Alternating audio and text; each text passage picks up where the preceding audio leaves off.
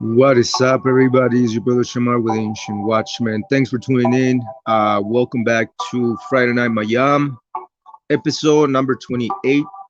Welcome to the live gather round. Don't forget to like, share, and subscribe. Yeah, we're back. I was missing on Monday because I was tired. I usually do the lives after I get off from work. You know, as soon as I get home, I gotta do the whole setup. You know, start the live. But welcome to the live gather round. Today's topic, we're gonna talk about the shadow self. What is the shadow self, and what does that entail within the human subconscious and the collective of humanity? You know, is it evil? Is it good? What is the shadow?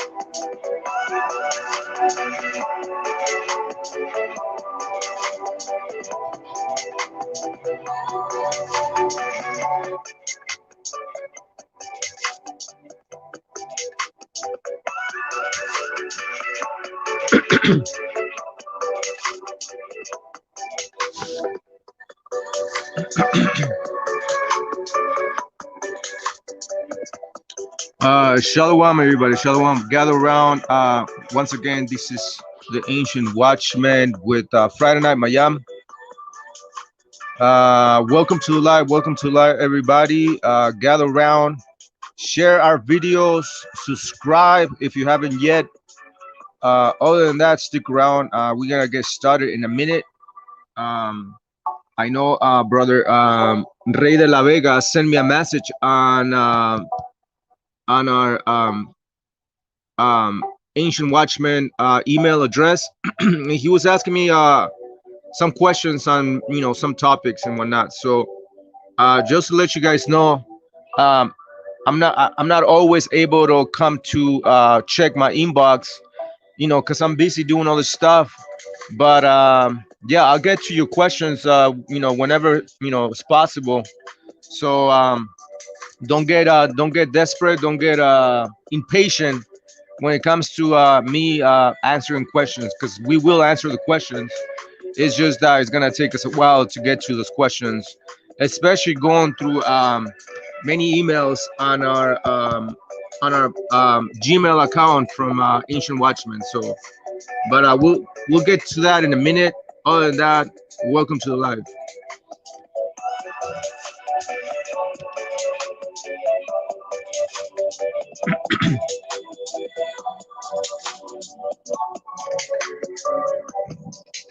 Yeah, man. Same as usual. Same as usual. Craziness going on in the world with all these vaccinations and all this other bullshit going on. But you know what time it is, and that leads me to the question about uh, what do they call it? Jacob's trouble, because that's what the brother was asking in our inbox. So hold on. Yeah, the link is in the chat room right now for any brothers that want to join in later. Any brothers that want to debate their cause. Anybody that wants to give us a piece of their mind. Anybody that wants to challenge what we teach, challenge um, the doctrines that we have put out there regarding a lot of these one West Hamitic camps out there. Everybody, when I talk about the one West Hamitic camps, I'm talking about every single one of those camps, which are a bunch of African converts, Hamites, Egyptians, and Canaanites amongst us today. So the Sikari, they've been running from the Ancient Watchmen. They don't want to come to the Ancient Watchmen, and their excuse is that our channel is just still growing. You know what I'm saying? But what would that be an excuse? If you have something to prove, if you have the facts, bro, I don't care if you have 100,000 subscribers, bro. If you want to debunk us, if you want to challenge what we teach, why don't these clowns show up to the platform and debate their cause? You know what I'm saying? Daniel, yeah, Shalom, bro. Welcome to the live. So you have a lot of these one West Semitic dudes, bro, just running their mouths, pretending that they know stuff when they don't know anything, bro. All they do is lie. All they do is make up stories. All they do is make up doctrines, and that's been the case for quite some time, man. So we're always gonna be here, man, challenging a lot of these clowns, and that's exactly why they never show up. They never show up to the platform of the Ancient Watchmen on Friday nights or Monday night smoke. Why? Because they know what's going on, bro. They know if they come here, they know what's gonna happen. So like you have the Sikari uh, completely avoiding the subject matter, because obviously we have them in checkmate. They can't get out. They cannot exit the checkmate. I mean, once you're in checkmate, you're done. There's really nowhere to run. I mean, you could put up a fight. You could operate in the spirit of Sihon, which was uh, one of the one of the Canaanite kings, one of the Amorite kings back in ancient times, when he was fighting against Moses. Obviously, Moses was the one that defeated the kings of the Canaanites, King Og and King Sihon, which were two Canaanite kings. Well, one of those Canaanite kings, his name was Sihon. The word Sihon in the Hebrew means warrior. Well, what does a warrior do? A warrior defends their cause. Well, that's exactly what's going on. They're operating in the spirit of Sihon. Why? Because all they can do is try to defend their lies. But obviously they don't want to come here. They don't want to come out of their element because they're afraid. The Sikari are afraid. Mighty Shebrew is afraid. Uh, the ISUPK is afraid. GMS is afraid, bro. Everybody's afraid. I mean, why is it that every single one of these clowns, any of these leaders and fake elders and fake Levites and fake this and that and the third, why are they afraid of the ancient watchmen? I mean, we only have 500 plus subscribers. It's not like we have 100,000 subscribers, bro. And even if we have what one subscriber, we don't care, bro. We're still gonna bring out truth. We're still gonna debunk their nonsense. We're still gonna debunk their false doctrines, bro. We're still gonna bring in the blades and chop everybody up. And when I said chop everybody up, I'm not talking it in a physical sense, but I'm talking about in metaphors. When I said we're gonna chop everybody up, we're talking about chopping up their doctrines, destroying their falsehood and whatnot. That's exactly what I'm talking about. I'm not being, um, uh, you know, I'm not being, what's it called, man? Literal when I say those things. You know what I mean? Jose Vega, welcome to the live, bro. What's up?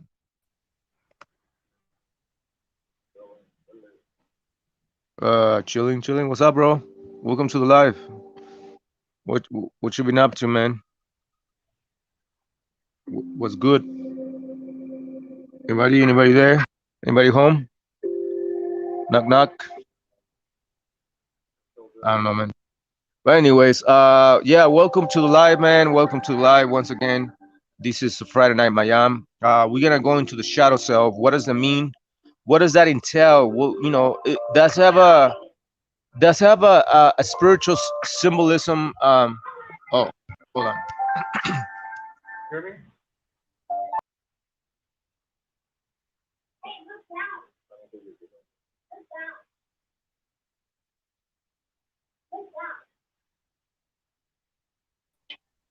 You can hear me now? Yeah. Yeah, can you hear me or no? Yeah, I can hear you. Okay, cool, man. Welcome to live, man. What's up? Chilling. Now, I was just hearing what you been up to? You sound muffled. Hold on. Yeah.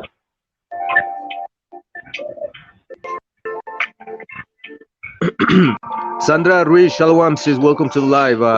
You should stick around with these." Now? Yeah, much better.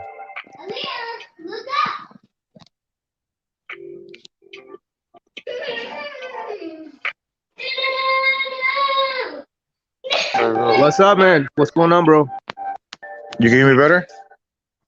Yeah. What's going on, bro? Chilling. Nah, I was hearing you talk about Sakari. What about it? Nah, like one of the main reasons why they're scared to come on the platform is because like One West knows that we have their number. This is why we told you brothers a while ago that they put a no contact order on us. Because they know that we use their own doctrines against them. Like we don't have to be like Vocab Malone and them, just attacking, trying to argue scripture with them, right? They know that we use their own logic and their own doctrines against them, their own table of nations, their own 12 tribes chart, and stuff like that. So they try to stay away from us. Yep.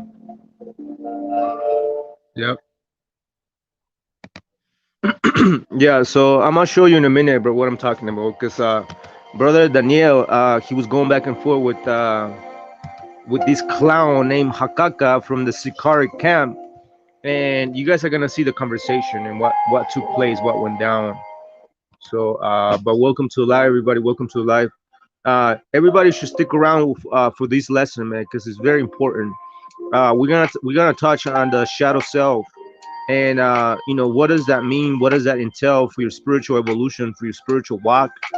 In this life, in this planet, bro, because it's important, bro. And we're gonna go into the scriptures, man. We're gonna dive into the scriptures. We're gonna dive into the Hebrew, and we're gonna give you guys the understanding and the steps to take in order to deal with our shadow selves, right? And obviously, a lot of people may think that this is a new age idea, but it's not, bro. The idea behind or the concept of shadow self goes back to thousands of years with the ancient shamans, with the witches, with the healers, bro, way back in ancient times. And so, yeah, we're gonna dive into all of that, bro, and we're gonna, understand the shadow self, and it's gonna give you the tools to understand your shadow self, bro. Because we have to deal with the shadow self, with the darkness of ourselves. But yeah, stick around. Shalom, welcome to the live. Exactly, bro. Exactly. Like that's one of the main reasons the Sicari put a no contact order against Jose Vega and I and the Ancient Watchmen, because they know, we're gonna make our people think for themselves. We're gonna give the tools to our people to think for themselves, and that's why they don't want hear us out. They don't want to come to this platform, and their excuse is like, well, our channel is the bigger channel. Okay, fine. If your channel is the bigger channel, why are you afraid to come to a smaller channel? You know what I mean? Why are these clowns, these Hamites, these African converts, these Philistines, these Canaanites, afraid to come to a smaller channel?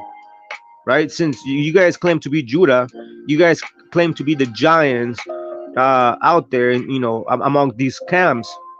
Why don't you guys come to the platform, the Ancient Watchmen, and give us a piece of your mind, or try to debunk what we've been saying? The Sikari, Hakaka, anybody, everybody, you know what I mean? But what do I know? What do we know, huh? What do we know? Shalom, welcome to the live.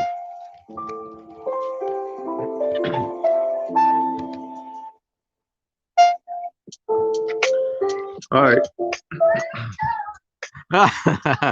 Double dishonors to the imposters at Great Millstone. Yeah, double dishonors to all the fake elders and all the fake prophets, all the fake wannabe priests, Levites, and Benjamin and Judites out there claiming to be something that they're not. Bro, you guys are faking, bro. You guys are faking. Yeah, we're gonna say it straight up. You guys are faking it. uh, you guys cannot prove that you're even Hebrews. You guys can even prove the curse is happening in West Africa at all.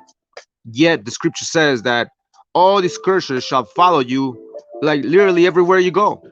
So when we have conversations with a lot of these one Westers, and we ask them like, okay, well, when was this fulfilled in West Africa? They're like, well, no, it wasn't fulfilled then. It was fulfilled in the land. Okay, great. Well, if that's the case, then why do we read in Deuteronomy chapter 28 that all these curses will be assigned and they literally will follow us throughout our generations, literally everywhere we go? Yet, for some strange reason, West Africans are exempt from that curse, that they will follow them, throughout their generations. But that's not happening in West Africa. Why is that, huh? Why is that? But again, what do we know? So we have Rey de la Vega, man. He came to our inbox asking us a question. He said, Shalom Shamar, a query I have that I've been wanting to ask. Are we in Jacob's trouble or Esau's trouble? One West Camp say it's Jacob's trouble. Another says it's Esau. When I was in the Worldwide Church of God, they always were saying the same thing too. This was back in the 1975. That church had their own views about England, Ireland, Scotland, and European countries as being the 12 tribes. You guys know what we're talking about. There's literally a 12 tribe chart of the Europeans, bro. I don't know if you guys have looked into that, but it says, of course, I know that isn't true, but can you elaborate on this? Very curious about it. As natives to this land, we've gone we've gone through 500 years of trouble. Shalom, Shamar, Ray. So, are we in Jacob's trouble, bro? That's the question. Now, in order to understand these phrase, Jacob's trouble, bro, Jacob's trouble, it's been going on since the fall of the 12 tribes, since the fall of the kingdom of the 12 tribes, when King Solomon died in the year, 938 BC. When King Solomon died, that's exactly when Jacob's trouble began, bro. Exactly then, because it was then, right after King Solomon died, that the kingdom of Israel split up in two parts, northern and southern kingdom. And ever since then, the 12 tribes have experienced Jacob's trouble, or hell on earth, bro.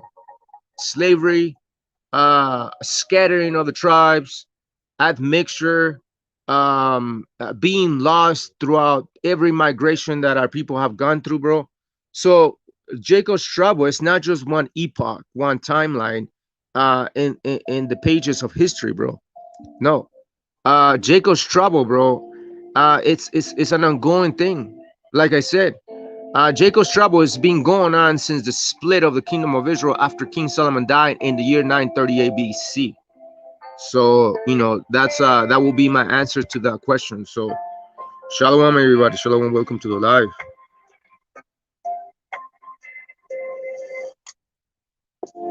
Yeah, you're not lying about that, bro. The only way our people's gonna believe us is if we manifest the power bestowed in us by the Most High. Yeah, well, and that's what Christ said, bro. Christ said, "Listen, when I go back to the Father, you guys are gonna do such and such and such, basically greater things than I did." And so and that goes back into the powers that that we were talking about a while ago when we did a class on psychic powers, bro. Psychic powers and psychic abilities, which is it's a biblical thing. We proved it in the scriptures without shadow of a doubt. So yeah, we all of us, bro, collectively, we need to start tapping into our gifts, into our minds, and obviously we won't be able to do that unless we understand what the shadow self does to humans. And we're gonna dive into this whole shadow self. What does that mean? Because a lot of people don't understand what is the shadow self. The people think that it's evil. People think it's some sort of demon. When people hear the concept of shadow self, and it's not. So, but Shalom, stick around. Welcome to the live.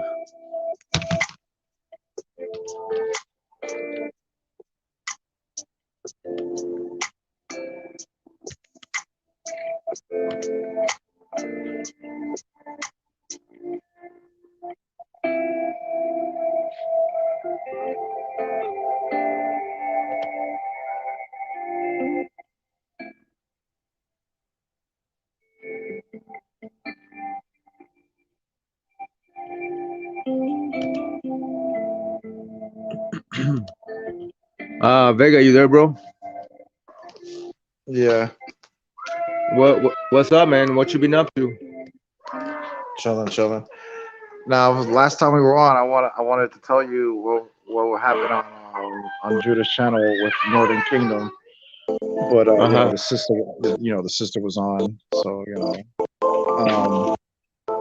but that a week and a half ago, right? I was on Judah's channel. We were just having a good chat, whatever, and then Northern Kingdom, came on.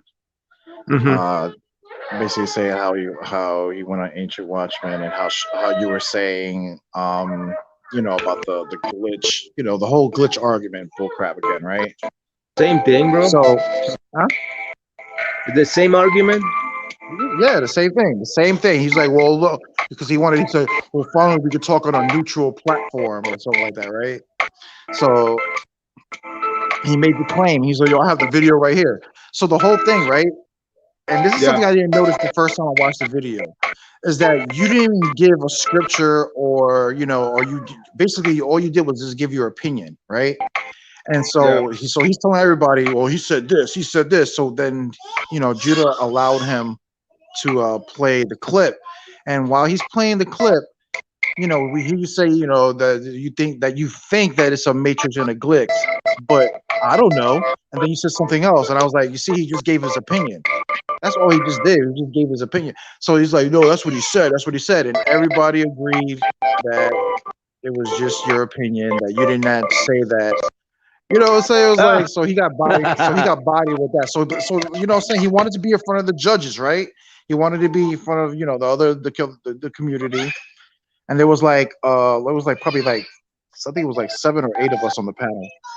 And they all were basically saying, yeah, we all could see that Shamar just gave his opinion. So he was wrong off of that shit, right? So then he Yeah. tried to talk about the transsexual argument, and basically had to school them again on live about what a damn transsexual it is. Again, everybody agreed with me. What it how it broke Damn. it down.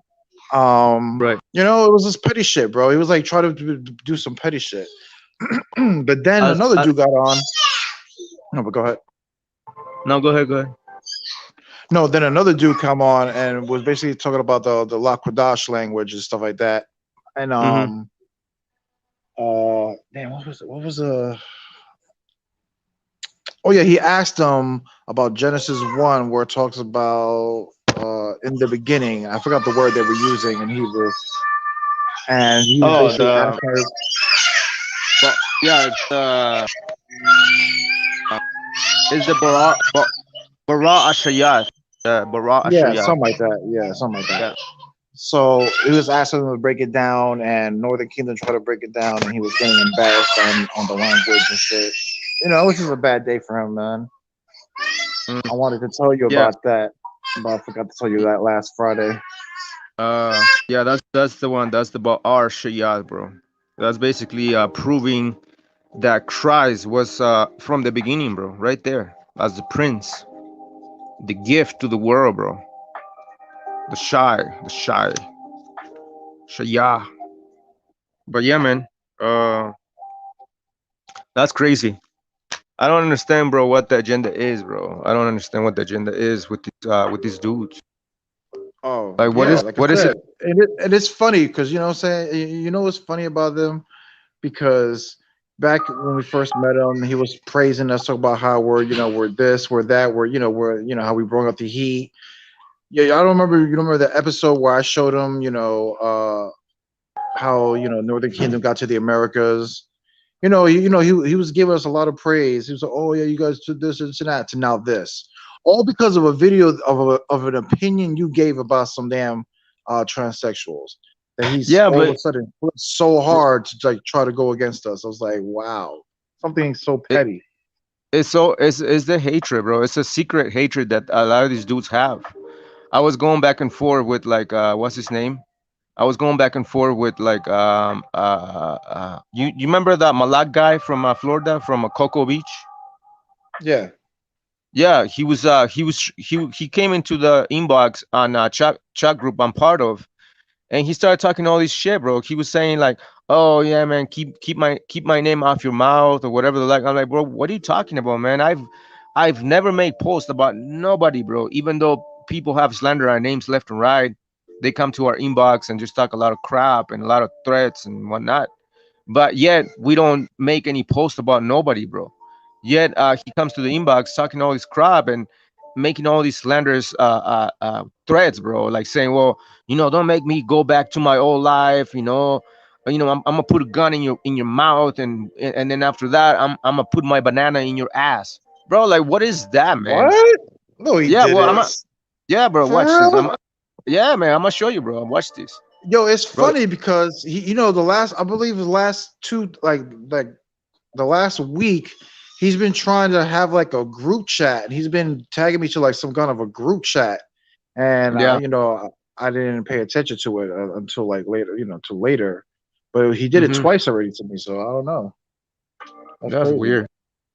Yeah, that's weird, man. So, like, I don't understand why would people make gay remarks against me, bro. Like, always they're always trying to say like I'm gay, bro. I'm transsexual, bro, and all this other crap. I don't understand, man. And so I'm like, bro, are you gay? Or do you like transsexuals? You like what's going on? That's not the first time like I've heard him like get on some carnal shit. Because I remember one time when we was on a group chat, him and Giovanni were going at it. You remember Giovanni? Yeah, Um, yeah. they were going at it. Talking about threatening. They were threatening to kill each other to meet up, and he's like, "Yo, you know, Malak was like, I'm an old gangster. I used to kill niggas and blah blah blah.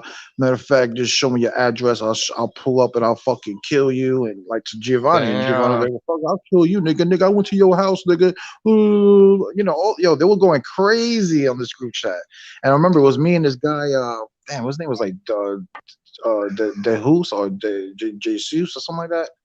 Me and him were trying to like de-escalate the situation. It was like, man, come on, man, stop the threats, bro. It's like really, like come on, man. Yeah. Oh, hold on. Yeah, I'm gonna show you guys. Now talk Israelitas. about Malak, the E from my brother from Coco from Florida. Yeah, yeah, yeah. It's And nuts, now he's man. It's going nuts. by I think he's going by Shar or something like that. Yes, Shar Prince, which is stupid Yeah. because the word Shar means prince, and then his other name is Prince, so it's Prince Prince. Formerly Funny, known as. Let me stop. right? Prince of what, bro? Prince of what? Oh yeah, you heard about what's going on with that clown Israel elect too, bro? That guy, you know that guy, Witch Finder or Killer B. He's been making Oh, videos on that guy, talking about how some dude is saying that he was like a pedophile or something like that, bro. Like he had a charge of like going on like a dating app trying to like get with like a 13-year-old or something like that.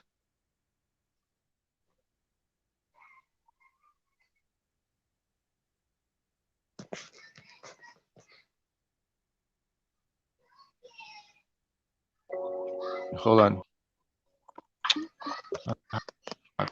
Did you hear what I said though? hold on.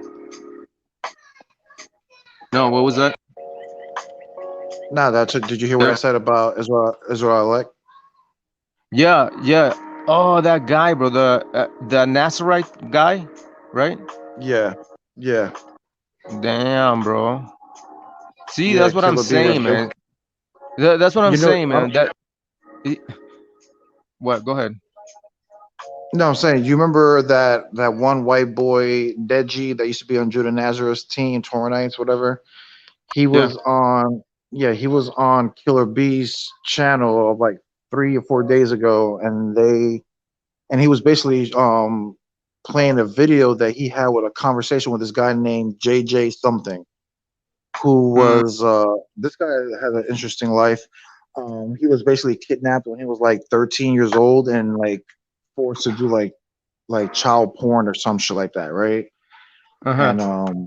And he ends up escaping that, and then but he's been in and out of jail for like all his life, and he came across Nazarite elect, and he even said it. He was like, "Yeah, I bumped into that brother. He's like a backstabber, or he comes and pretends to be your friend, but then talks shit behind your back, like he does on everybody's platform." But then he was like, "Yeah, he's a rat. Like he's been out of jail too, Nazarite elect, like 3 or 4 times or something like that." And he said, Damn, "Yeah." He was bro. like, "Yeah." One of his charges was that him and his friend got caught on an app trying to get with a 13-year-old girl. So that My was one bad, of his man. charges. Yeah, My bro, bad. that's crazy stuff. Bro, and the funny thing, bro, about that is that he comes to our show, bro, and then he goes to other shows, and then he's like, "Oh, I'm the shit. I'm it. I'm the power. I'm the prince. I'm the Nazarite. I'm the Levi." Like, bro, like I don't get it, man. I don't get it. I don't know what's going on, man, with the Hebrew movement. Like people claim to be holier than thou and Bro, I'm telling you, prophets, bro. I'm telling you, I feel like all we've been dealing with are a bunch of freaking agents, bro. I think that's what's really going on. I don't think these are like real people. Like, I think these people are freaking agents, man. Because the stuff that goes on with these is crazy, man. Mm-hmm. My bad, Oh, bro. do you see the other? Do you see the other fuck shit that's going on? Hey, Jeremiah, who's the champion of the Lions Den right now? Say what? Who's the debate champion on Lions Den right now? That clown, bro. I ain't gonna say his name, but you, you know It's who it is, funny, Ayash? right? Because and everybody knows that the Lions Den is trash right now, anyways, bro. Ain't nobody on Lions Den. First of all, their champion, Yehudi, what was his name? Yehuti or something like that. Something like It's like that. Sahudi or Yehudi or something like that. He was a Kemet guy, right? He was the champion. He just left. Like he just fucking left. He was like, "This shit's whack." I left. So Oh, you mean Tahuti? That weird Tahuti, yeah, yeah, I know what you're talking yeah, Tahuti. He was the champion, right? about. Yeah. Um, he didn't lose to Aaron. So how did Aaron get the belt? Because why Yehudi left? So now there's a bunch of like punching bags there. Because remember, who was the champion before Yehudi? Wasn't Uh, it Judah? Judah Naz. Judah Naz was a Oh champion yeah. of Lions Den before Tahuti, right? So Judah Naz was been kicking those people's asses, right? Stuff like that, blah blah blah blah. So you already know how many times we make Judah like an idiot all the time. So you could already tell that there was just a bunch of tomato can motherfuckers on that debate league, anyways. You know what I'm saying? So right now, Yehudi's like the champion of the tomato cans, bro. damn, damn. Shalom, everybody. Shalom. Hey, man, check this out. This is what I was talking about, bro. Watch. You see? He's like, fuck. Watch, man. He's like, obviously he blocked me already. That's why it says Facebook user, because it's not found anymore. But I'm gonna show you guys. This is a conversation that took place in the Israelite vocation chat group, and then he goes and asks, "Is Ayash gay?" Right? And then he does the LOL. He's like, keep my name out your mouth, faggot. I better not catch you in Florida, bitch. You calling me a rat, motherfucker? You know, and then he just keeps going, man. He just keeps going with the hatred campaign, man. Watch. And I'm like, you. Oh, watch. Hold on. See, these dudes are just a bunch of demons, bro. Like that's all they are. Watch. She's like, I'm gonna put these knuckles in your mouth, bitch. Bro, I'm telling you, man, everybody wishes to do the same thing like these clowns, bro. Everybody desires, wishes, and dreams and gets wet, trying to get at me and beat the shit out of me and make me bleed and all this other stuff, bro. But again, man, once again, I like to remind everybody else, bro, that has these weird, strange, dark, demonic desires to come and beat the shit out of me and basically put a gun in my mouth or whatever they like, bro. All that energy, bro, is gonna flip out and return back to the sender sevenfold. I said it and it shall be done, bro. It's happened before and it's gonna happen again, bro. It's just a matter of time. But you guys keep playing with the same energy. But anyways, I'm like, this is the blue is me. So I'm like, you got proof I was referring to you? Do you got proof of this accusation, stupid fuck? Right? And then watch. He's like, I'm gonna put these knuckles in your mouth. I'm like, you wish. All that energy you playing with, but can't measure the actual consequences. Nice try. Keep wishing for your demise. Bro, that's what people don't understand, man. A lot of people that come with these threats, bro, they don't measure their words. Because they're gonna have to eat their words later on when all that energy returns back to them sevenfold, man. I'm like, rat? Because he was basically telling me that I was a rat. I'm like, rat? Where? Donde, pendejito? Got proof? Fucking son of a Canaanite woman, right? So, bro, I kept going at him. He's like, you think I'm playing? I'm not. Stupid fucking slandering me. Blah blah blah blah, bro. Like we just kept going back and forth. But I want to show you these, bro. I want to show you these. Watch.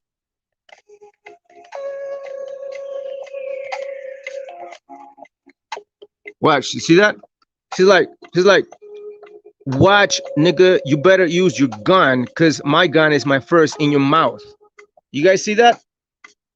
You guys see that, bro? This is what we're saying, bro. When we talk about people come into our inbox and they send threads, bro, this is what I'm talking about. And this is a so-called Puerto Rican, bro. This is a so-called Puerto Rican basically going at me without any cause, bro, without proof, without any cause at all. It's just a bunch of demons, bro, just a bunch of demons. But hold on.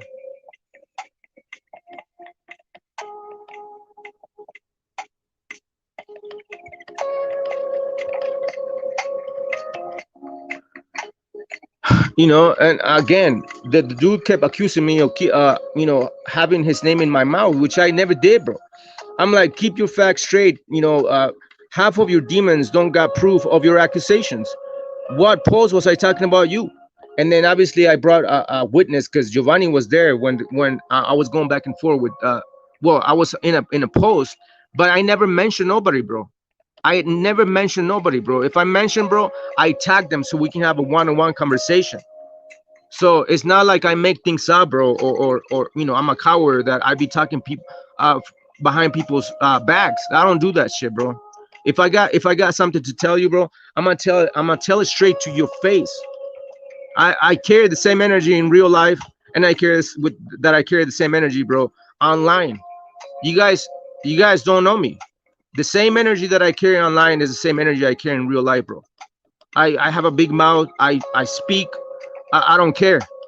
You know what I'm saying? So I don't get why a lot of these dudes. Oh, check this out. See, she's like, I'm gonna knock you out, then put banana in your ass. You see? Like, what kind of gay shit is this, bro? See, that's what I say. So are you now bisexual? LOL. You see? You see, bro? These dudes are straight up demons, man. Demons. Come and accuse me of stuff that I'm not doing, bro. But what started all that? Like he just out of nowhere just started saying that. Like, Yeah, I don't know where just came and completely say shit, bro. Because I was part of a conversation on Diana's post, bro, and Giovanni and Diana were going back and forth amongst themselves because Malak was trying to get with Diana, and Diana got rejected Malak, and Malak felt some type of way, and then all of a sudden, because you know, it's a long story, bro. But yeah, man, they were going back and forth. But I was in the conversation, and I asked Diana, because Diana was saying that Malak came to her inbox trying to get Diana to be the second wife. And Diana, it's not about that life. She doesn't want, you know, to be part of that nonsense of multiple wives shit, because that's not in the scriptures.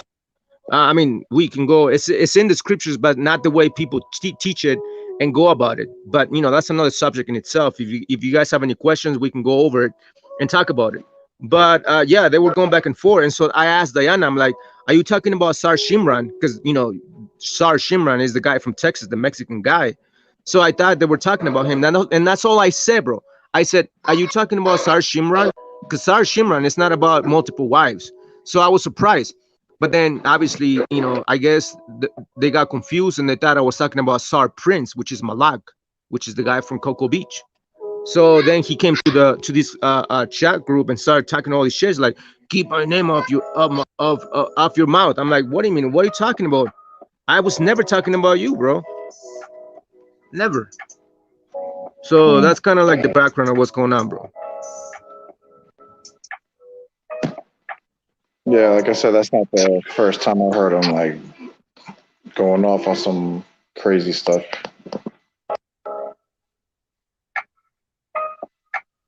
Yeah, Shalom, Diana. Welcome to the live, sis. Welcome to the live. Yeah, straight up demons. Bro, for real, man. Like, what would you completely threaten my life? They're gonna put you gun in my mouth, bro. It's in the records, bro. I got it all on record. I got the screenshots, bro. That's why the clown delete his or block me on Facebook. You know, and obviously Yeah. later on he's like, I repent, It's brothers. funny, Please bro. forgive me. What? What you say? No, no, I said it's funny how people, just threaten or threaten us like that. It's crazy. Yeah, I mean, what is that gonna do, bro? Like, why are you guys so much demonized within your mind? Why you guys have demons within you, bro? I don't get it. How? I just don't get it, bro. I don't Yeah, get why people get. yeah, over it's crazy. Just like over dumb stuff too, like over doctrinal beef. You remember that time I told you? Remember that one Hispanic man, whatever, I forgot his name.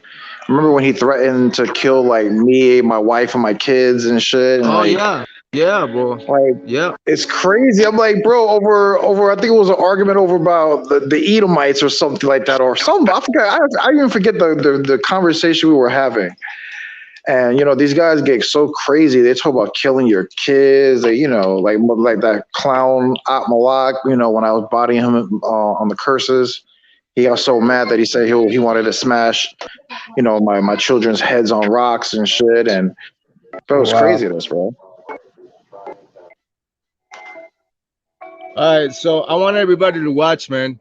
That's exactly what this Malak said. Prince, see, that's his name, Prince Sar. aka Angel, aka Malak, from Florida, Cocoa Beach. He said, "I'm gonna knock you out and then put banana in your ass." And then I'm like, "So are you now bisexual?" LOL. Right? And then he's like, "Pendejo." I'm like, "Cabrón, eres un cabrón, brother." Anyway, man. Anyway, let's get back to the subject matter. Shalom, welcome to the live, everybody. I'm glad you guys are here. Thanks for checking us out. Thanks for tuning in. You guys have any questions? Let us know. Angel, what's his name? Rey de la Vega, man. I addressed your questions. I'm not sure if you heard the answer, but yeah, you can always rewind. I was addressing your email earlier, so I hope you were able to catch the answer, man. So welcome to the live. Welcome to the live.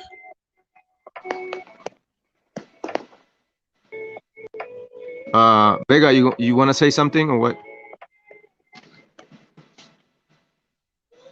Yo, Yeah. No, I'm good right now.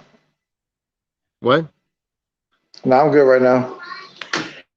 Like I said, I've been trying to stay off of social media. Like I said, I've been suspended for 30 days, so I was like, I'm not even gonna even entertain Facebook right now. Mm-hmm. Yeah. Yeah. But notice, I don't know. Notice Aaron's still not popping up, like as if they don't know that we're on Mondays and Fridays. Yeah, nobody wants to come, bro. It's like, bro, what is the big deal, man? And like we heard it, bro. As a matter of fact, I'm gonna show you the conversation that took place between Daniel and what's his name? The Sicari, bro. The Sicari, bro. Yeah, I didn't see all the messages. Are you talking about the messages that was on the group chat, or did he private message you like the whole conversation? No, the group chat on Yeah, I Facebook. was kind of confused about it. He said they were arguing about something about Deuteronomy 68, about what all the tribes going on slave ships, something like that. Hmm.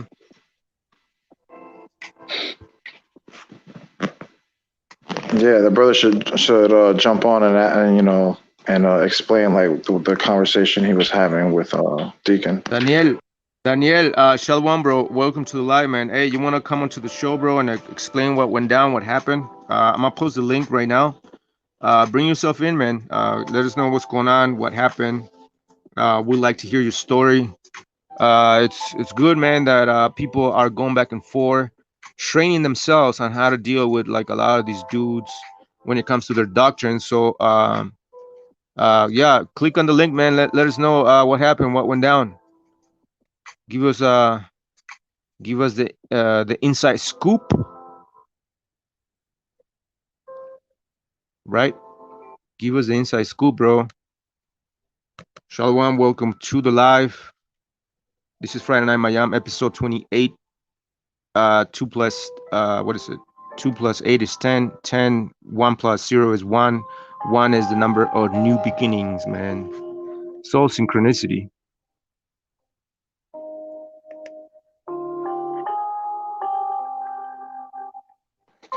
Yeah, 'cause we got mad stories on Safari, bro. Like, yeah, we have mad stories on Safari. I still remember the time where Deacon tried to threaten me, talk about pull up to his camp or in Florida. Yeah, I Talk remember that about, one. we have killers, we have ex drug dealers, killers. I'm like, come on, bro. Shalom, Right. brothers. Shalom, brothers. Hey, Daniel, what's going on, bro? Welcome to the live. Thank you, brothers. How's everybody doing? Shalom, Man, brother. we're chilling. We're doing We great, chilling. man. It's the Shabbat. That's dope. Shabbatting. We're Shabbatting, bro. We're still batting. That's right. You know how we do. We Shabbat it. Shabbat it. Yeah. Anyways, man, what happened? Like, I know you guys were going back and forth with the Sicari, bro. Give us a scoop. What happened? Yeah. Well, I watched the video, him debating somebody. I forgot who they're debating, but the question was that Deuteronomy 28:68. Yeah. And Deacon was telling the brother, look, who was Moses speaking to in Deuteronomy 28:68? The brother answered and said, well, Israel. And Deacon was like, okay, then you must show me that all 12 tribes went back to Egypt together. Because the brother that he was debating, he was like, Deuteronomy 28:68 actually happened. A lot of Israelites went back to Egypt to be on slave ships. And Deacon was like, no, it has to be all 12 tribes because Moses was speaking to all of Israel. So you have to show me where all 12 tribes went back on slave ships to Egypt. And I thought that question was just ridiculous because we know their breakdown about Deuteronomy 28:68. So that question should go back to him. If you think that all 12 tribes had to go back on slave ships to Egypt, that debunks your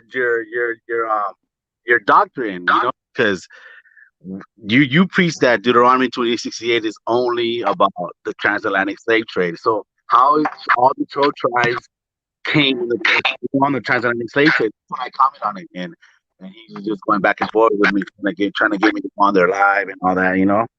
And I was trying to invite him to your live. He didn't want to do it. He was just focused about, not enough viewers, this and this and that, and at the end of the day, it's not even about that. It's about the truth. Right, right. Yeah, so that's what it was about. I was just like, wow, I can't believe these guys are arguing about Deuteronomy 28:68 has to be all 12 tribes, and they don't even teach that themselves. Right. Exactly, bro. And that's one of the arguments that we've been teaching, like especially when Jose brought this out a while back ago, bro. Asking the question, as in, okay, so you guys are saying that West Africans are Israelites, but we read in the scriptures that the 12 tribes were scattered, bro. Even in the New Testament, we read James 1:1 when it says to the 12 tribes that are scattered abroad. So the question that we've been asking everybody else within the community, right, is this: when was the 12 tribes gathered together, then then to be sent again or scattered to the four corners of the earth? Right. The 12 tribes never came back together in a place, in a geographical location, and then they were scattered after that. No, because the 12 tribes have been scattered, for many captivities, bro. Right. And to So say different is to call Christ and the prophets a liar. Exactly, right. bro. That's why I just thought that question was just ridiculous. He was just trying to prove that brother wrong, but at the end of the day, he was proving himself wrong, and he didn't even realize it. Well, But that's he that. said he was debating what, a Christian, or what kind of believer was he Yeah, he debating? was debating a Christian. He was debating a Christian, and the Christian even brought out Josephus. He brought out a couple of scriptures where Israelites did go back to Egypt. And he even brought out scriptures where Israelites voluntarily went back to Egypt. I think that was in the book of Ezekiel, I think. And That what they went where? I think it's in Isaiah and Ezekiel. I'm not sure where some Israelites like went willingly, like moved to Egypt. And just Deacon was just on some weird stuff, bro. Like his question was debunking himself, bro, and that's when I asked him. They're stupid, man. So I told him, okay, so you're saying that all 12 tribes had to go on that slave ship on Deuteronomy 28:68. So so I asked him, did Latinos come in the transatlantic slave trade with Negroes or what, bro? Because you guys keep saying, bro, that's some bullshit right there. But Right. at the end of And the so day, but at the end of the day, he is sort of right, because remember, the transatlantic slave trade actually began with the so-called Arawaks, my people. So we were the first ones to actually be taken across the Atlantic Ocean. Yeah, It but wasn't the African. It wasn't the African Americans. yeah, but he was that all 12 tribes together? No. That's what I'm saying. And that's what he was asking the brother. He was like, show me where all 12 tribes went on slave ships to Egypt. He's like, show me that because that's what the scripture's saying. He's like, so Oh, who okay, was who, physically. Yeah. so yeah. he's pretty much said like this. He's like, so who is Moses speaking to in Deuteronomy 28:68? And the brother asked him, he said, oh, Israel. And he's like, okay, then you got to show me where all 12 tribes went on slave ships back to Egypt. Okay, I see what you're saying. Yeah. He did shoot himself in the foot because then he would have to say Yeah. that I all was like, the what? Africans that were in West Africa were the 12 tribes being taken on slave ships. Yep. Exactly. That's why I was like, bro, you dumb as hell with that one, man. Yeah, I get it now. Yep. Yeah, that's what happened, man.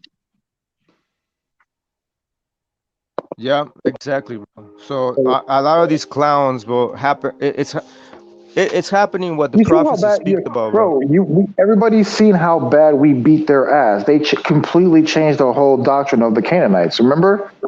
Right, Because at right. first Yeah, they were saying one thing, and now they whole they changed it all up. They And had to, and the funny thing is Deacon says it on the video. When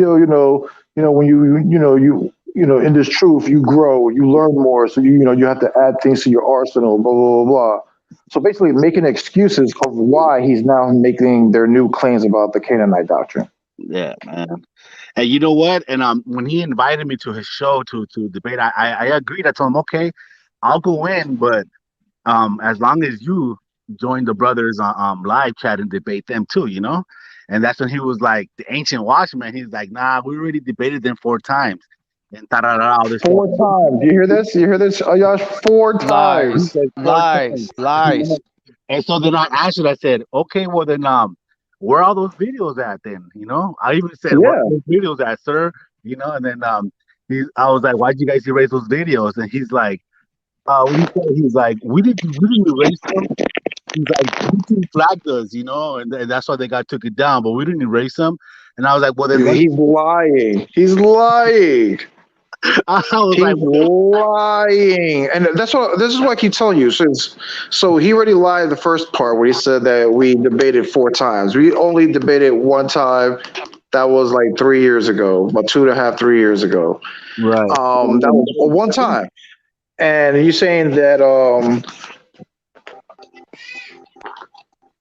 Yeah, he said that YouTube flagged the videos that they didn't take them down, and so I was like, well that then, oh we flagged it. That's crazy, right? This is Oh okay. my gosh! Wow. Everybody, and again, this is something our own enemies will confirm. The Yakad can confirm this.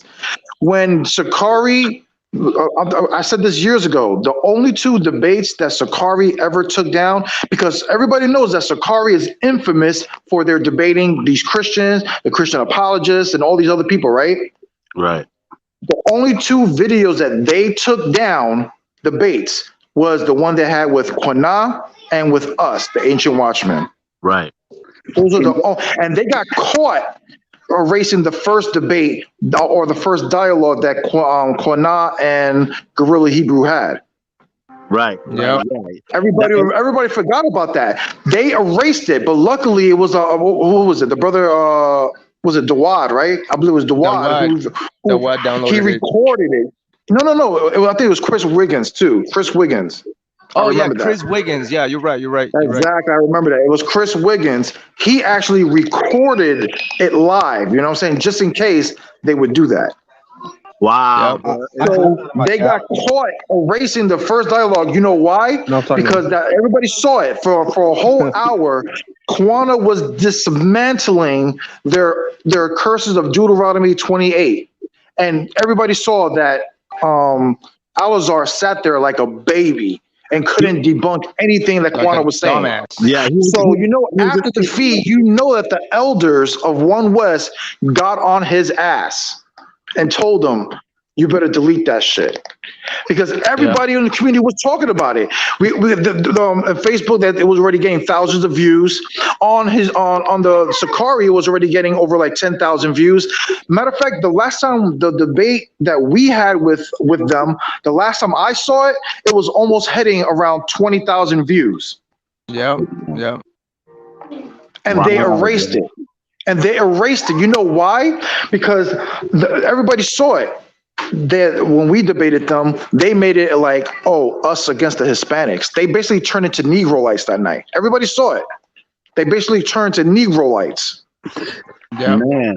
And you know what? I even told them, I was like, well, why don't you run it again? You know, if the videos are down, run it again. You know what I'm saying? And then I don't know, man. It's just funny, man. Absolutely. You know? And you know why? I'm gonna tell you the real reason why Deacon Hakah is scared of me. Because like I said, I used to watch a lot of debates with them and stuff like that. And you know what?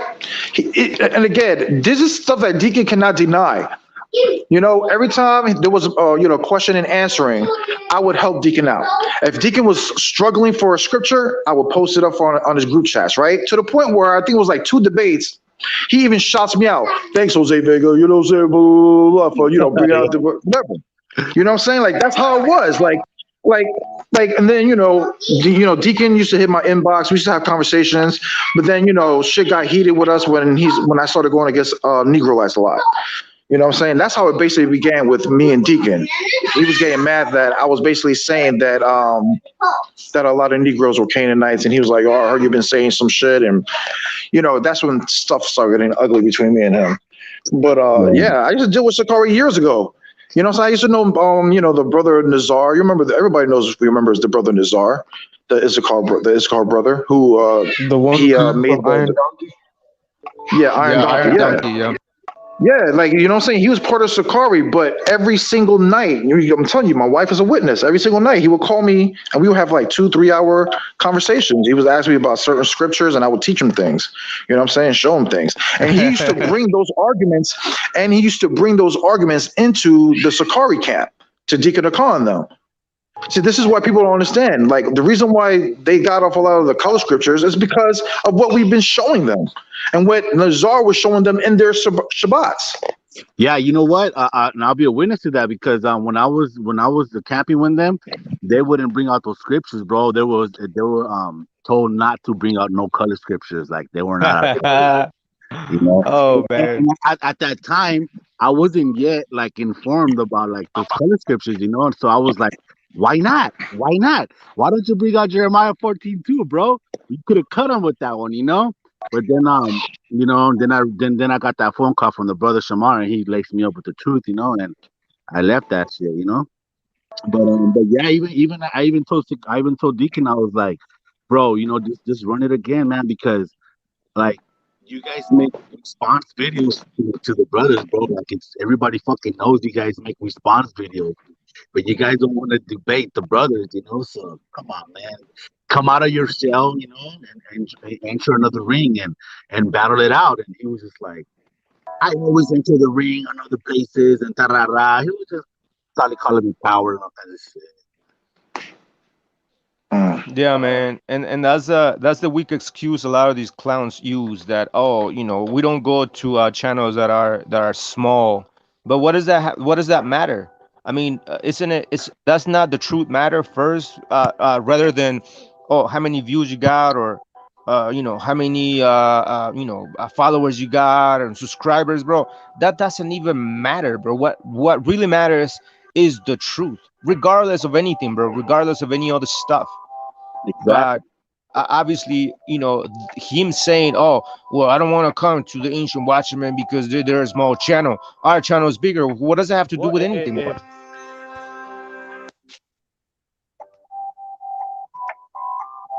What? Yo, I don't know, man. I don't know what's going on. You guys hear me or no? I can hear you. Okay. Vega, man, what were you saying? I can hear you. Okay. Yeah, like I said, and you know what? And this is the most funniest part, right? Everybody knows this, right? If you call somebody, oh, you showing a video? Yeah. I That's got a video in my gallery. Yeah, but like I was saying, like and even after our debate with Sakari, right? Everybody don't know this, but Deacon Hakah and Alizar called me on a 3-way, and basically was asking me to do it again, like to do like another, begging me for a second debate.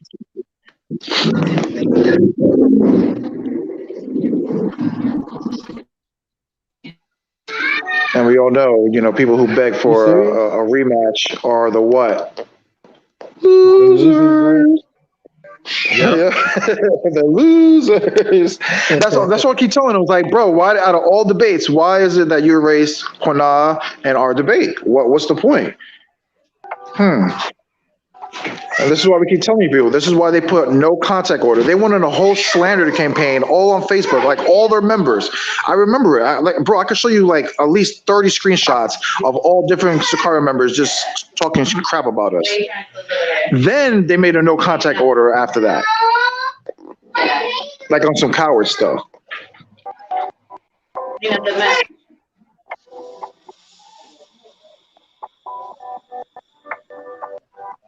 Yep. Yep. Yep. Yeah, but anyway, man. Yeah. So any brothers that wanna check it out, bro? We have the video that the Sikara deleted when Kwanalawa basically literally utterly destroyed the Sikara camp that night. It's right there, but you guys can check it out. It's called the destruction of Al-Azhar and Canaanite camps exposed. You guys check it out, bro. The video is there. Obviously, there's other two debates that I think Kwan Alawa went and did, and I think those videos are down too. Obviously, I'm not sure if our debate with Sikar is still there, but I don't know. They might deleted it. I don't know what's going on, bro. But they're all weak excuses to say, well, that we're the ones that flag the video. Why would we do that? It doesn't make sense, bro. But whatever, that's how you know they're lying.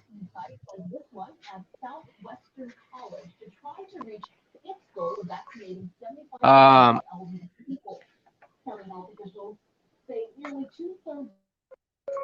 all right. All right. Anything else you brothers want to say, bro, before we get started? Shalom, welcome to the live. Thanks for sticking around. Thanks for tuning in, everybody. We're gonna get started in a minute. Anybody else want to say anything else? Vega, Mashika. I'm good. Okay. Vega, you want to say anything else, bro? Oh. I'm good. I'm eating right now. All right, cool. Sorry about Then that. My phone was a little tripping real quick. it's all good, bro. Don't worry about it. Anything else you want to bring out, Daniel? Anything else, bro? No, that's about it, bro. Just wanted to share that with you guys, about the situation with Deacon. That's about it, bro. But anything else, just salam to everybody, and keep your head strong on this faith, and that's about it, bro. All right, bro. Thanks for coming on, man. Yeah. Hey, Danielle, were you an ex-member of Sakari or? I was camping. I was camping with them brothers, and trip out on this the day that I was supposed to go and because they make you take tests and all that stuff, right?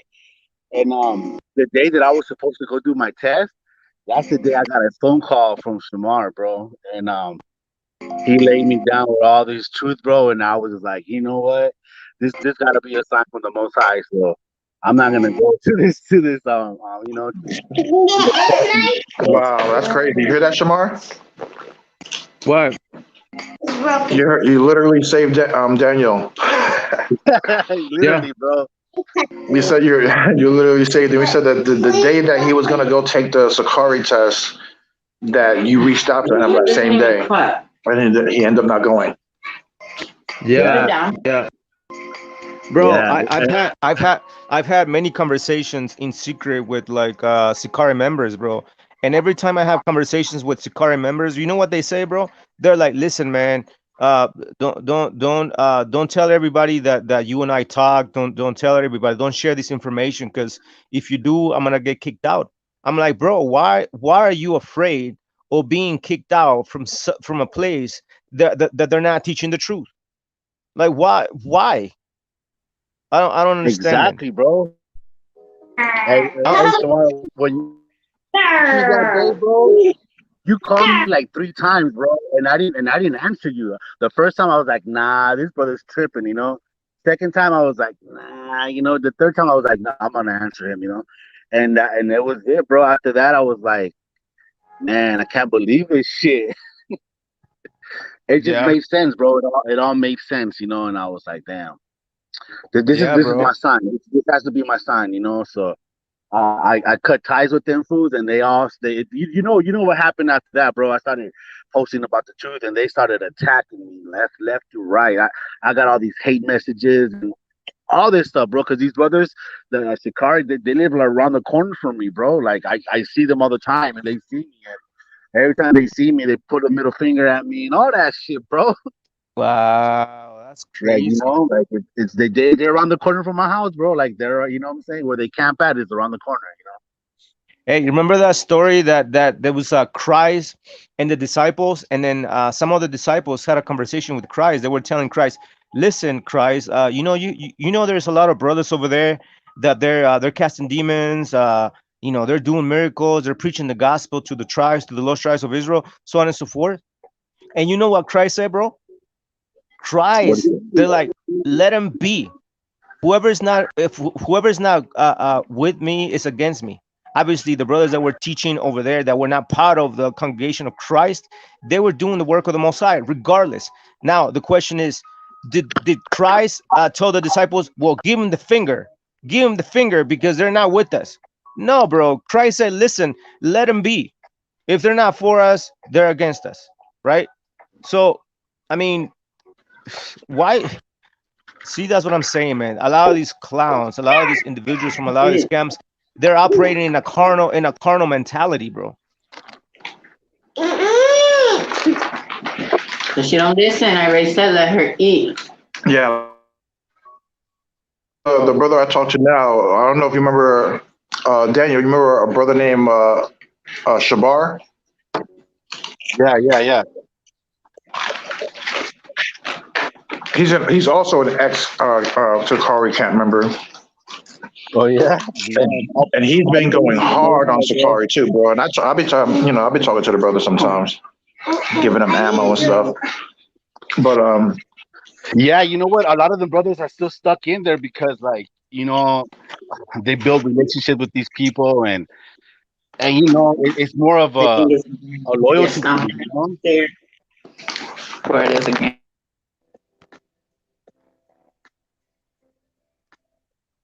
I mean, if you're really out here for the truth, bro, you're gonna hearken to it, and no matter what, you're gonna go for it. No matter who you upset or whatever, and that's what a lot of these people don't have, bro. They rather just ride it out with their camp. That's it. It's like a Yeah, gang. man. And that goes against the Torah, bro, because Torah says, like, listen, if there's somebody that is shedding blood, or somebody that is guilty, somebody that you see that there's something wrong, bro, if you don't voice that out, you don't sound the trumpet. The scripture says, the Torah literally says that you are just as guilty, bro. You're just as guilty if you're part of a congregation, and you know that congregation is teaching false doctrines, bro. They're a bunch of false prophets, bro. They're just a bunch of wannabes, bro. And you decide to stay just because you have formed a like you have some sort of connection with them. You have a clique, and you don't want to live that clique just because uh you're comfortable there, bro. Why would you be comfortable in the lies? What would you be comfortable in the lies, bro? I don't get it. You are just as guilty as a liar, as a murderer, bro, so on and so forth. Just like as a matter of fact, let's read the Torah, bro. Let's read the Bible. Bring it out. Bring let's it out. let's let's read the Bible, bro. See what the Bible says, bro. Since a lot of these clowns claim to read the Bible, they believe in the Bible, so on and so forth. So let us see, bro. See that? It says, and if a soul sin, you see, and hear the voice of swearing, and is a witness whether he had seen or known of it, you see, if he does not utter it, meaning you don't sound the trumpet, you don't rebuke, then he shall bear his iniquity, you see. So a lot of these Hispanics and natives that are part of these scams, and a lot of these Negroes that are part of these scams, and they know for sure that those scams are lying. Torah, Leviticus, yeah, you Torah, right? The instructions of life tells you that you are just as guilty. You're just as guilty, sir. Hispanics and natives that are part of these scams, and you know that these scams are lying through their teeth, guess what?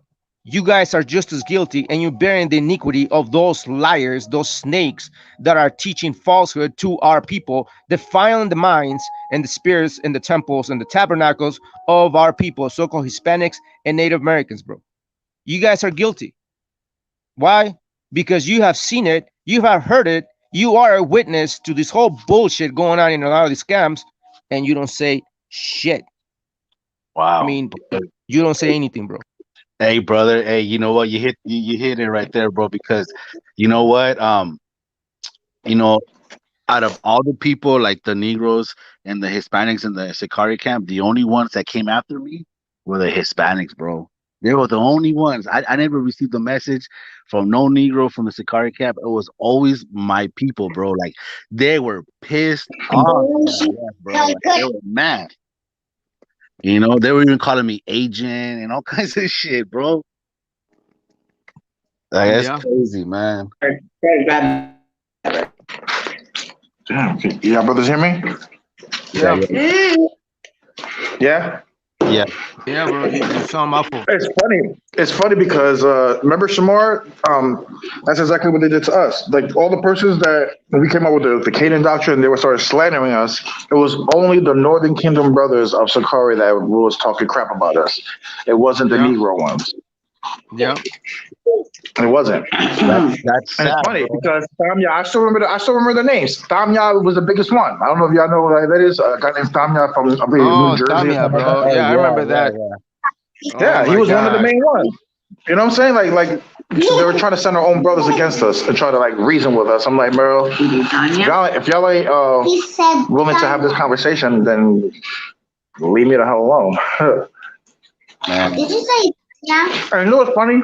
Remember I told you that the only debate that Sakari took down was from us and Quana, right? Yep. Yeah, right. Did you know that? Shamar, who did Quana learn who did Alazar learn his temple knowledge from? Oh, ding, ding, ding, ding. Quana Lawa, bro. Quana. Now everybody know now. Like I said before about the color scriptures, right? We taught Sakari to get rid of those color scriptures, right? And also the virgin birth doctrine. Yeah.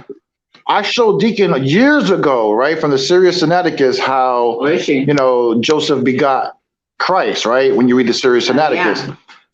So, and I've seen Alazar at least 3 debates on that same topic about the virgin birth that he used that source. So these guys, like I said, these guys have been secretly learning from us, using our arguments in these debates, using Quana to get temple knowledge. But then look, notice we're the only 2 that they erased the debate for.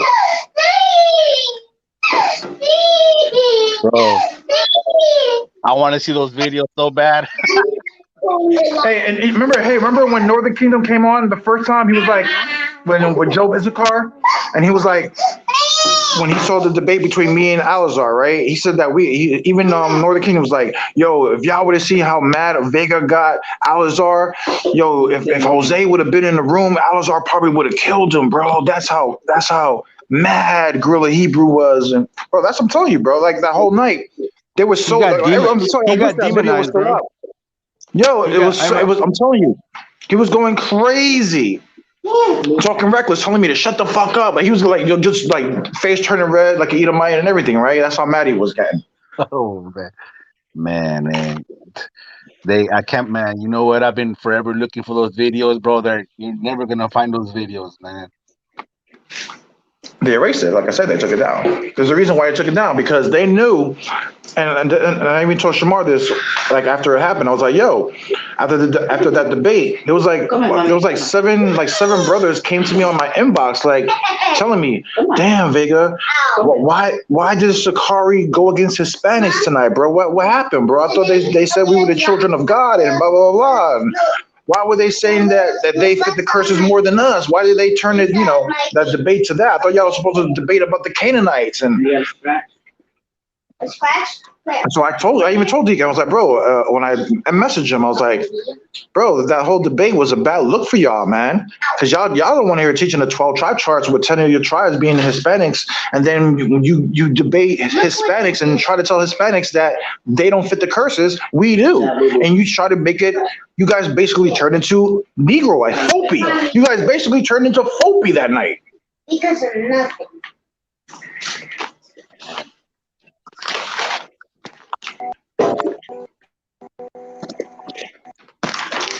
That's the reason why they have no contacts on order. That's the reason why they're not coming on. They will never come on this show and talk to us.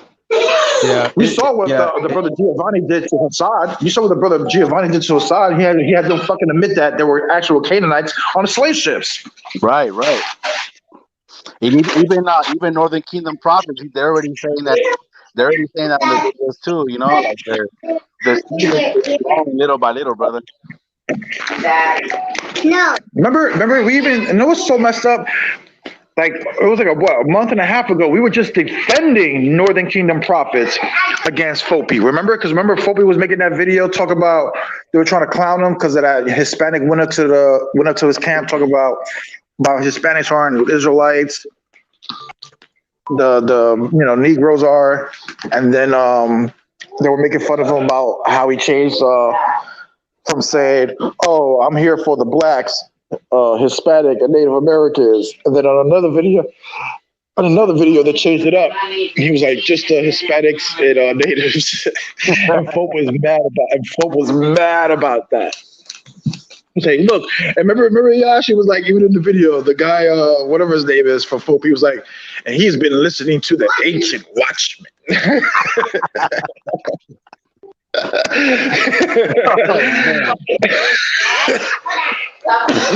It's hilarious, man. Stop with the crumbs everywhere. I'm telling you, I'm getting very aggravated.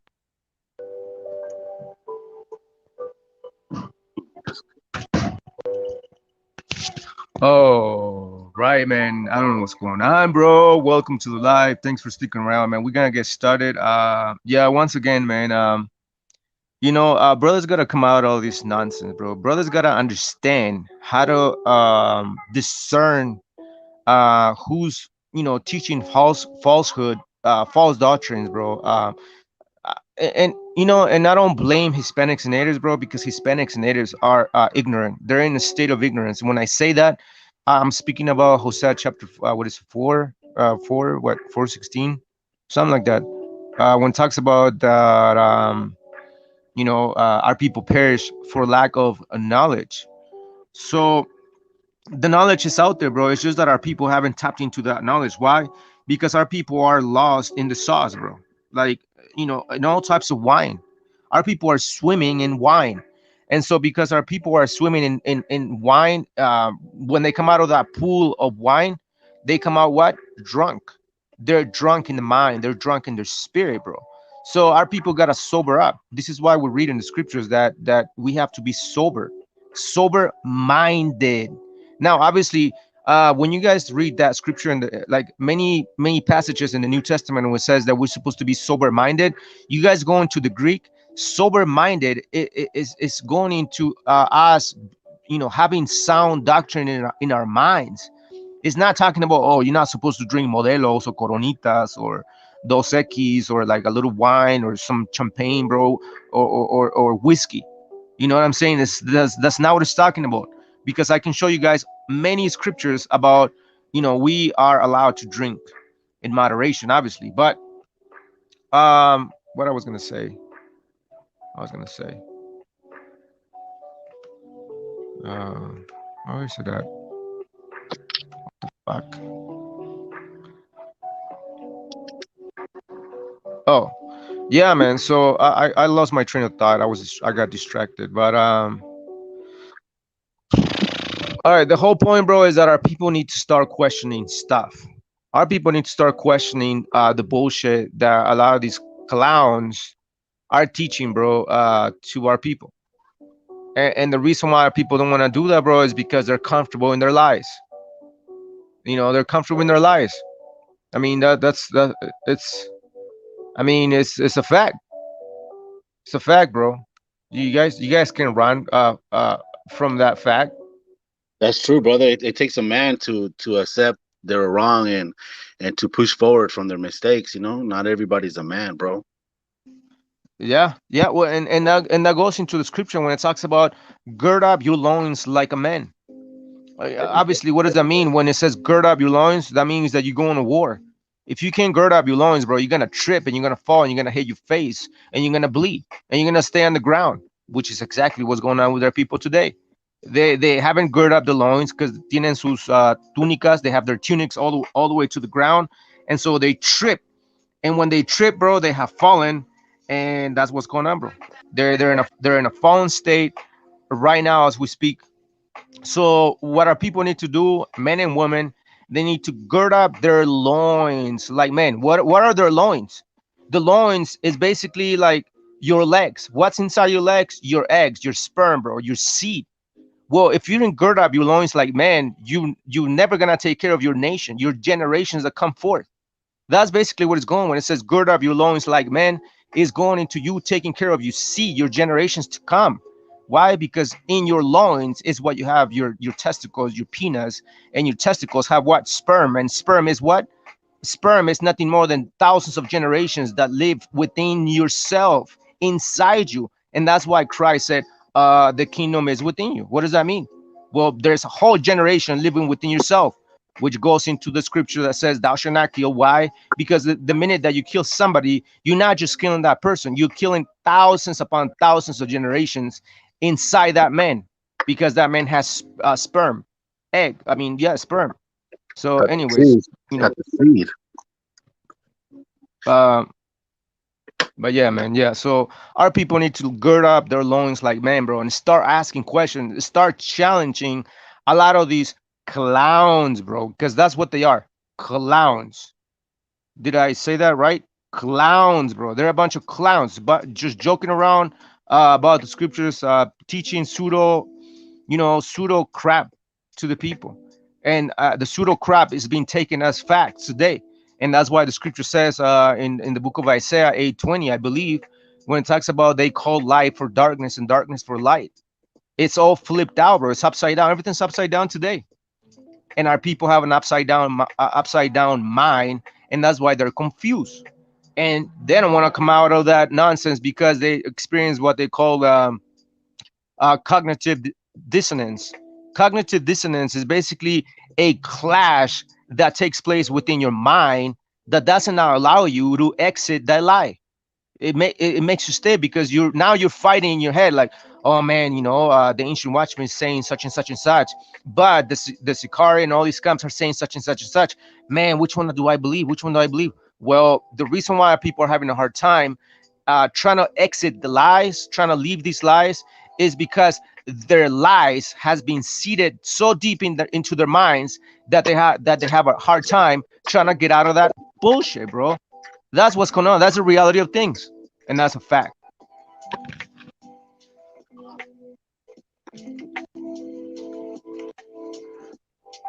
Yeah. So, yeah. So, thanks for sticking around. Shalom, everybody. I'm glad you guys are here. Thanks for tuning in. This is Friday Night MaYaM with the Ancient Watchman, Diligent Destroyer, Jose Vega. We're gonna get started. What is the shadow?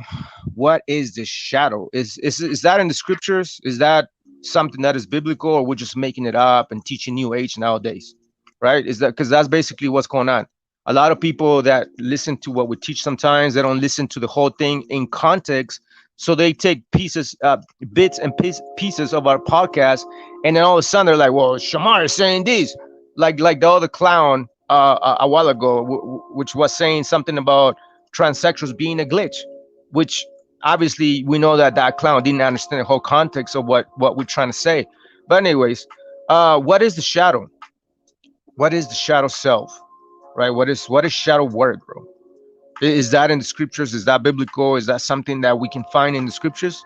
Hell yeah, we can find it all in the scriptures, bro. And we always prove things in the scriptures, since a lot of people want to, subscribe to the good book, right? A lot of people have not learned, or at least they have yet to learn how to tap into the spirit world, how to tap into the downloads of the Holy Spirit, bro. Because the Holy Spirit is literally giving us downloads and wisdom throughout the days. We did a class on these, bro. We proved it in the scriptures that the spirit of wisdom, mother wisdom, Hagma, is always teaching mankind in our thoughts, in everything that we see around us, bro. It's just that people are not paying attention. But anyways, what is the shadow? Uh, for many people, the term shadow, quote unquote, brings up all kinds of negative and dark associations. Because of this, it's easy to assume that shadow work is a dark spiritual practice that involves the negative and sinister aspects of our personality. Or a lot of people think that a shadow work is basically magic or black magic, which is completely stupidity. That's not what it's about. The shadow is dark because we are made of both light and dark aspects, but it is part of who we are, and we can't be afraid of ourselves.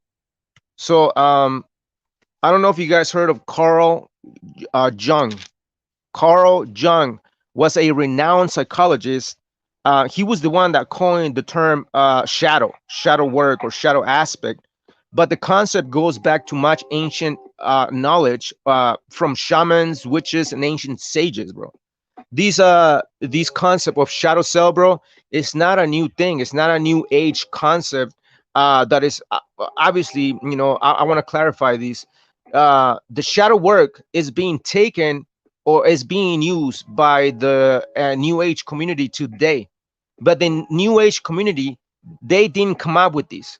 Not even Carl Jung, which is a very renowned psychologist, but you guys can look him up. He has great work, bro. He's done great work on psychology, the study of the mind, which is one of my favorite subjects as well. I love the study of the mind, bro. It's powerful, bro. When you understand the mind, bro, and that's one of the problems too. A lot of these scams that are teaching a lot of these doctrines, they gear their teachings, they tailor their teachings towards the minds of the people. Because once again, every battle that takes place on this planet begins in the mind. So if you conquer the mind, bro, you conquer the entire system of your biology, of your body. But first, you got to attack the mind. And that's exactly what we read in the scripture in the book of Ephesians, when it talks about putting the armor of God. And one of the pieces of the armor that we supposed to be using is the helmet of salvation. Why? Because the helmet protects the mind. The helmet protects the mind, the helmet of truth. So if you don't have the truth, bro, you're not vibrating in that truth, bro. Whoever comes and spit some game, bro, spit some good teaching, bro, you're gonna believe it. Why? Because the simple-minded believes every word, but the prudent looketh for his way. So we have to be prudent when it comes to teachings and what we hear, and that's why it's important not to sit around in different tables, learning from different tables. Why? Because you're gonna get confused. Now, if you are mature enough, spiritually, psychologically speaking, bro, you guys can learn and sit down and listen to various topics on different subjects, bro. Like that's what I do. I listen and listen to different subjects from different people, bro, because I'm not easily persuaded. I'm not easily deceived. But our people, coming from Christianity, coming from the Catholic Church, bro, they're easily deceived. But anyways, I'm getting off subject now. So yeah, so the subject, the term of shadow work, bro, it was coined by a famous renowned psychologist, Carl Jung. But again, that concept goes back to much ancient knowledge from shamans, witches, and ancient sages. So what is the shadow, right? What is the shadow? What is that talking about, bro? um the Carl Jung, bro, he described the shadow self as the unconscious and disowned parts of our personalities that the ego fails to see, acknowledge, and accept. It is any aspect of ourselves that is not exposed to the light of our consciousness. And everything that I'm saying, bro, we're gonna dive into the scriptures in a minute, and we're gonna go into the Hebrew as well, to give you guys the understanding of this concept and what we need to do with it, bro. Now, We know that when children are born, bro, when you were a child, bro, you were innocent, right? There was a point that you came into your life in your childhood, bro, that you lost that innocence, or you lost that holiness, bro, that state of paradise within your mind. Why? Because you dived into all these dark aspects of life, and those dark aspects of life were induced by your family members, mostly by your parents, bro. So as children, we are born whole and complete, but that wholeness is short lived. The shadow is born in our childhood as a byproduct of certain interactions we had with the people closest to us. Our caretakers makes us believe that certain aspects of ourselves are good and others are not. The aspects that are seen as bad are rejected and consequently form the shadow. So, in other words, um, the question will be, where does the shadow self is born? Well, it's born during our childhoods, when our parents force us or force their beliefs on us. And what I'm gonna give you guys an example. Let's say you're a boy. Let's say you're a boy who is sensitive, and your parents tell you that you shouldn't be sensitive. Like, you start crying for anything because you're sensitive, right? Your parents tell you that you shouldn't be sensitive because you're a man. You're not supposed to cry. Um, and that's exactly when the shadow man is born. Why? Because now again, when you grow up, bro, you're whole and complete. But it comes to minute when your parents, your caretakers, bro, on this planet, induce or force their beliefs on you, telling you, well, you're not supposed to act that way because you're not supposed to cry. You're not supposed to feel, be sensitive because you are a man. Well, that's exactly that very moment is when the shadow self is born. So that child is gonna suppress their true self later on in life, as he lives on, as he goes on, into the world. He's gonna suppress his feelings and emotions. Now, this goes deeper, bro. This goes way deeper. Why? Because certain individuals, bro, they have certain gifts, like psychic abilities, psychic powers, bro. They have gifts that the Most High gave them to operate on this planet to heal humanity. But because our parents, bro, were there to induce and force their beliefs on us, they created this self-doubt within us, to the point that that self-doubt, these other negative aspects of ourselves, is born and it stays with us throughout our lives, bro, through our young adult lives, our adult lives, bro, when we get older, bro. And again, why is that important, bro? The shadow self is important, bro, because if you don't deal with your shadow self, the gifts, the calling that you have, bro, you won't be able to fully develop your gifts so that you can help the world, bro. That's basically the importance. That's the key understanding of the shadow self, that we need to deal with it, bro. Any traumas, any false beliefs, any false lights that were induced and forced upon us when we were a child, bro. Because that's basically the shadow self is basically now. um yeah, we're gonna go into that, bro, because the shadow self is both negative and positive. And but um again, like the example of the child, the boy that is sensitive and coming into contact with the parents, telling him that he shouldn't cry because he's a boy, he's a man, he shouldn't cry, he shouldn't be sensitive. Now that child is going to suppress that emotion, that feeling, that nature about him. Again, children are born whole and complete, but that wholeness is short lived because such and such and such, just as I explained already. um and so you have that child that's going to grow up thinking that there's something wrong with him, and by default, whatever gifts he has within him, given by the lahayam, will be hidden, and his light will be dim. And that goes into what we learn about the word darkness, bro. The word darkness in the Hebrew is this right here: ma'awap, mawap, mawap, ma wap, mawap. So the ma is waters, bro. It's chaos. You see, is the chaos that's going on in the mind. And so the dimness of it, bro, is darkness. Obviously, when you experience darkness, it's basically the dimness of light. You're dimming your light. See that?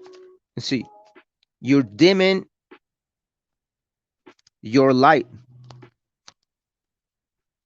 And Dean Christ said that we are the sons of light, right? We are the sons of light, bro.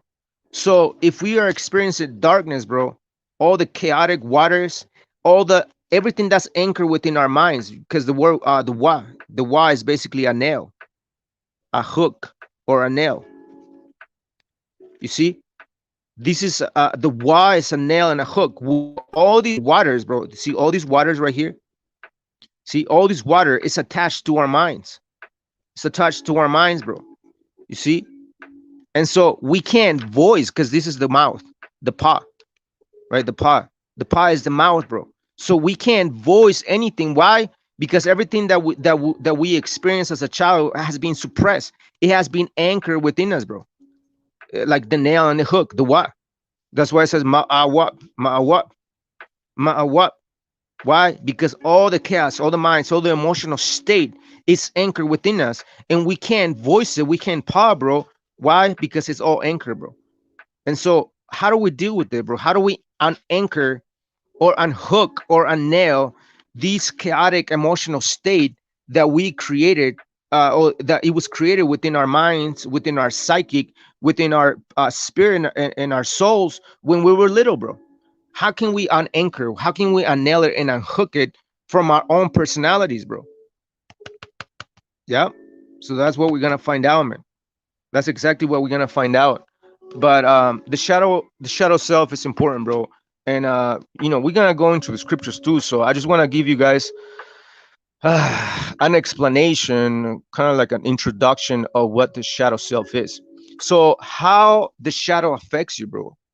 Like how does that affect you? Like is that something that affects your spiritual evolution, your spiritual growth and development? Yes, it does. um um we depend, like when we were growing up, bro, we depended on our caregivers or our parents for survival.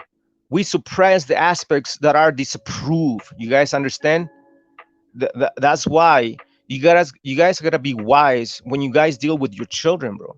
When you guys deal with your children, bro, you gotta be wise on how to deal with them, because you gotta get to know your children, bro. Your children were given gifts by the Allah.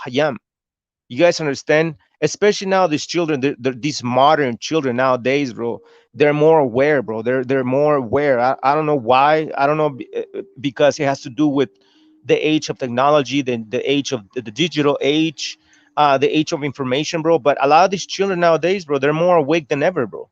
They're not as innocent as before.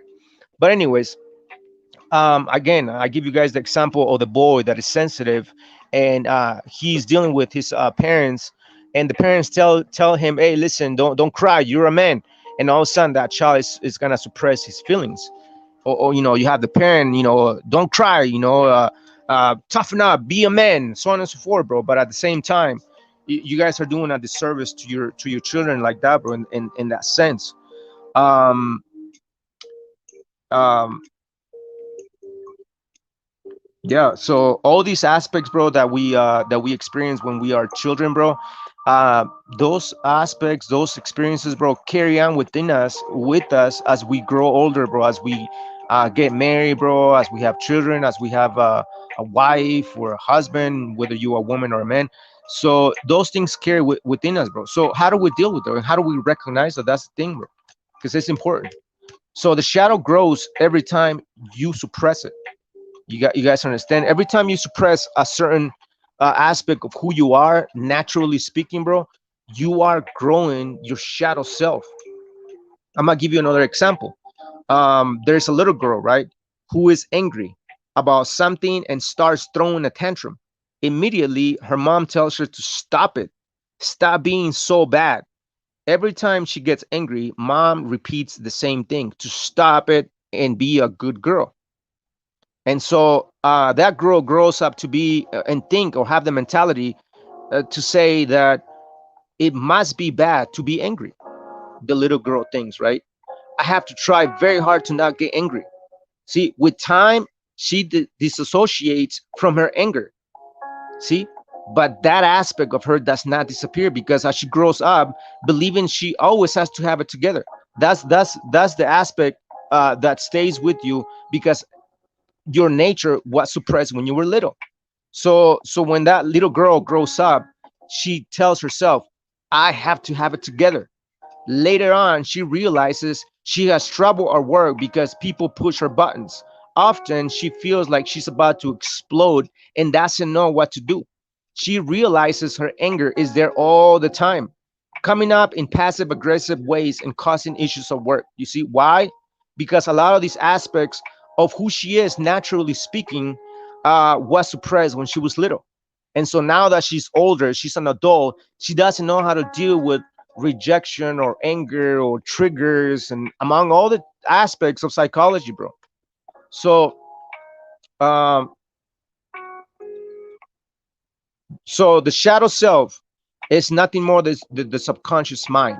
Now the subconscious mind is basically the the aspect of your awareness, because the subconscious self is the aspect of an awareness, like the personality, the being that's unaware of stuff. Like again, when you go about your life, bro, throughout the day, your subconscious self is working 95% of the time, communicating back and forth with the subliminal messages outside yourself.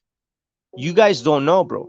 But a lot of the stuff that you're listening, a lot of things that you're going about your day, bro, your subconscious mind is recording all of that, bro. It's communicating with the outside world without your consent.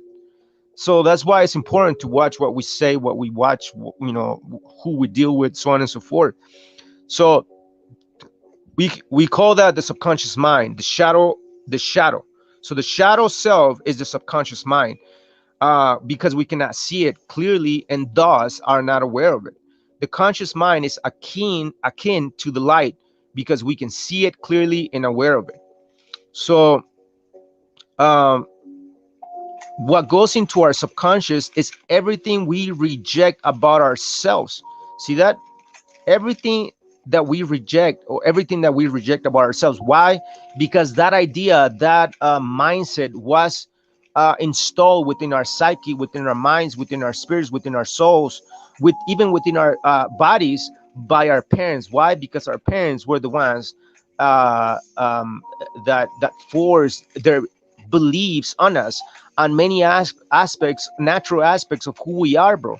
And so now all of a sudden, as we grow older, bro, we keep suppressing such and such and such and such and such, to the point that we're closed up to the many gifts that MaYaM is giving us to us, bro.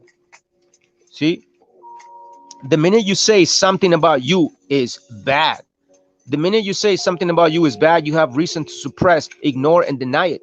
Even though the shadow is unseen, it affects everything we do. When we deny an aspect of ourselves, it doesn't disappear. It just fades away from our conscious awareness. You guys understand that? The shadow, with a life of its own, can affect our actions and life experiences heavily if we don't pay attention to it. You guys understand?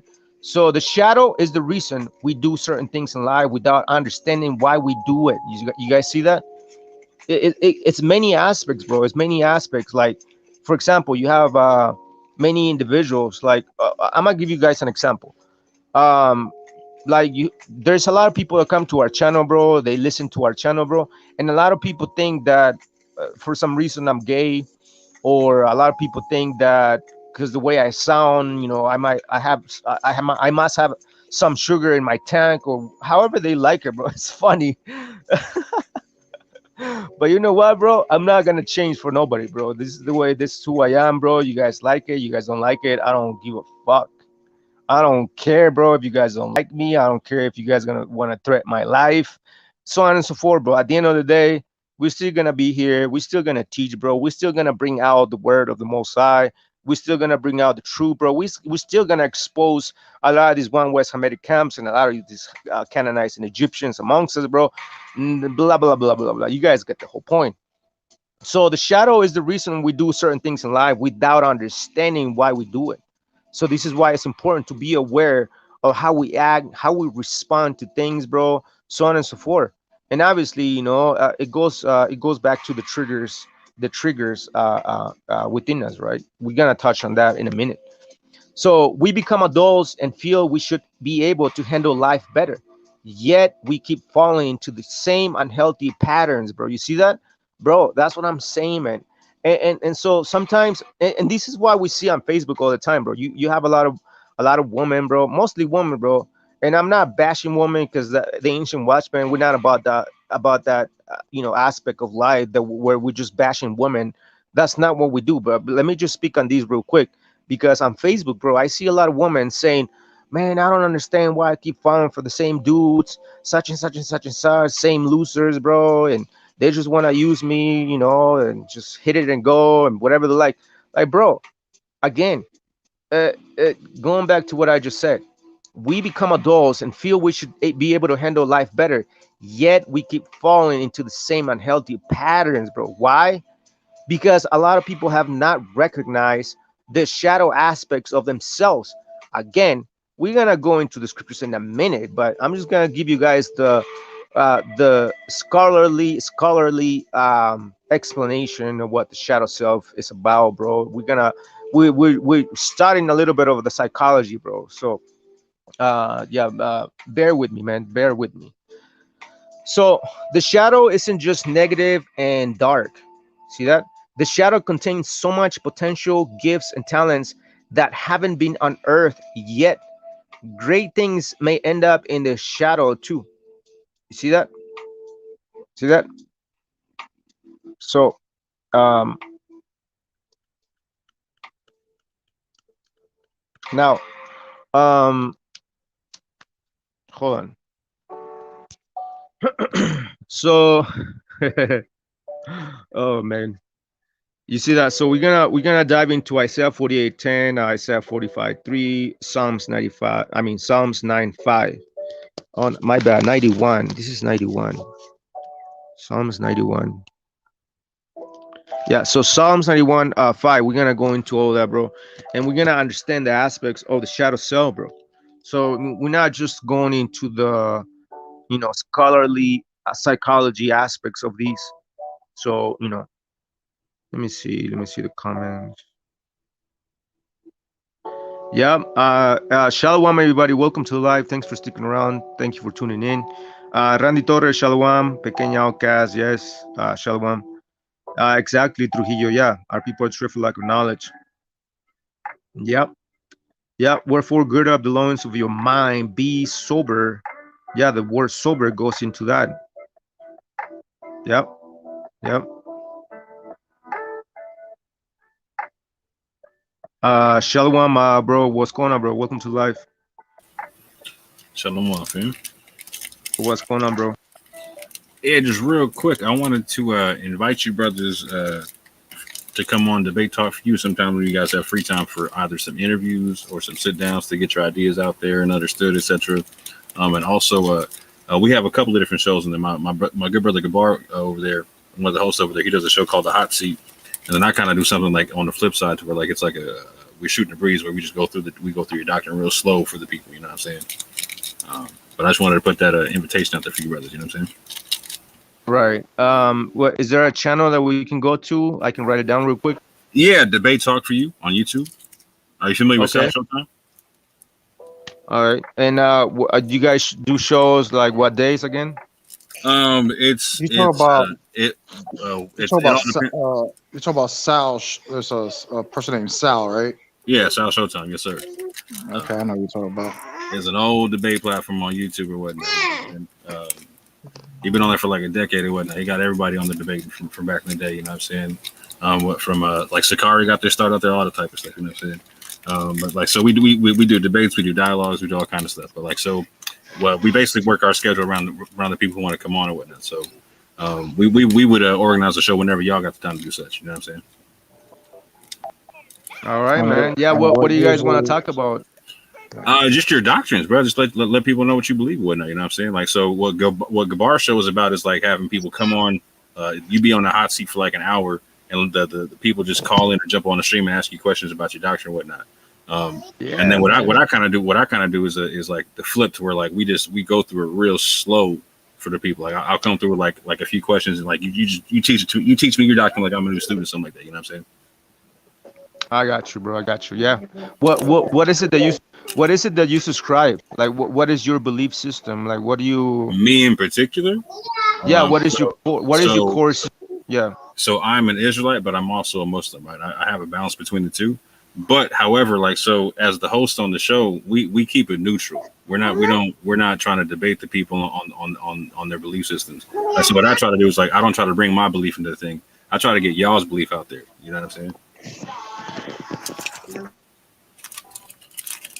All right, man. Yeah, yeah. That water for that, bro. Thanks for inviting us, man. We'll plan it out. Mostly Jose Vega goes onto you guys' channel all the time, bro. Yeah. I don't do as much, but I love to come onto the show, bro, and see what people have to say or any questions that people might have. I know that a lot of people know about the Ancient Watchman, they know about Jose Vega, myself, Mm-hmm. and a lot of people feel some type of way because the things that we teach goes against a lot of these one West camps, bro, and their Mm-hmm. ideologies, which we believe they're based on black supremacy ideologies anyway. But Mm-hmm. it just sounds harsh for a lot of people to handle. But as long as people are respectful, bro, and they're not coming onto the platform to call us wetback and spics and all this sort of stuff, Yeah, bro. that's the thing about Sal's platform. What he's known for is keeping it PG-13. There's no ad hominem and no cussing on the platform allowed. So it's always been respectful like that. You know what I'm saying? And the truth is, y'all have your individual lane cut out in this whole Israelite thing. You know what I'm saying? You have your own doctrine. I think people need to understand the differentiation between y'all, like and what you're saying, like One West and whatnot. Because like they can hear you say like Shalom and whatnot, they automatically okay, you're One West. I got you. But like y'all teach, like, y'all are mad. You know what I'm saying? Y'all are mad. Right. Right.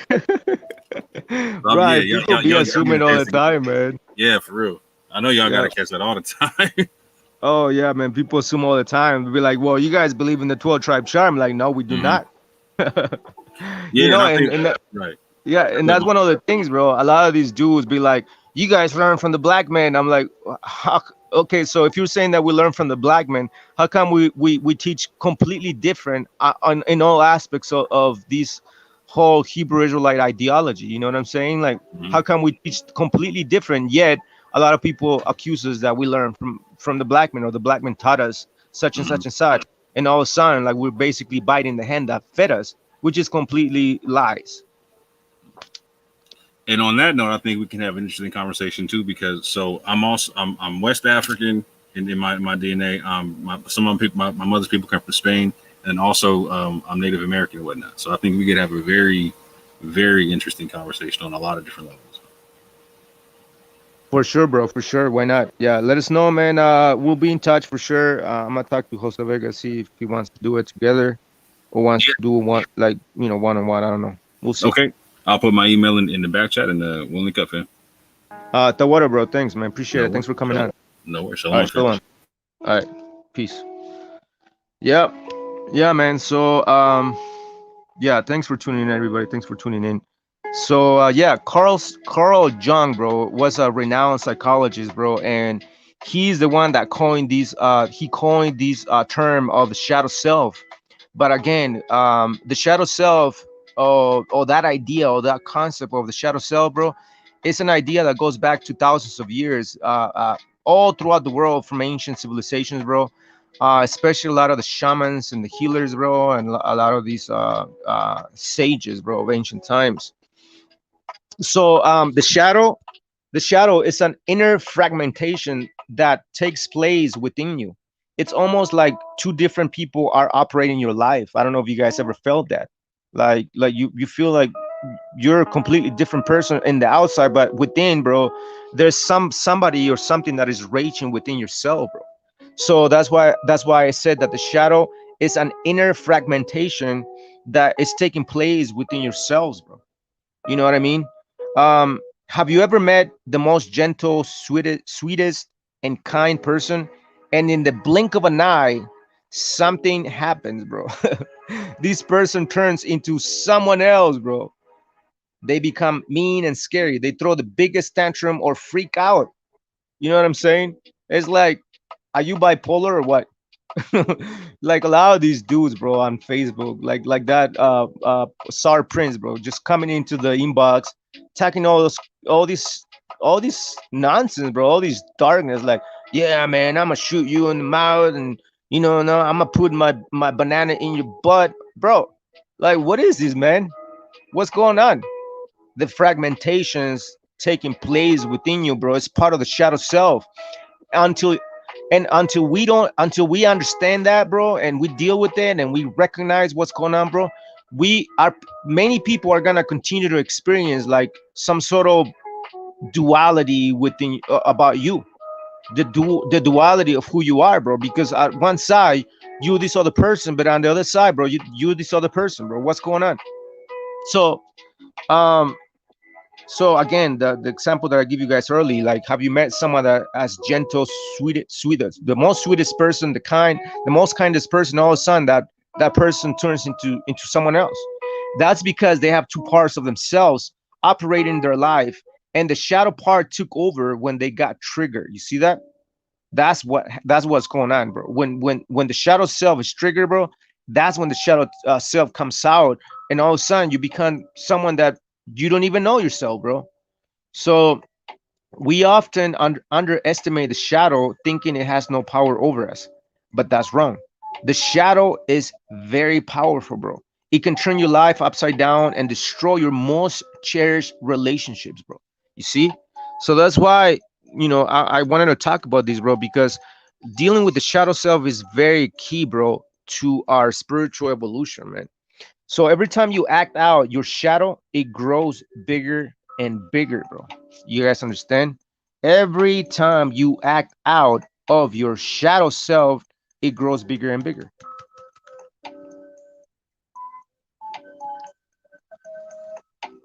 So, how to spot the shadow within you? How do we spot the shadow self within us? Separation and division are not the natural states of anything. Integration and wholeness are natural for humans, and because of this, the subconscious will continually try to get your attention to integrate what's there. You guys understand? So it's difficult to spot your shadow, especially if you've suppressed a bit part of yourself into the unconscious. You guys see that? Which is exactly what we were explaining in the very beginning of this class, bro, when we were talking about the example of the boy that is sensitive, bro, and then that child starts crying for just the minor stuff, the minor things, bro, and all of a sudden the parents be like, shut the hell up, be a man, you can't cry, you're a man, so on and so forth. Well, that child just suppressed his true self, and now the shadow self is being born. Well, that's why it's difficult to spot your shadow, because it's being suppressed a bit into the unconscious self for many years, bro, many years. So now, here are the three ways to spot your shadow in action. We got three aspects of that, or three ways to spot your shadow self. Number one is projection. Many people project their issues onto others. You guys understand? When they dislike something in themselves, they point it out into others. We often project our shadows, our repressed anger, guilt, shame, and other things we don't like about ourselves onto others. We lash out at people for the behaviors we don't like in ourselves. You guys see that? You guys see that? Um, yeah. So pay attention to how you project yourself into the outside world, bro. And that goes with everybody. It goes with me, bro. I've been doing shadow work for quite some time, bro. Maybe perhaps one day I'll be able to share part of my testimony growing up as a child, bro. I grew up without parents basically, and it's just crazy, bro. Like, I never knew my father. I only spent, I think, half of my life, or three quarters, no, yeah, half of my life with my mom. But we never got like any words of encouragement or I love yous, none of that, bro. So on top of that, bro, I was just like a weird kid growing up, bro. I was into like inventions, bro. I was into science. I was a little nerd, bro, and just a lot of stuff, bro. So all this stuff, bro, growing up, and we project it later on onto others in our lives, bro, when we become adults, bro. And that's why you have a lot of dudes like, like that dude earlier that I show you, going crazy on me, telling me that I was slandering his name, telling me that he wants to put his banana into my butt and put his gun in my mouth and all sorts of stuff, bro. Like, bro, like what's going on with yourself, man? And that goes into like their dark shadow self of people. Why? Because they haven't learned how to deal with the shit that they've gone through, bro. They haven't learned how to deal, uh, with all those aspects that were suppressed when they were little. And so, because their true self was suppressed when they were little, bro, now they have a different personality. They have something else that there's not. It's not there. It's not who they are, bro. That's what they do. The things they do. They say the things they say, bro. They act the way they act. Why? Because of their shadow self has taken over. It's more powerful than their true self outside themselves. Anyways, so the three ways to spot your shadow self in action is the projection. Again, many people project their issues onto others. When they dislike something in themselves, they point it out onto others. We often project our shadows, our repressed anger, guilt, shame, and other things we don't like about ourselves onto others. You guys see that? So we pay attention to the projections that come from ourselves into the outside world. See, because the Allah, bro, the Mosai works to makes us whole again, bro. People, places, and things become a mirror and reflect who we really are. And that's what we gotta pay attention, bro. When you guys see the projections, bro, when you're projecting onto people, bro, you gotta look into yourself, like what is going on? Why am I reacting such and such and such? And that's one of the reasons why, bro. Like back in the day, I remember I used to go back and forth with everybody. I used to engage everybody on Facebook, bro, like debating, going back and forth basically throughout the day, bro. Like I would not rest until night, going back and forth, bro. Like I did it for years, and then Jose Vega came along, bro, and then we did it again, and then we kept going back and forth, and then all of a sudden, we got together, man. We started doing lessons, and all of a sudden, we created this channel, bro, and now we're here. But I had to learn like how to choose my battles, bro, and not deal with a lot of these individuals, bro, that come up against us, and projecting, bro, their issues, their anger, their guilt, their shame onto us, bro. That's exactly what's going on. They're projecting their shadow self onto us because they haven't learned how to deal with their own shadow self, because such and such and such. So there's three ways to spot your shadow in action. One is the projection. The second one is the triggers, bro. Triggers. A trigger is a reminder of past trauma, bro. You guys understand? A trigger is a reminder of a past trauma. The surface events that cause conflict in our lives are not just triggers. They are messengers that enable us to become conscious of something that is buried deep within us, bro. You guys understand, bro? A trigger is a reminder of what we went through when we were a child, bro. Again, going back to the example of the boy that is sensitive, bro, and the parents tell him, listen, shut the hell up, do not cry, you are a man the fuck up. And that child suppresses all his natural self and becomes someone that he's not. And that's when the shadow self is born, and that's when the shadow self takes over, bro.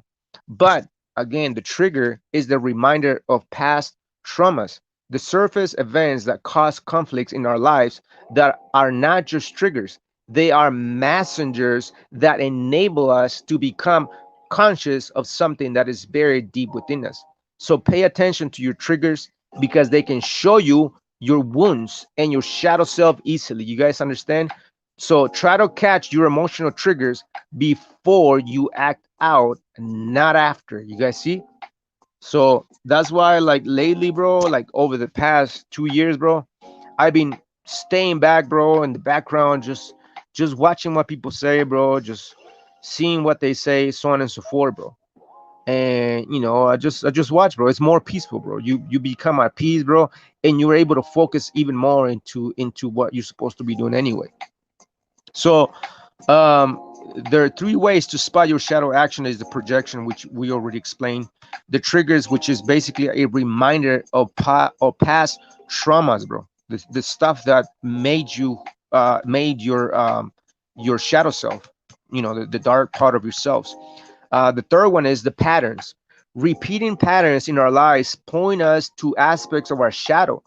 patterns are expressions of the shadow because the shadow mirrors itself into your reality to be seen and integrated. You guys understand? It's not hard to understand, bro. It's pretty easy. So the shadow wants you to become aware of it. It wants to be seen and accepted. Within these patterns, you will find aspects of your shadow self that will keep showing up in different situations until you are ready to look at them and break the cycle, bro. Break the cycle, man. You guys see? You guys see? So yeah, man. Shalom, everybody. Shalom. Welcome to the live. Victor, shalom, or welcome to the live. Yeah, the reptilian brain is not a joke. A shadow is an illusion. Yep. I don't get mad. I get even. Someone treats me bad, I treat them bad. Very simple. Yeah, well, the eye for an eye, tooth for a tooth, bro, is regarding the judgment. But yeah.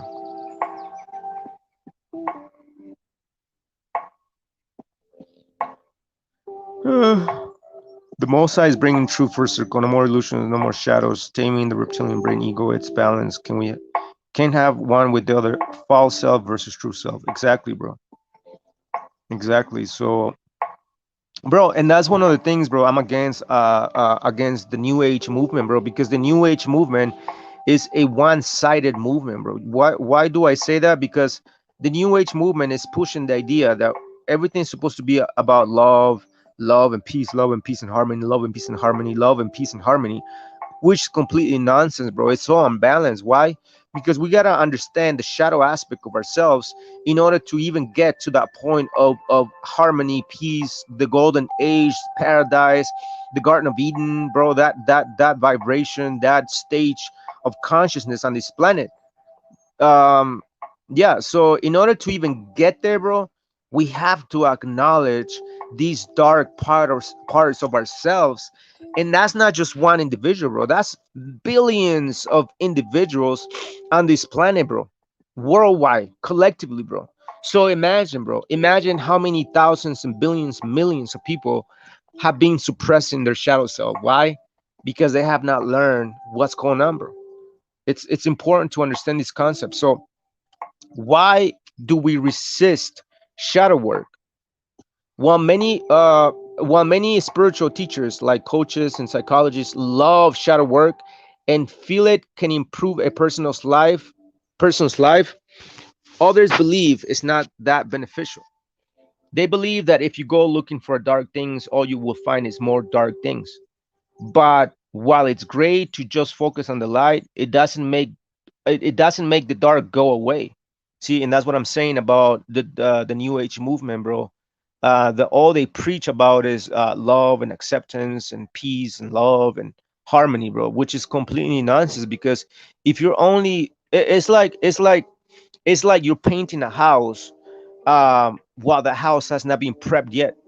You know what I'm saying? You have not prepped the house, and the house you haven't cleansed it. You haven't, washed the walls to from dirt and dust.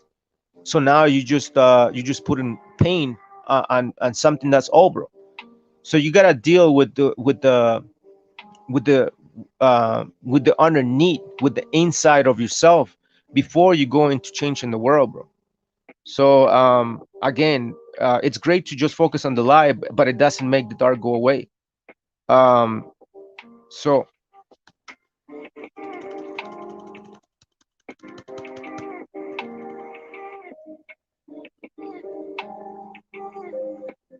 yeah, so shadow work isn't a huge thing that requires years of planning, bro. Shadow work is simply becoming aware of what's hidden and gradually healing those aspects of yourself, bro. You guys see? So we have to be aware, bro, of the things that we go through. Like I said earlier, we went into the three aspects of how to spot the shadow in action, the projection, the triggers, and the patterns, bro. When you guys understand these three, bro, you guys are gonna be able to deal with your shadow self. So shadow work isn't a huge thing that requires years of planning. Shadow work is simply becoming aware of what's hidden and gradually healing those aspects of yourself. So when you start shadow work, you may feel the way you felt as a child when you were forced to suppress those emotions. But once you overcome it, it may open your eyes to a whole new side of you that you had not that you hadn't that you didn't have an idea that it existed, bro. You guys see? So how do we integrate the shadow? Shadow work is nothing but to make the unconscious conscious and the unacceptable acceptable. That's all you're trying to accomplish. But you guys see that? So shadow work is not, you know, rocket science, bro. It's just, you know, making the unconscious conscious and the acceptable unacceptable acceptable. The goal of shadow work is integration. The integration of the unconscious leads to complete and total awareness. To do shadow work is to bring your shadow closer to you. You guys see? So the goal is to bring your shadow into the light, or into the or to shine a light onto the shadow. The more you shine a light into your shadow, the smaller it gets. So these are I'm gonna give you guys the most simple ways on how to begin your shadow work. So, you know, this is gonna be kind of like the end of the lesson, but we're gonna jump into this in through three scriptures that I got, and I want to share, bro, and then we're gonna call it a night. But I hope you guys were able to follow, you know, the psychological explanation of what the shadow self is about, right? So I'm gonna give you simple, what is it? 5 simple ways, bro. I'm gonna give you guys 5 simple ways, um um yeah, simple ways to begin your shadow work. So I'm gonna give you guys 5 simple ways on how to begin doing your shadow work, bro, which is basically nothing more in the most simplest form, bro, is the inner healing of the inner child, bro. The inner healing of the inner child, bro. So here are the simple ways to begin your shadow work. Number one is review your childhood. Ask yourself, was I completely accepted as a child? How did I feel most of the time? What was expected of me, and what behaviors and emotions were judged by my people, my parents, my uncles, my family, my friends, so on and so forth, my teachers? Those behaviors that were judged created some sort of shadow aspect within you. Once you find the answers to these questions, they will lead you to see the shadow aspects of yourself. So number one is what? Review your childhood, bro. Go back in time and see what happened, bro. What made you the way you are, bro? Why are we hurting? So on and so forth. So the shadow usually has its root in your childhood, bro. So, you know, go back in time, bro, and review your childhood. Number two, become aware of your shadow. We are unaware of the shadow in the same way we can't see in the darkness. To become aware of something, you have to choose to see it. Once you see those rejected aspects of yourself, reflect on them. Are they positive or negative? If you find something negative, make peace with it and release it from the shadow. If it's positive aspect of it, or if it's a positive aspect, reunite with it and color your power back. Becoming aware is similar to seeing something that is suddenly illuminated by light. The most important step in doing shadow work is to become aware of it. You guys see? So again, calling the unconscious conscious and the unaccepted accepted, bro. You guys see? So shine a light on it or bring it out of the darkness, right? So we have to become aware of your shadow. Number three, don't shame the shadow. Once you become aware of your shadow self, don't shame or blame it. Instead, give it your love, compassion, and acceptance. And that's one of the things, bro. Because during your childhood, bro, your parents, your uncles, bro, your friends, your teachers, bro, they were able to, you know, say some words that affected your psyche, bro, and created this, you know, shadow self within you, to the point that you became self-doubting, you became self-sabotaging your life, and many things, bro. It's just layers upon layers upon layers, bro. And those layers of darkness, bro, is basically what um prevents us from fully developing our gifts into the service of humanity, bro. Into the service of humanity, bro, because that's exactly what we're supposed to be doing. We're supposed to be servicing humanity, bro, but that's obviously not happening. Why? because people are so lost in these other aspects of the shadow self, because the shadow self is a giant now. You guys understand? It's a giant now. Now the giant is taking over, and you're just in the background, bro, just existing. You know what I mean? What I'm saying? So,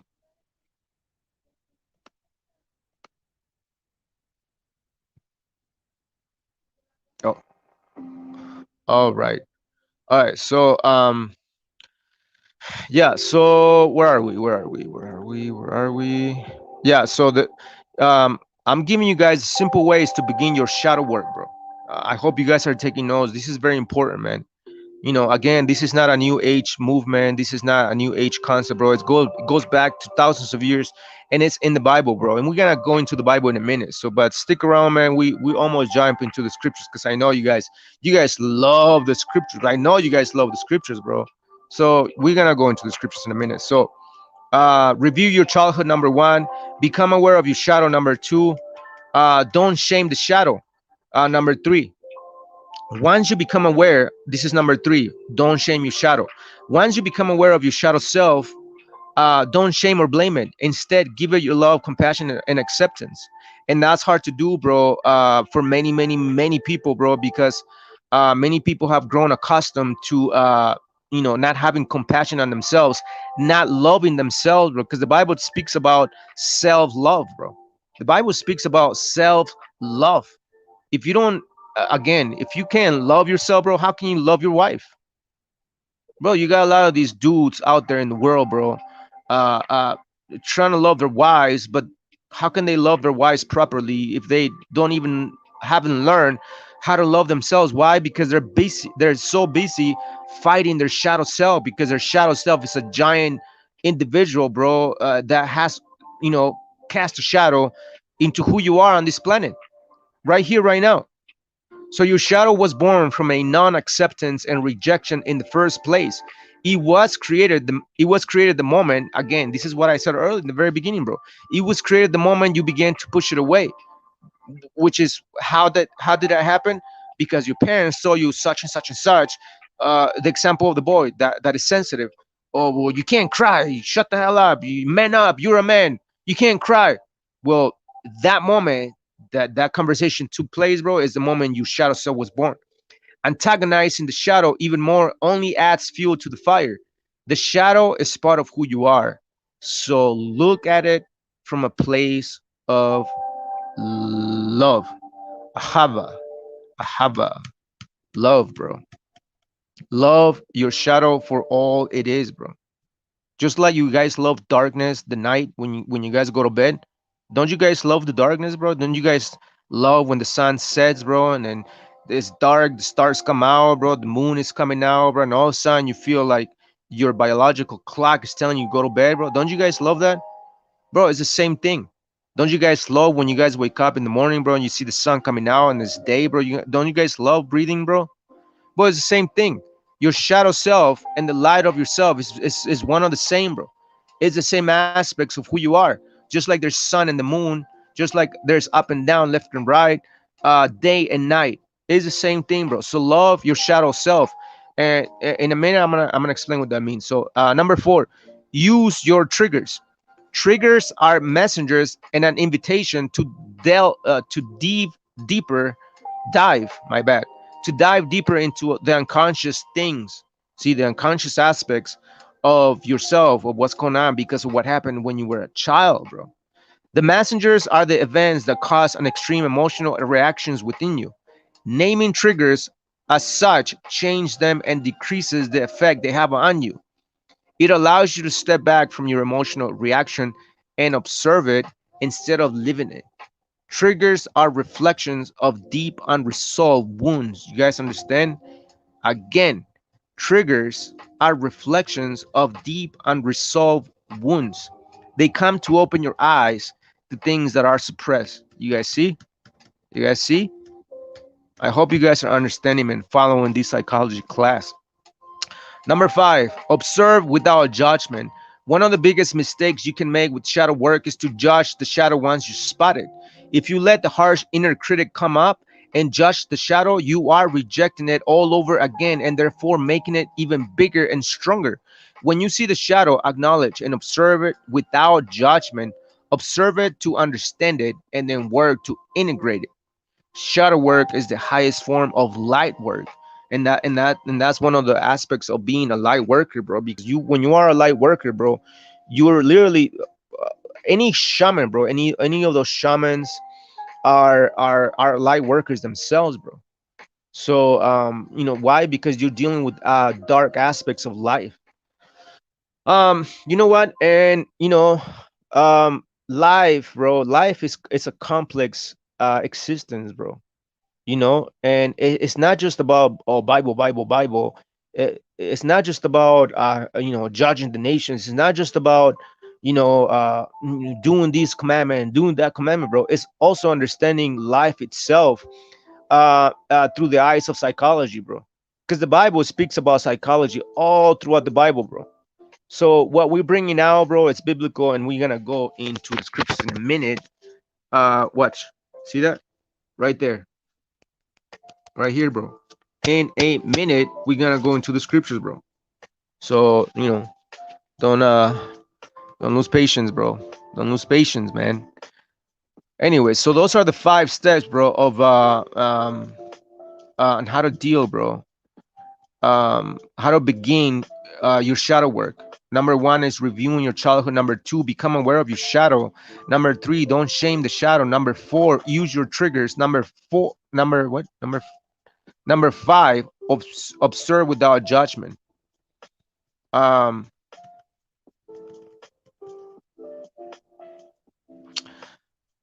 we have to make peace with with our shadows, our shadow selves, so we can find shalom, so we can find peace. Shadow work is a great way to experience inner healing and transformation, and it all takes its self-awareness. Every person on earth has gone through a difficult time in their life that created shadows within them. The good news is the entire universe, or the Allah, right? The Most High, the Allah, Mother Wisdom, Father God, is on our side, trying to help us become whole again. And that's one of the spiritual aspects of being redeemed, right? That's one of the aspects of being redeemed uh, by the Most High. So every action of the Al-Hayam is headed in the direction of growth and expansion. So we are provided with abundant opportunities to confront our shadow selves so that we can finally be free of them. It doesn't matter how long you avoid looking at your shadow self, it will keep manifesting into reality until you pay attention to it. You see that? So the story is gonna keep repeating until you actually be aware of what is going on. Why am I acting such and such? Why am I saying such and such? Why am I reacting such and such? Why am I being triggered for such and such and such? The self that is fractured seeks to become unified, and we will be presented with opportunities to see the aspects of ourselves we have suppressed, rejected, denied, and disowned. The more you become aware of your shadow self and accept it, the more embodied you are as a conscious being, and the more agency you have over yourself and your life. You see that? So that was it on the psychology of shadow self, bro. Now we're gonna dive into the scriptures, bro, in a minute. I have 3 scriptures that I would like to share, bro, because the shadow self, bro, it's part of what would you call it? It's part of our journey on this planet, man. It's part of our journey on this planet. So we're gonna go into Isaiah 48:10. Isaiah 48:10. Hold on.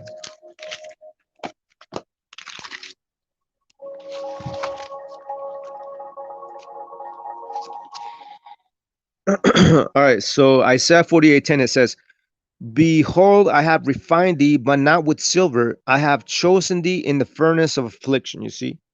So the aspect of the shadow cell, bro, is some part of the furnace of affliction, bro, because the shadow self is afflicting the minds and the spirit of mankind, bro, today.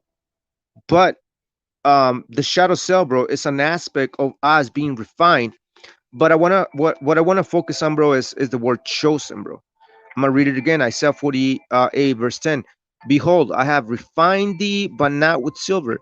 I have chosen thee in the furnace of affliction. You see, so the word chosen, bro, um, it is the Hebrew word bahar. Bahar means an examination to determine the choices to join or to require, bro. See that right there? See, bahar, an examination to determine the choices to join or to require. So basically, when we're put through the fire, bro, the furnace of adversity, bro, we're being chosen in those aspects of the shadow cell, bro. We are chosen in the furnace of affliction, in the fire, bro, in the hardships and the difficulties of life, bro. That's why it says the word bahar, which is chosen, is an examination to determine the choices. You see, so you are being literally tested, um, um, uh, uh, in those shadow aspects, bro, of life. You guys see? So I'm gonna go to Isaiah 45:3.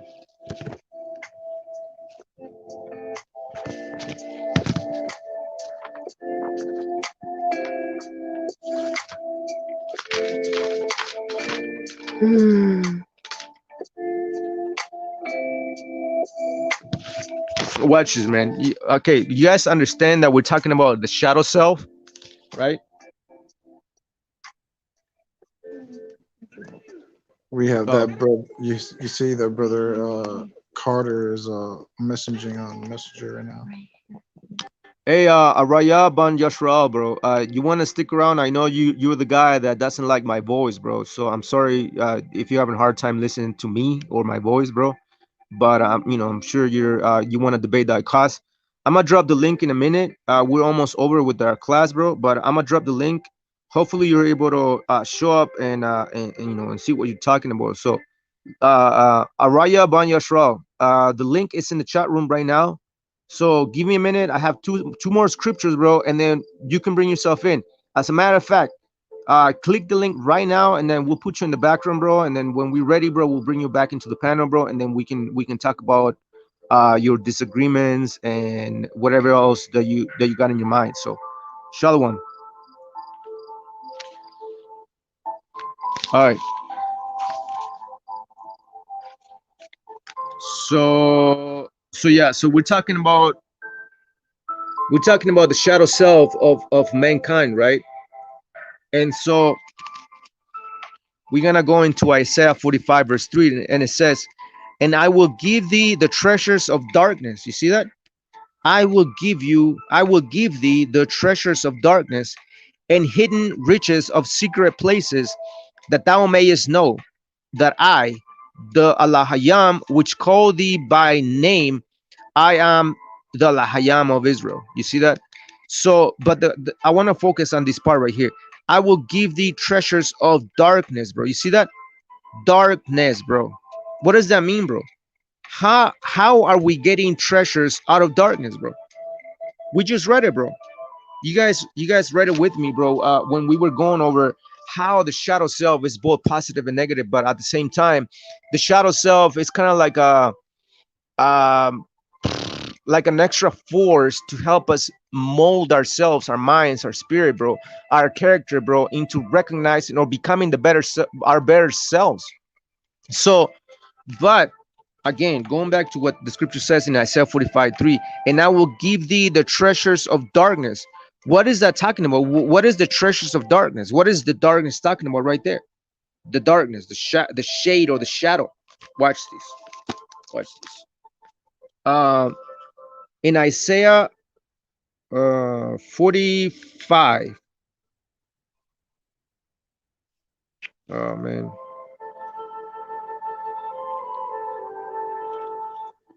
Hold on. All right, you see that? So in Isaiah 45:3, the word darkness goes into this word. Ha my bad. Ha wa ma hamawak. Hamawak, which means darkness, dim, to hide, destruction, death. See, give you the treasures of darkness, bro.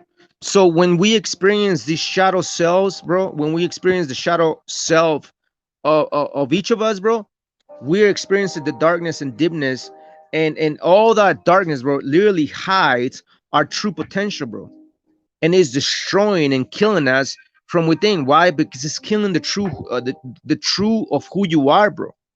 Your true nature, the divine nature given to you when you were born, bro.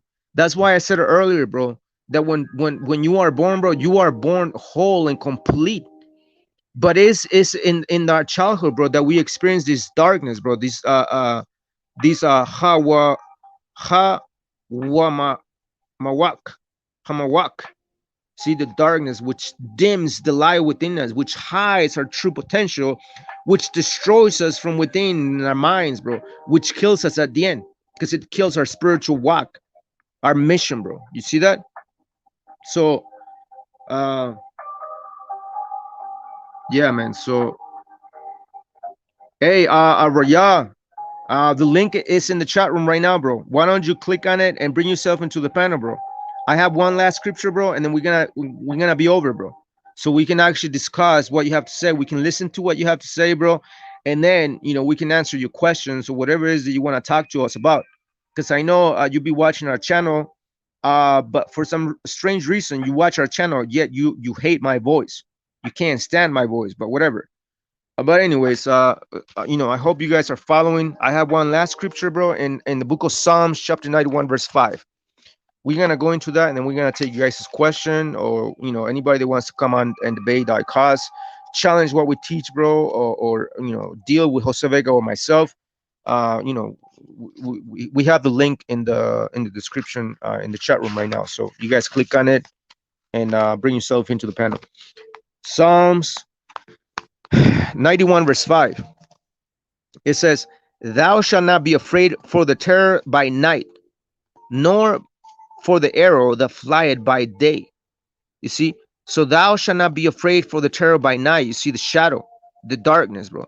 So we're not supposed to be afraid, bro, of these so-called shadow self, bro, because that shadow self was created when we were children, by our caretakers, our parents that forced their belief systems on us, bro. They projected their fears, their insecurities on us, bro. And so therefore that cycle continues on from the next generation to the next generation to the next generation, bro. But the Mosai is telling us, that MaYaM is telling us, thou shalt not be afraid for the terror by night, bro. So what does that mean, bro? What is the terror of night, bro? Check this out.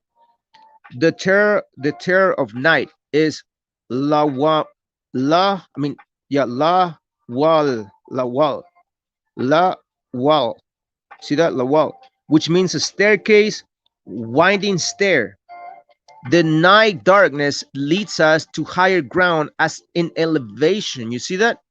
So every dark aspect, every shadow self of humanity, bro, is the terror of night, which is a staircase. Now, what is a staircase? Watch this, bro. Watch this. What is a staircase? What is the purpose of a staircase, bro? Watch. Staircase. I'm gonna show you something, bro. Watch this. It's beautiful, bro. The scriptures is just beautiful, bro. Watch this.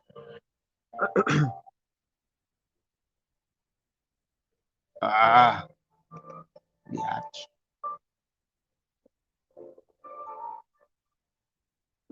So a staircase, right? That's what the scripture's talking about. Watch this. You see that staircase, bro? Where when you have a staircase in your house, right? When you have a staircase in your house, what is the purpose of a staircase? To lead you up to the second floor, bro, or to the third floor. Meaning what? You're being led to higher ground. You are being led to higher ground. So when we talk about in Psalms 91 verse 5, when it mentions the terror of night, it's talking about a staircase, bro. That's what the darkness does. The darkness is a staircase or a winding stair, or the night or the darkness, which leads us to higher ground as in elevation, bro. You're all the way down there, bro, in the darkness, bro. But once you go through the darkness, you deal with the shadow cell, bro. that terror of night, bro, is literally leading you to higher ground, bro. As you deal with your shadow self, you continue to spiral up, bro. Why? Because you're dealing with the shadow self. You're going through darkness, bro. And again, bro, you guys gotta understand these aspects, bro, because when you guys plant a seed, you as a matter of fact, I think I have a seed. I don't know. I think, oh yeah, I have a seed, bro. Watch this. You guys see this seed? This is a seed of a peach. This is a peach seed. When you guys grab this seed, you plant it into the darkness. You plant it into darkness like that. You see that? It's dark, bro. It's in the darkness, bro, that the seed right here grows, bro. It springs forth life, right? It bursts into life and it bears fruit, bro. You have a rod, and then that rod turns into a trunk, and that trunk turns into a tree, and that tree grows branches, and that those branches spring forth flowers, and those flowers spring forth fruit, and then that fruit is able to eaten by humans. Well, that's this is you right here. You are that seed that it has to be planted in the darkness, bro, in the terror of night, like that. And it's inside inside that darkness, bro, that we're able to experience the most growth, which leads us to elevation, which is exactly the word la wall, bro, which is the terror of night, which is a staircase, winding stair, which is the night or darkness leading us to higher ground as in elevation, bro. See? So the shadow aspects of ourselves is the staircase, bro. The terror of night, the la wall, the stairway, the staircase or the winding stair leading us to higher ground, elevating our minds, ourselves, bro, learning how to evolve spiritually, bro. So that's the lesson, bro. I hope you were able to understand the shadow aspect of yourself, and how it's key and important to understand it, bro. In order to grow, in order to mature, in order to let go of the bullshit, the traumas, bro, the shit that we went through when we were children, bro, and so that we can better operate in our capacities and our gifts that we were given by the Lahayam, bro, when we were little, when we were born. So, the La Wall, which is the terror of night, is the staircase leading us to higher ground, to elevation, bro. We're not down there anymore. We're up here now.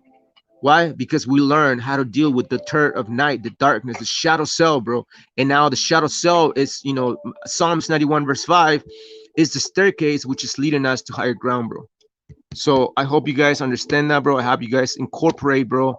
The shadow self, it's nothing to fear, bro. You have to go through bro. I forgot, bro. I forgot to bring this out, bro. But in Psalms 23 verse 5, Psalms 23 verse 4, it says, even though I walk through the valley of the shadow of death, I will fear no evil, for you are with me. Your rod and your staff, bro. You see that, bro? Watch this, bro. Your rod and your staff. Watch this, man. This is beautiful, man. Watch this. See, your rod and your staff. This is the staff, bro. This is the la. That right there is the staff, bro. This is the staff, which means authority or being guided, divinely guided by the Lahayam, bro. So that's why in Psalms 23 verse 4, it says, even though I walk through the valley of the shadow of death, bro, the shadow self, the terror of night, the darkness, bro. See, the is within the darkness, is within the terror of night, that we are Bahar, bro. We are chosen as being examined to determine that we are the choices, bro, that we are chosen to join wisdom into the great work, bro, which is aiding humanity to come out of the spiritual darkness that humanity is sunk in today, bro. That's exactly the mission, man. To help humanity, lead them to the winding stair, to the staircase, to higher ground, bro, to elevate their minds, so on and so forth. But Psalms 23 verse 4, the valley of shadow of death, bro. Well, the valley of shadow of death is nothing more than the aspect of the shadow cell, bro, all the shit, all the things, all the traumas that you went through as a child, bro. Even though I walked through the valley of the shadow of death, you see, and death is what I was explaining earlier, bro, with the seed. The seed has to be, the seed has to die. It has to go on the ground like that, be buried in the ground, bro. What while it lays in darkness, right there. It's in darkness, bro. See that? It's in darkness, right there. See darkness. It's in the darkness that that seed is able to grow and go past the ground, bro, and spring forth life and become a beautiful tree that bears fruit, bro, that feeds humanity. And that's you. We are the trees of life, bro, because you know we belong to Mother. Mother is that tree of life as well. But anyways, I just wanted to bring that out. That even though we walk through the valley of shadow of death, we will fear no evil. You are with me. Your rod and your staff, the staff, the authority. You see that? As a matter of fact. As a matter of fact. Uh, uh, mm.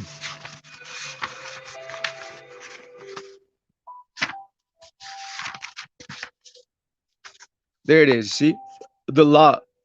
The law is the staff. You see, the early Hebrew pictograph is a staff, a shepherd's staff. The shepherd's staff was used to direct sheep by pushing or pulling them. It was also used as a weapon against predators to defend and protect the sheep. See? So that's what it says in Psalms 23, verse 4. Even though I walk through the valley of shadow of death, I will fear no evil, for you are with me. Your rod and your law, they comfort me. You see? So don't be afraid of walking through the shadow of death, bro. Don't be afraid of dying. Spiritual speaking, bro. Like when I said dying, I'm talking about dying, to aspects that we don't really need in our lives. But the shadow self has to be incorporated, bro. It has to be brought in. You have to be aware of it in order to deal with it. Because if you're not aware of it, you will never deal with it, and you will always be the same, and you will always continue to repeat patterns throughout your life, bro. So that was the psychology class, man. I hope you guys understood. I hope you guys were able to follow. Um, all right. So, hey, Arroya, click the link, bro. We're done with the class. Shalom, everybody. Welcome to live. This is Friday Night MaYaM, episode 28. We went into the shadow work, but now we're gonna take your questions. Now we're gonna deal with a lot of brothers that are here. If you guys want to deal with us, bro, I'm gonna drop the link again for this individual just completely running his mouth in here, bro, without hearing us out, bro. So go ahead and click the link, Araya, and bring yourself in, bro. Go ahead. Go ahead, bro. Bring yourself in. Bring yourself in, bro. Go ahead.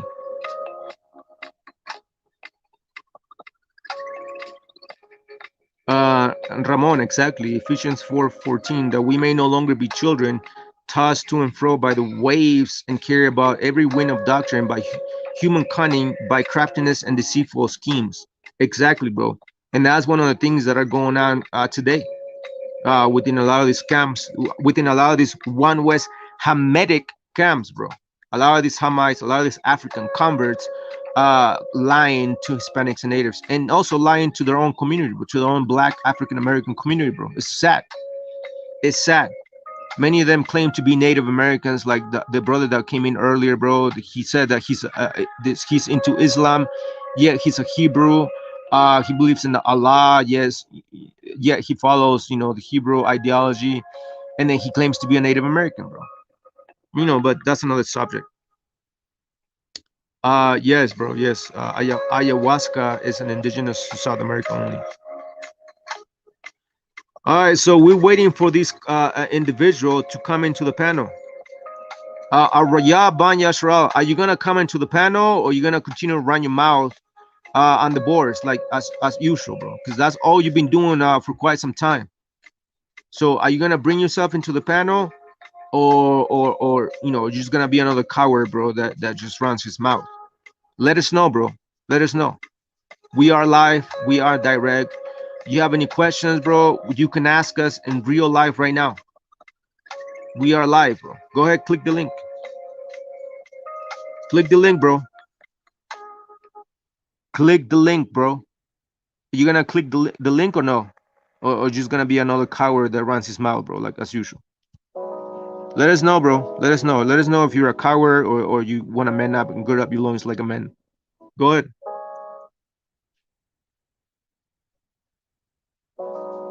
Hello. Are you gonna join the panel? Yes or no?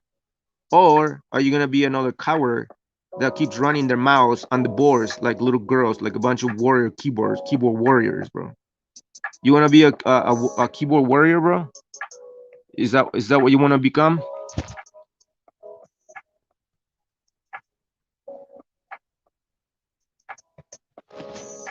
Hello.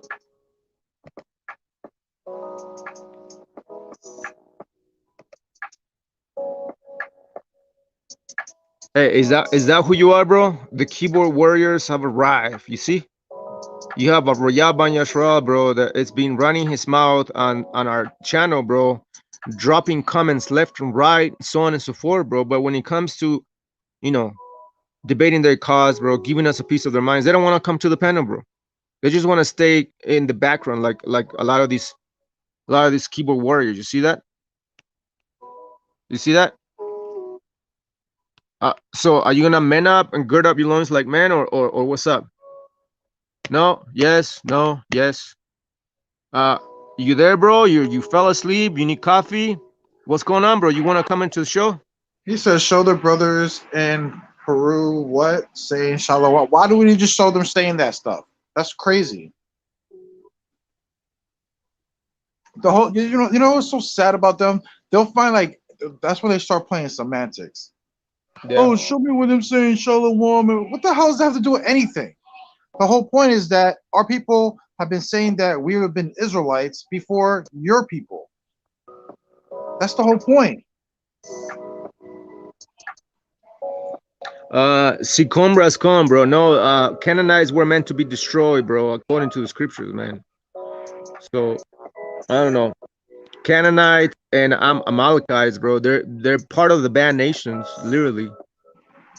I mean, why would the Mosai, if the Canaanites were meant to be saved by us in the later future, why would the Mosai tell us to destroy them from the face of the earth in the book of Deuteronomy chapter 20, verse 16 and 17? As a matter of fact, let's read that, bro, because this is one of the arguments that a lot of these clowns create against us, saying that we're telling people to do such and such and such. No, we're not saying that. The scripture says that, bro. In a minute, we're gonna read it.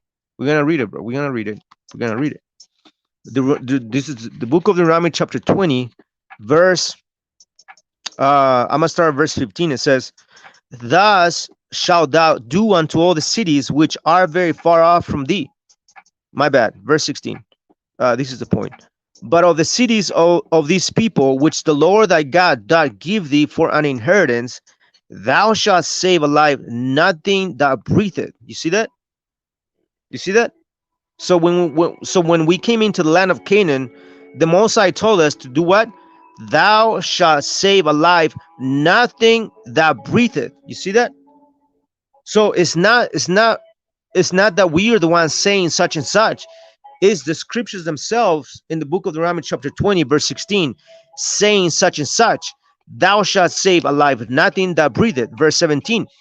"But thou shalt utterly destroy them, namely, meaning what? The only, the Hittites, the Amorites, the Canaanites, Perizzites, Hivites, and the Jebusites, as the Lord thy God had commanded thee."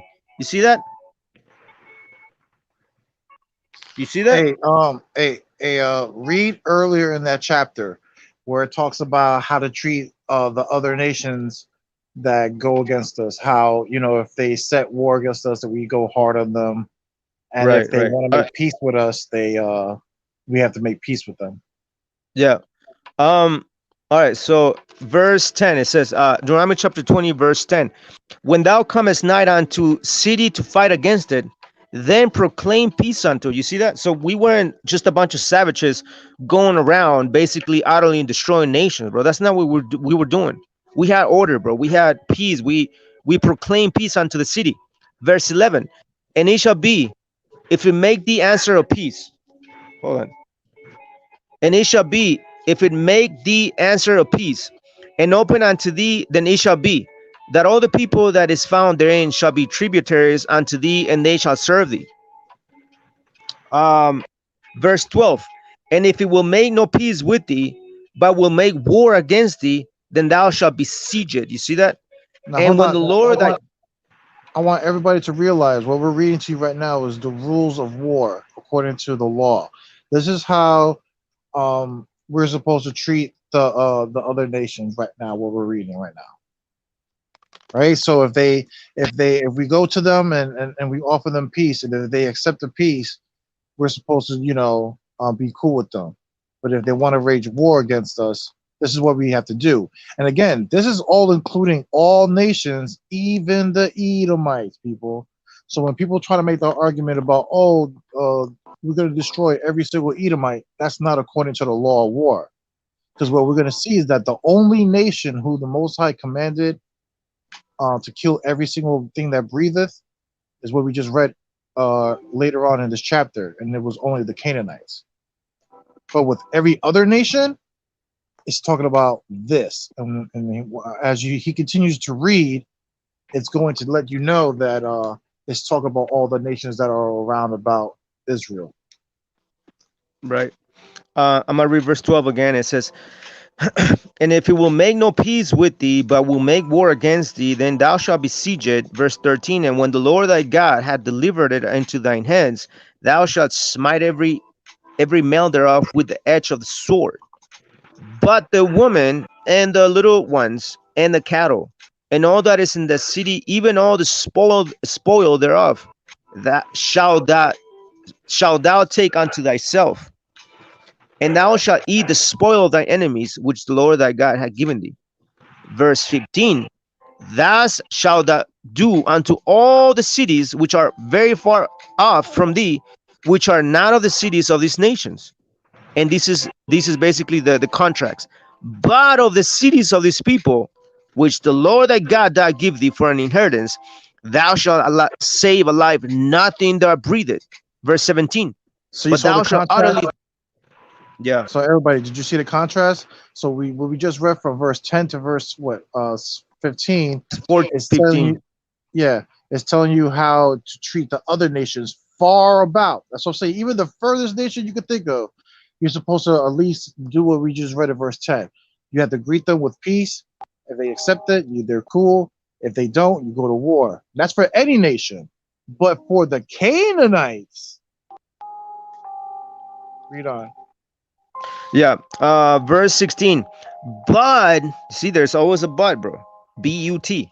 But of the cities of these people, which the Lord thy God doth give thee for an inheritance, thou shalt save alive nothing, nothing that breatheth, but thou shalt utterly destroy them, namely the Hittites, Canaanite nations, the Amorites, Canaanite nations, the Canaanites, and the Perizzites, another Canaanite nations, the Hivites, another Canaanite nations, the Jebusites, another Canaanite nations, as the Lord thy God had commanded thee. See that? See that? It's right there. So literally, there's a contrast between verses 10 to 15 of how do we deal with the other nations that are non-Canaanite nations, non-African nations. But the African Canaanite nations, you guys read verse 16 and 17. What was the commandment, bro? See, nothing that breatheth. Save alive, nothing that breatheth. Thus say the scriptures, not thus say us. We're not saying these, bro. We're just reading the scriptures. But you have a lot of these clowns, bro. A lot of these demons, bro. Pull up the brother's Complete. question. I don't know. Um, what's his name? That one? Oh, that one. You said you sacrifice Canaanites. Can you show me scripture for No, that, he Victor? said, "Can the Canaanites be saved just like the Gentiles?" Oh,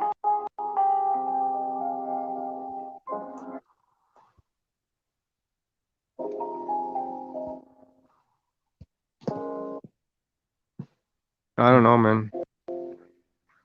Oh, you don't see it? Uh, okay, right here. Can the Canaanites be saved just like the Gentiles? Again, salvation, what we call salvation, is only for Israel.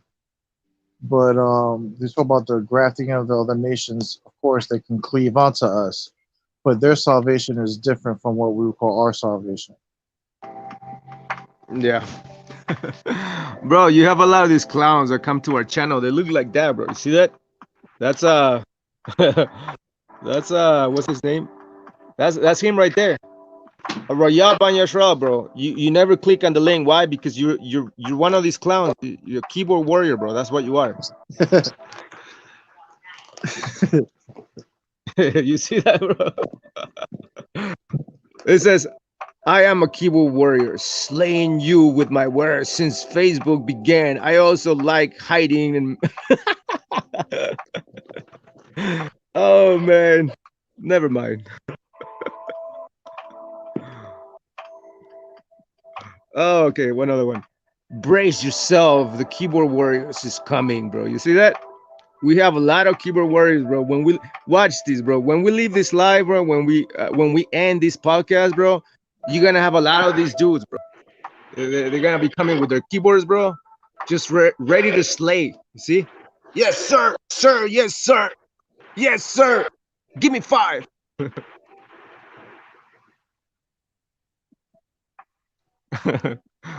Oh man. Oh, see that? That's you, Araya Banyashra, bro. That's you, keyboard warrior, bro. You see that? You should change your profile picture, man. But anyways, anybody else want to come onto the show, bro? Let me know. Let me know. I'm gonna share the link again.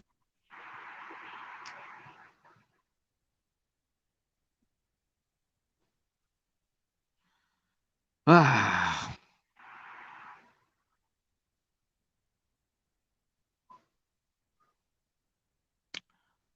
Anybody else, bro? Anybody? Shalom. Anybody has any questions, man? Anybody wants to come and say something? Anybody wants to debate that cause? Anybody wants to challenge me or challenge Jose Vega? Anybody wants to challenge the Ancient Watchmen, our teachings? Bro, we are right here, bro. We are live. We're just waiting for you guys to come on. No, nobody wants to be a man. Nobody.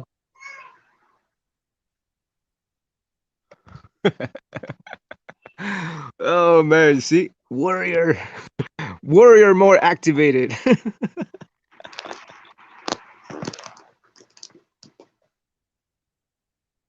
No, bro. As a matter of fact, I'm gonna show you that the laws was given by angels, not by the Most High, bro. Watch this. I'm gonna show it to you, bro. I'm gonna show it to you. Hold on.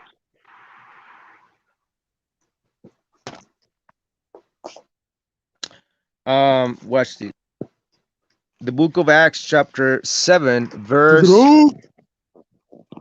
Where's it at? Oh yeah, verse 53. It says, "Who have received." A matter of fact, let's read a little bit of context. It says, ye stiff-necked and uncircumcised in heart or mind and ears, ye do always resist the spirit of wisdom, as your forefathers did, so do ye. Oh, he showed up, bro. Hey, give me a minute, bro. Give me a minute. I'm answering some question, bro. Hold on.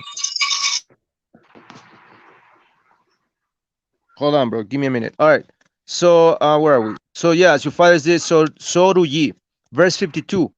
Which of the prophets have you not your fathers persecuted?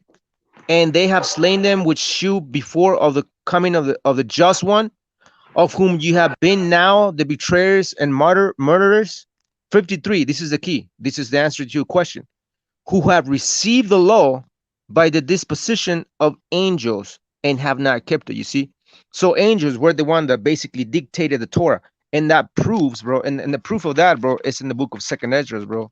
When we read about the law being rewritten again by 5 Levites, scribes, by given to them by an angel, bro.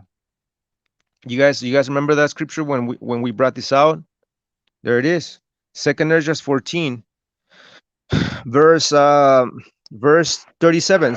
So I took the 5 men and commanded me, and we went into the field and remained there. And the next day, behold, a voice called me, saying, Esdras, open thy mouth and drink that I give thee to drink. Then opened I my mouth, and behold, he reached me a full cup, which was full as it were with water, but the color of it was like fire, so on and so forth. So basically, you have the scribes basically writing for 40 days and 40 nights. They wrote 204 books. But the whole point, bro, is that it was given by an angel. So the disposition of angels was the one that gave the law to the tribes back in those days. But anyways, And one of the key texts to prove also that Christ was dealing with Moses and Joshua is when you go to what is it, Exodus 23, I believe.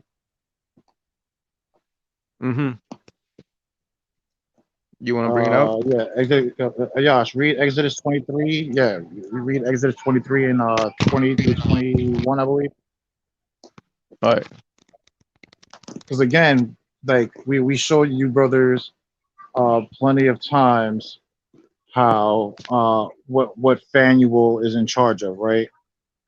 Yep. All right. All right. Go ahead. So Exodus 23, I'm gonna start verse 20, right? Yeah. All right.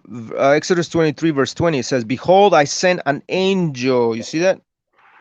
Behold, I sent an angel before thee to keep thee in the way and to bring thee into the place which I have prepared. Beware of him and obey his voice. Provoke him not, for he will not pardon your transgressions or your sins. For my name is wait. Who's gonna what? Not forgive you of your sins? the angel. Now, what angel again is in charge of your repentance? Phanuel. Yep. So verse 21, beware of him and obey his voice. Provoke him not, for he will not forgive your transgressions or your sins, for my name is in his name. What is that noise, bro? So that's my daughter. So you see, brothers and sisters, right there. Yes, when you say that Christ deal with Moses, stuff like that, as you clearly see, yes, he did.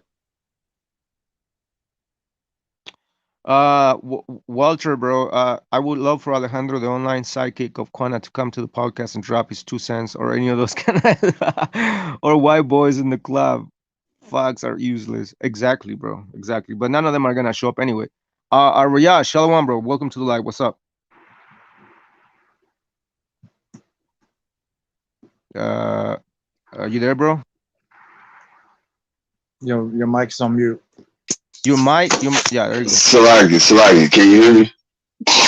Sure, man. What's going on? Hey, I don't know. I'm trying to figure out what's the topic of today. I heard you guys were talking about me your last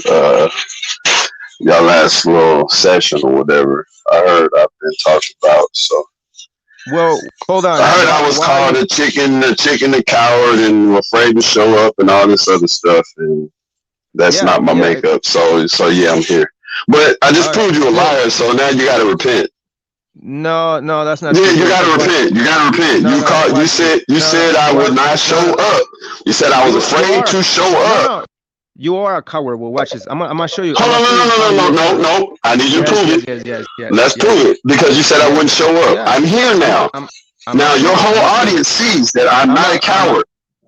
Well, you've been a coward before, because every Stop lying. I'm gonna show you. Watch this. Jose even told you. Jose said your last show that I was respectful. So how am I a coward now?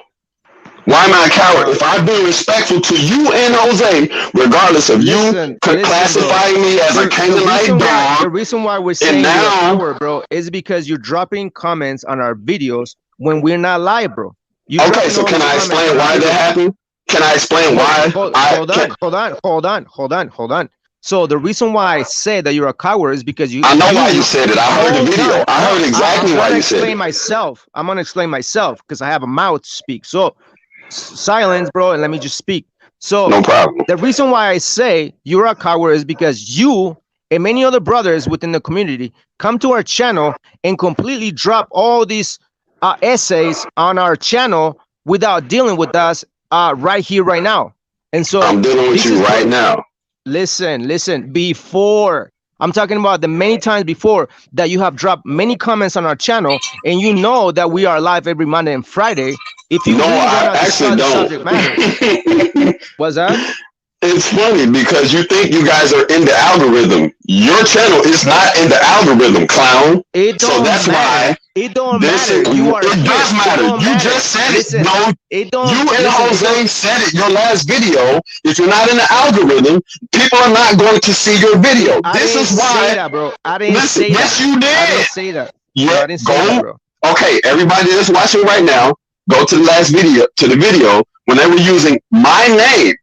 I was used in their last video. You said I was a coward. I wouldn't show up. And you said the reason why. If you look at the reason why, you will see it's not factual. Now, my question for you, I have one question. Can I ask my question? Yeah, give me a minute. Hold your question, bro. Hold your question. No problem. No problem. Yeah, hold your question, bro. This is what I'm saying, bro. Watch this. You see that? This is 2 weeks ago. Isn't that you, bro? Is that you? Yes or no? Araya, is that you? Yes or no? That's me. Yes, it is. Okay. So this video was 2 weeks ago when we did the Eternals versus fake prophets, bro. We were live. That was a Monday. You went ahead and dropped a comment 2 weeks ago, and then you kept going back and forth with Jose Vega and myself. You see that? You see that? Okay. Can I? Okay, hold on. I know. It's okay, bro. I know. So the whole thing of me saying that you're a coward is because of this right here, bro. Just like you have exactly, bro. Because you guys, that's fine. I'm sure you listen. I'm good boy, bro. Good boy. But anyway, so the whole point, bro, is that the reason why I said that you're a coward is it's not just you. It's many brothers that come into our channel, bro. When we finish our podcast, bro, and all of a sudden you guys completely do this thing. Okay. People warrior stuff, bro. And not right. with us. Thank you for the meme. Thank you for the memes. Okay, now. Sure. You said I'm a coward. You said I was a coward because I wouldn't show up. Exactly, I showed up. yes. I showed up. Good. I'm here now. That's good, bro. Okay, what do you need now? You need a crown? Wait. Hold on. You need a crown? Because now, because two people are talking. I can't hear. Two people are speaking at once. I cannot hear. I need to understand who is speaking. Hey, Charles. Hold on. Let me address something. Look at the comment you put on there. Is he there? Oh, no. He's dark as fuck. So now you understand why we don't fuck with y'all. Bunch of bitches. We don't need. No. Hold on. You asked me to come on here. Now I'm here. You asked me to come on here. You asked me to come on here. Let's not play his game. Okay. You asked me to come on here, and I'm here. Okay, Charles, show us the people in Peru selling drugs like you came on the board saying. Oh, actually, okay, I'll give you the source. Go ahead. Because I want to clarify something. Because I know you, but you're offended. Hold on. No, listen.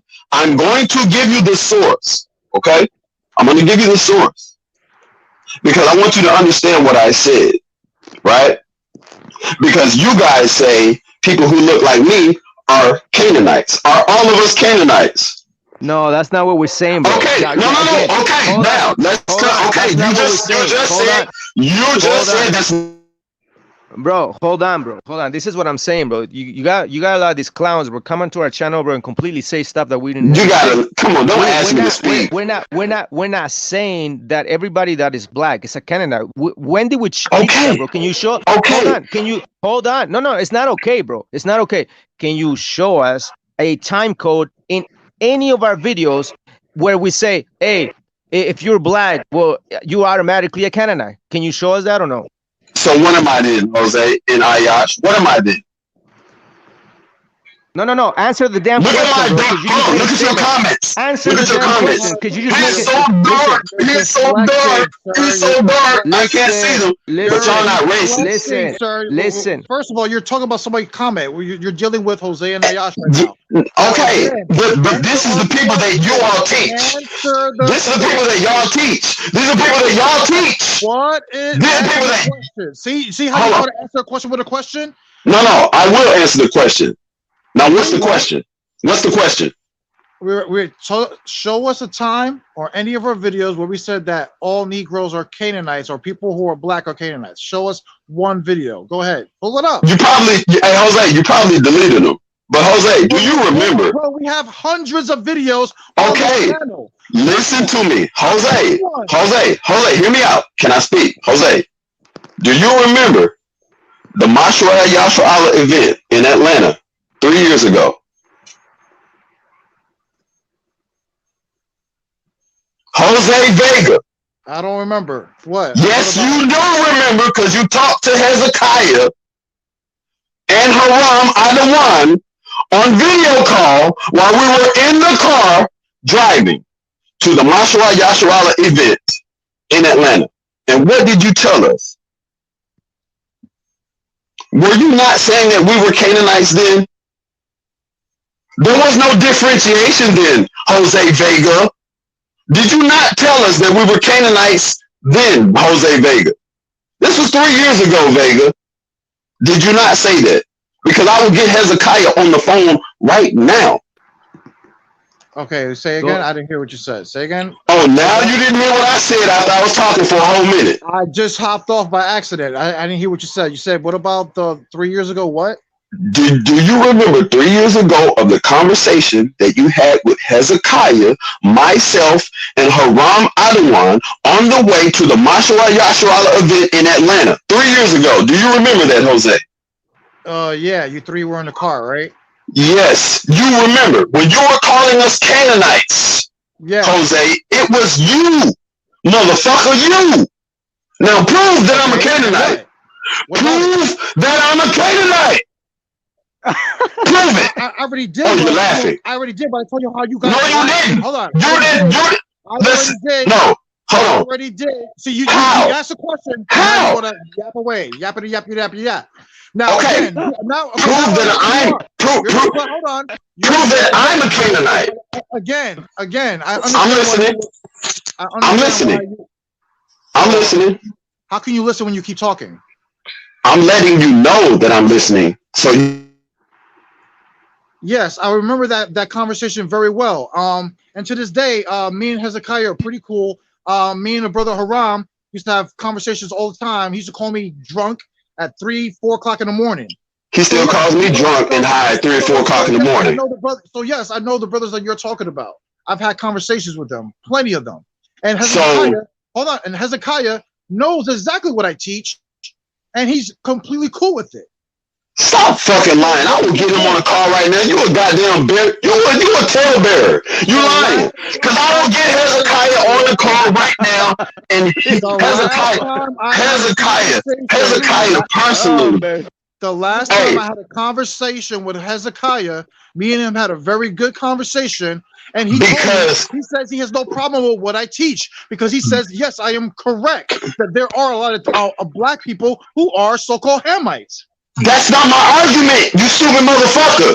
That's not my argument. You're not listening. That's not my argument. Then what is your argument? The argument is you're looking at me and you're telling me I'm a Canaanite. Where is your proof, nigga? Where's your proof? Where is your proof that you're an Israelite? Hold on, I asked. Where's your proof that you're an Israelite?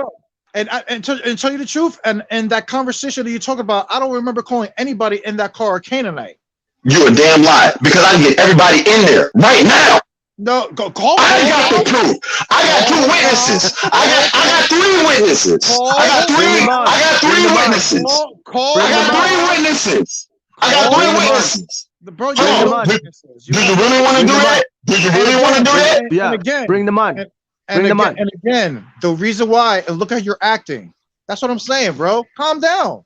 Calm Come on, man. Now Calm down. again, hold on. Now you were All making. right. I'll calm down. I'll calm down. I'll calm down.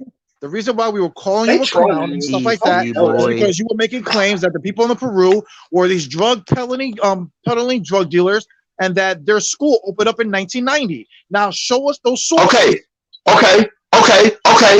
cool. No problem. Hold on. I showed the sources last week. I mean that I believe the video after that of it came out. My mic keep getting muted. So I already debunked that whole point. Now show me them being a drug cartel, selling drugs and stuff like that. Go ahead. Okay, I will. 1 second. Now let me address this comment that you guys keep hot. Blacks cannot even grow a beard. I've seen more black brothers with beards than our so-called Aztec warriors, motherfucker. So this old bitch ass, what's his name, ex-home, whatever his is, old fake ass, Quetzalcoatl ass nigga, tell him to bring his bitch ass up and talk to a real Jew like this. Man. But hold on, let me speak, because I'm not even mad. The thing is that mad, bro. That's fine. That's fine. But you asked me. But hold on, but Ayash, did you ask me to come on here? Because you said I was a coward, I wouldn't come. Now I'm here, so let me speak then. Let me speak then. We're letting you speak, bro. But okay. Let me ask you. Yeah. Okay. Now I'm gonna address what Jose said. The reason why. Let me show you the community what Jose is talking about, because we're not making this up. Watch this. Watch this. This is what the brother said, right? Watch this. This is 2 weeks ago, Friday Night MaYaM episode 26, which is 2 weeks ago, right? 2 weeks ago. That's you right there. Raya Ban Yashra 2 weeks ago. You said, Jose, those people are converts, and Ezekiel was a false prophet. Also, he was supposed to listen, bro. Listen. I am listening. Okay, well, be quiet. Also, he was supposed to, bro.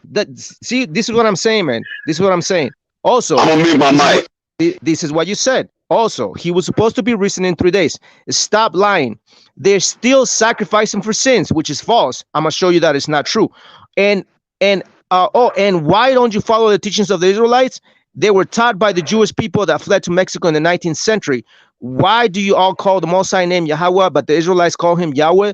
That community was a bunch of drug smugglers. Also, that school didn't get established until the 1990s, bruh. Well, right. That's exactly what was saying. Now, because it's the truth. Now, well, prove it. Pull up your sources, your articles. Go ahead. Hey, you ready? Prove it. All right, you ready? Yeah, okay. We're ready, bro. Go ahead. Share it, and Shamar will share the screen. Go ahead. Share the screen now. I don't even need you to share my screen, okay? You ready? I will. No, I want to share the screen because I want people to watch the source. Okay. And whatever. Well, if you want to share the screen, then it's going to be worse for you all. So, hey, I mean, whatever. I don't need to share my screen. I'm ready to share the screen. Go ahead. No, I don't need you to share my screen. Okay? So, this is what we do. So now, you make it up? Make it up. I'm not the source. I'm telling you where the source is. So okay, listen first. Listen first, because I'm about to tell you. There was a documentary, okay, about, I think it was Vice TV or Vice News, right? They went down to the compound because there was speculations about what's going on in the Amazon. Why these people seem to found this type of newfound way of life. So Vice TV goes down there, do the research, finds out this community has had some issues with the coca plant. You know about the coca plant. You can't tell me that it's not reality, because you can research this and say that community has had issues. Now, Jose, I'm not saying that all of them were involved in the activity of drugs, smuggling, or because I believe that those people are Israel. But what I'm telling you is that you cannot sit here and say, oh, we were doing this first, when they still call him Jehovah, like the Gentiles. All right, bro. Hold on. No, hold on. Hold on, bro. Now my mic is muted. Why is It's my not mic mute, muted? bro. It's not mute, bro. It's not mute. Go ahead.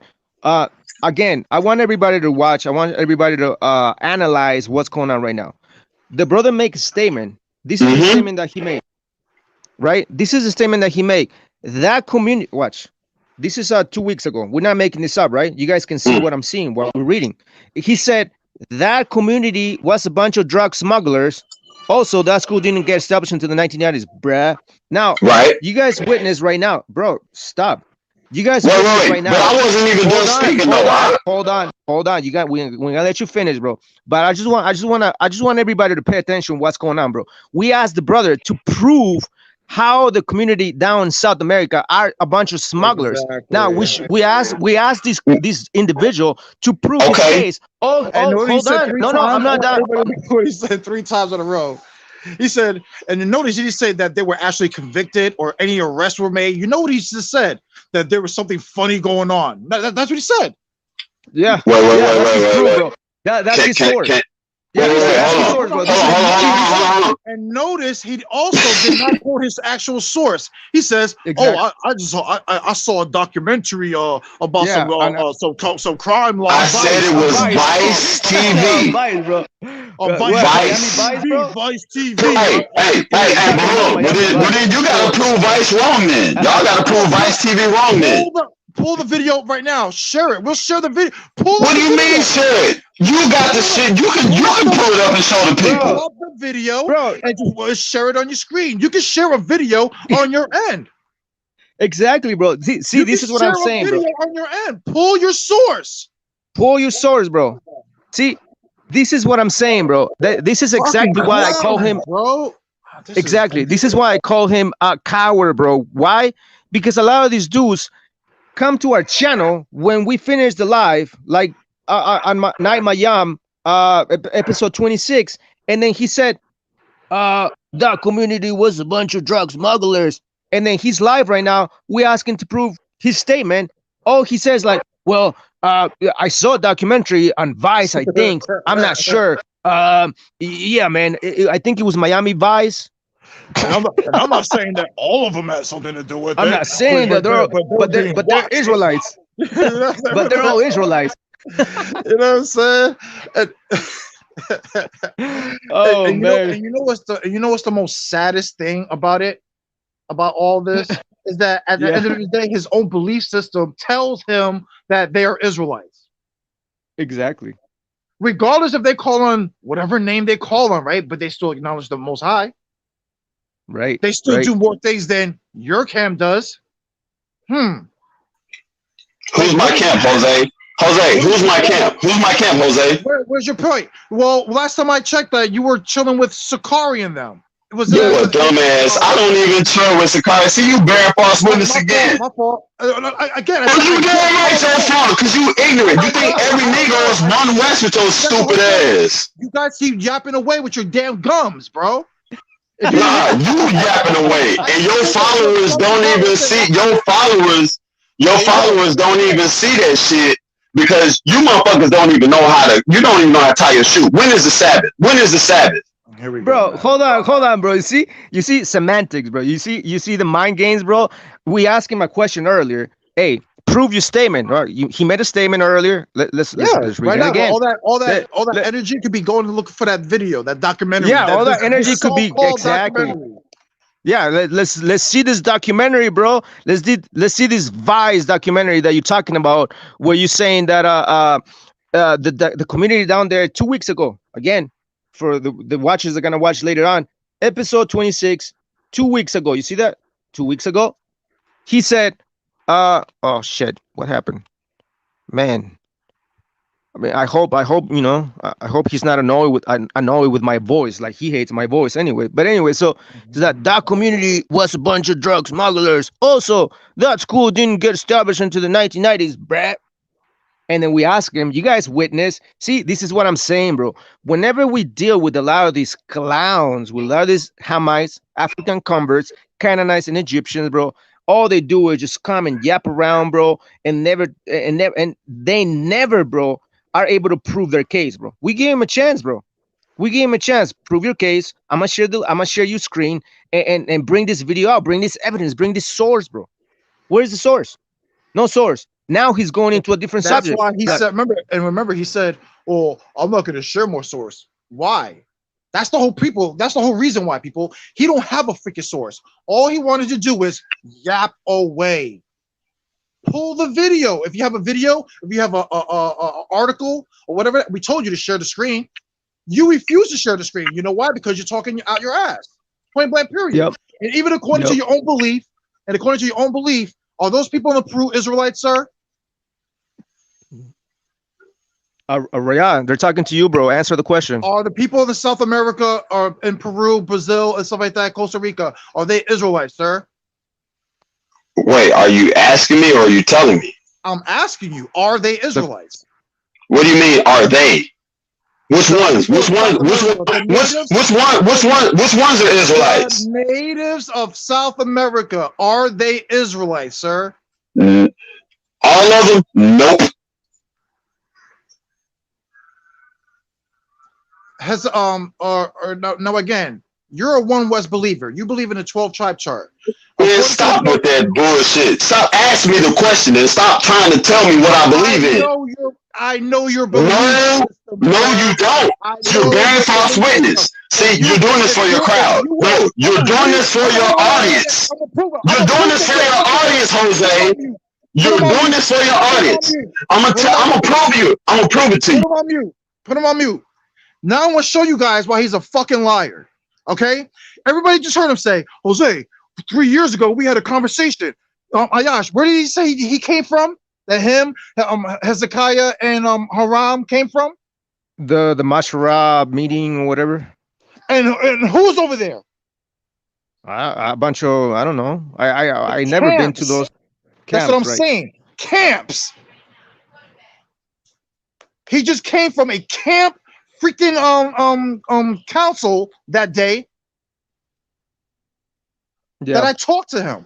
But yet he's here talking about he don't believe in the 12 tribe chart. Listen, stop your lies. I know what you believe in. I know what Hezekiah, because like I said, I know what they teach. They're campers. Haram and them are campers. They believe in it. They believed in the 12 tribe chart. The hell are you talking about? Right. And everybody heard him. Oh, I came from a conference 3 years ago. You was on the phone with me. You was on the phone with all three of us in the car. We came from the camp. You just came from where all the camps came from. The hell are you talking about?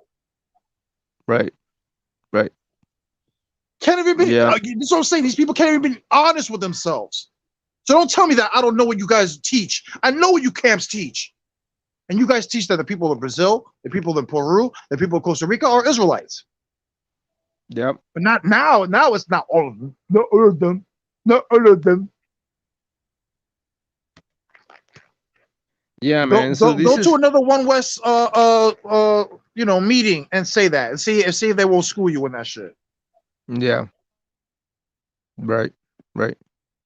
So, again, going back to the comments, bro, that we get every time on our videos, bro, from different people. Obviously these One West individuals, bro, they never want to come and debate that cause. And whenever they come, bro, like you guys witnessed today, bro, you have these clowns completely lying, completely making things up. And then whenever we ask them to prove their case, they can never prove it, bro, which is exactly why I said that these dudes are just a bunch of cowards. Why? Because they come to our channel, they drop their comments, bro, and then just flee. They're just a bunch of keyboard warriors, bro. And whenever they're on, like today this dude is on, they can never prove their case, bro.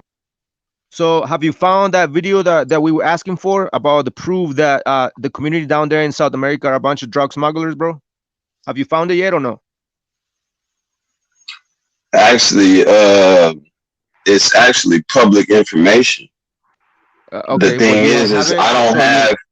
Hold on. Can I speak? Because y'all just muted me where I couldn't speak anything, and Jose just made accusations, and I couldn't even respond. And this is why I don't come to y'all channel, and then y'all be like, why don't you come on when we're live? And y'all mute me when y'all say stuff that's not even accurate, and I can't even rebut we're it or letting you respond speak, to it. bro. Stop Now, being the victim, bro. no, Stop you stop are. playing the victim. Stop Hold playing the on, victim. hold on. You're Okay, okay. you're I'm not a on victim. the panel. You're on the panel Okay, right now. Go ahead and okay, speak. okay. I'm not a victim, but I was just addressing that. But Okay. when you asked about that, I said it's public information. I don't have to share a screen. It's public information. It's public information. Okay, Oh, listen. that's it. If this So why information don't is you public, hold on. If this now? information is public, hold on. If this information is public, sir, can you tell us the name of this article, this documentary that you were talking about, sir? I would have to probably get like maybe like articles from like the Peruvian, like they're in that region as far as their newsletter, because they've been having issues in that region involving the community. So the reason why I said that is because that's what sources say.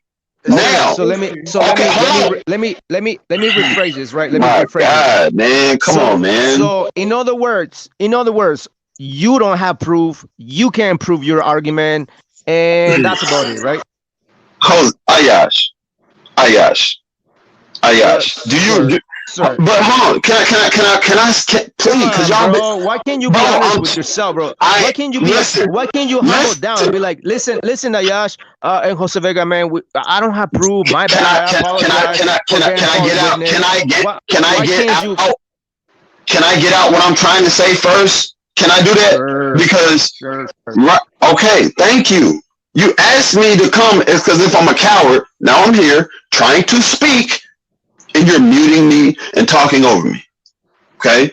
Now, Jose, I'm not One West. 3 years ago, when we had that conversation, I was under that understanding of One West. Okay?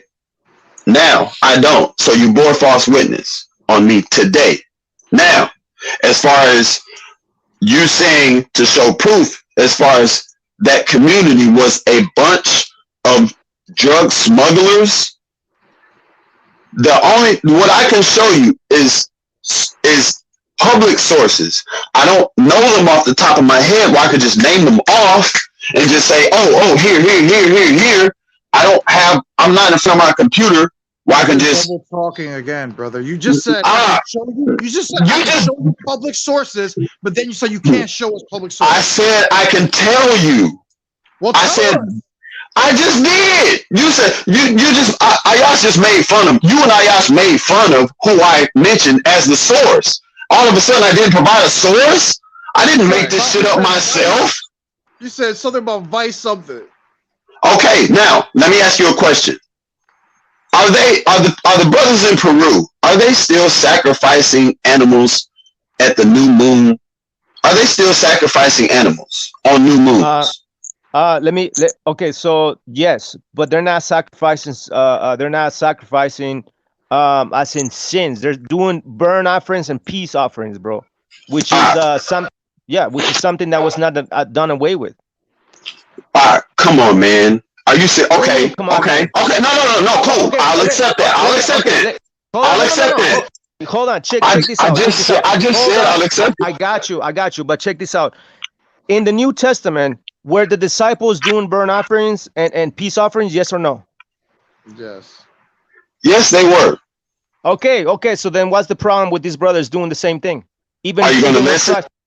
Okay. Are you going to hear me out? Hold on. I will hear you out. But again, during the times of Christ, even post Christ, 40 days after Christ even ascended to the Father, you had a lot of disciples doing burnt offerings and peace offerings unto the Most High through the Levites, which is exactly what's going on in South America by Levites down there, bro.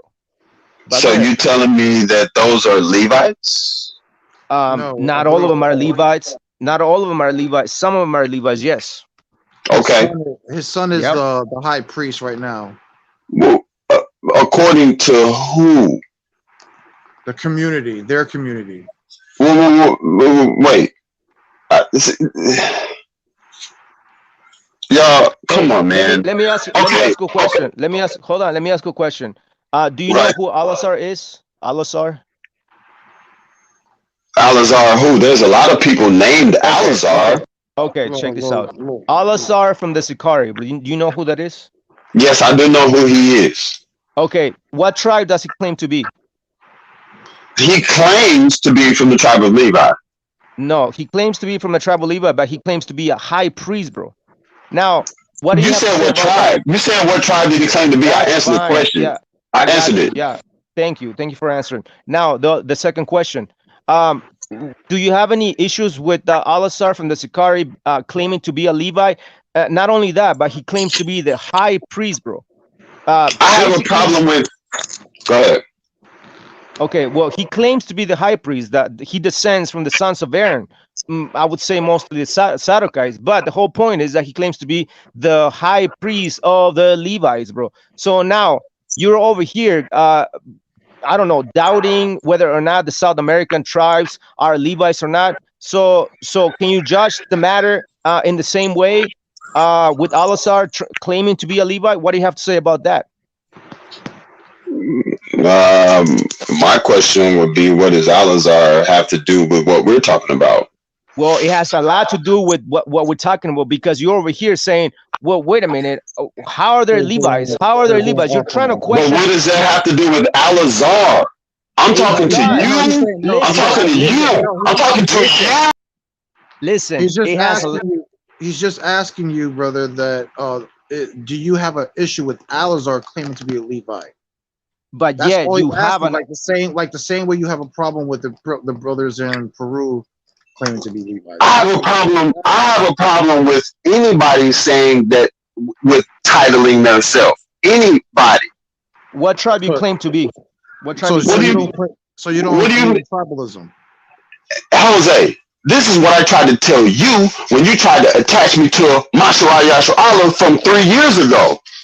You ran with again. That was the last time I spoke to you, right? Okay, and all I wanted to do was clarify. Okay, so hold on. I just wanted to clarify. I'm not there no more.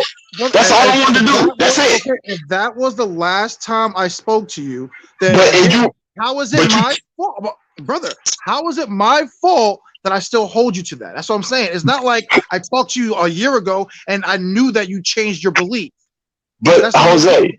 But Jose, by is the last conversation that you reminded me of 3 years ago about the time in the car that you and mom and them were in the car. But you and Ayah said that I've been on you guys' channel and I've offered the opportunity to speak. You guys have never allowed me to speak because you want to assume that I'm under this one West 12 tribe chart doctrine, Canaanite Negro only. And it's fucked up because I got Mexican brothers that I love. Okay. Y'all need to hear me out because this is coming from a so-called Canaanite nigga that y'all call because how I look, judging the outer appearance. No, hold on, because you're judging from. It has nothing to do with how you look. We have plenty of other Negroes that have been on the show, sir, and we have not called them Canaanites. So Jose, fucking lies. We have Campbell on, we have Zaya on, we have Mahara on, we have so many other brothers that have been on the show, and not once Judah Nazareth has been on the show, and we have not once called them a Canaanite. The reason why we called you a Canaanite is because of the spirit that you always come with all this contention on our boards. That's why, sir. But I don't call y'all Canaanites. I don't exclude y'all. I don't. We're not Africans. Because you can't, and neither can you prove it. Listen, you fuck boy. I don't exclude y'all. This is the problem. What you don't understand. I do not exclude you all. And we don't exclude black people. That's the whole point. Okay, so then why are we here then? So what's it? Okay. When you have So can we bring it down then? Now we can come to a middle ground now. Because you got people who look like me that are like, oh, y'all fucking hate us.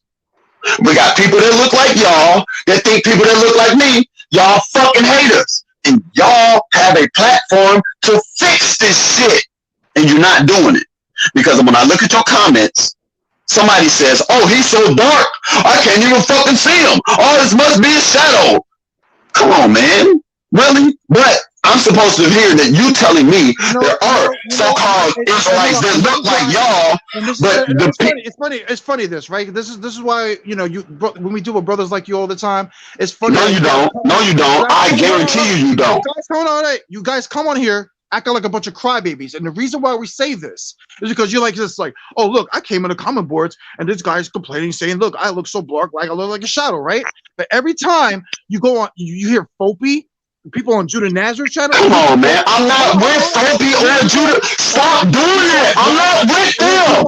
Fucking stop doing it. I'm not with. No, fuck that. No, fuck that, Jose. Fuck that, Jose. I'm not with Fopi or none of them. Stop doing it. Mute him again. Because again, he don't. This is why we say that you guys have no respect, because I'm not with Fopi. Interrupt a man in the midst of his speech. So in order to understand the argument, you have to understand what I'm saying to you. Now again, you have people like Sinetta, the conscious community, constantly talking shit and saying racist shit to either Hispanics or natives, right? But I don't see you going onto the channel talking about stop being racist to the Hispanics, stop being racist to the natives, blah blah blah blah blah blah blah. I don't see you on their channel. I don't see you on their channel talking about leave my Hispanic and native brothers alone.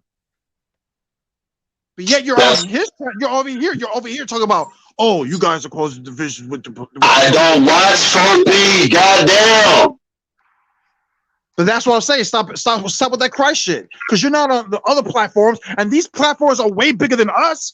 Bro, we only have 500 something subscribers. So none of them have tens of thousands. Because Jose, I know y'all from the camps. I know you and Ayash from the camps. I know you and Ayash from camps. Hold on. We had Lex Vortex on the platform 2 weeks ago talking shit to the Mexicans.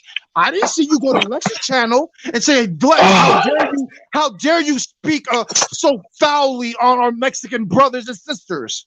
Bro, I defend my talking about you down for my people. Don't come here talking about you down for our people. Bro, when I start seeing brothers like you stick up for our people on those platforms, then we can start saying, you know what? You'll have respect for my brother, bro. Hold on. You know what? I take back all that shit I said about the brother Carter, because I see that brother goes hard for our people.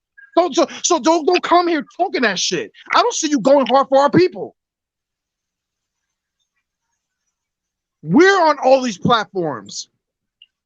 We're the real, and this is why we keep telling people we're the real fucking lions. We go on these platforms, these racist platforms, like the Lion's Den, like Fopi and all them.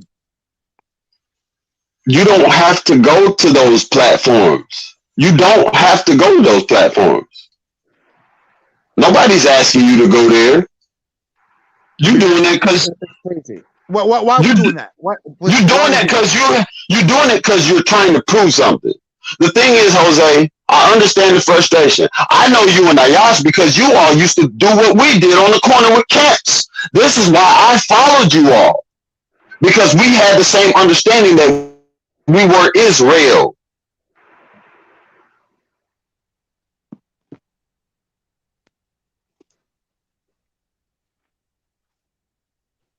Is that all?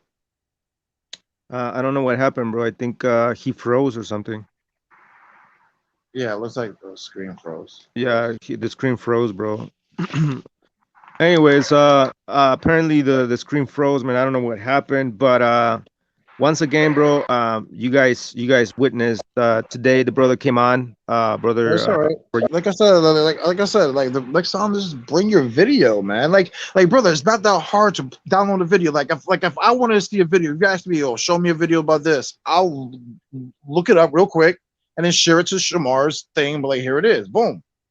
Like it's not that difficult. It's not that difficult to do. Right, exactly, bro. And you know, this is the natives, bro. These are our people that been in South America, bro.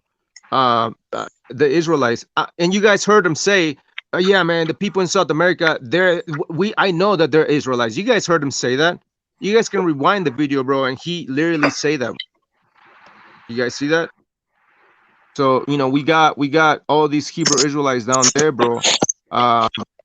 Keeping the commandments, bro. Keeping the feast days, bro. Teaching in the streets, like a lot of people do. We have a lot of beautiful sisters, bro, and we have people in all over the world, pretty much, bro. See the brothers teaching out in the streets, bro. We brought this information out many times, bro. Many times.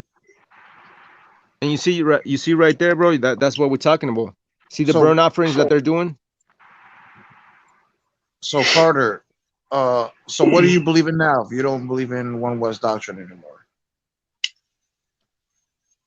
Carter, you there, bro? Is he still frozen, bro? Yeah, still frozen. Hey, yeah, man. I'll share the link again. Bring yourself back into the panel, bro, to finish your thoughts. So we don't want you to complain about that we don't allow you to talk and also. That's what I'm saying. Is you know what it is? These brothers like want to have like a 10-minute conversation. Like brother, like we could talk. Like you know what I'm saying? Like we're gonna allow you to talk. Just be patient, and just like be patient when we're patient when you on your part. You know what I'm saying? It's like we'll stop the cutting off. You know what I'm saying? The cutting off of each other in the midst of the speech. Like hear the whole matter. Yeah. Hey, Arroya, you there, bro? You frozen on your other channel or whatever. I don't know what happened. Yeah, I'm not sure what's going on, man. You see seeing yourself, bro? You're frozen. Yeah. 2 pages. Well, I don't know what's going on. I don't know, man. So, what do you believe in now? Since you don't believe in the 12 tribe chart anymore. The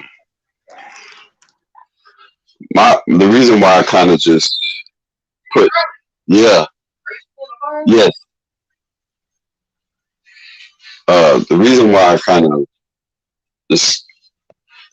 I didn't ultimately put it down. I had to step back and see who was who because things weren't lining up. Like what?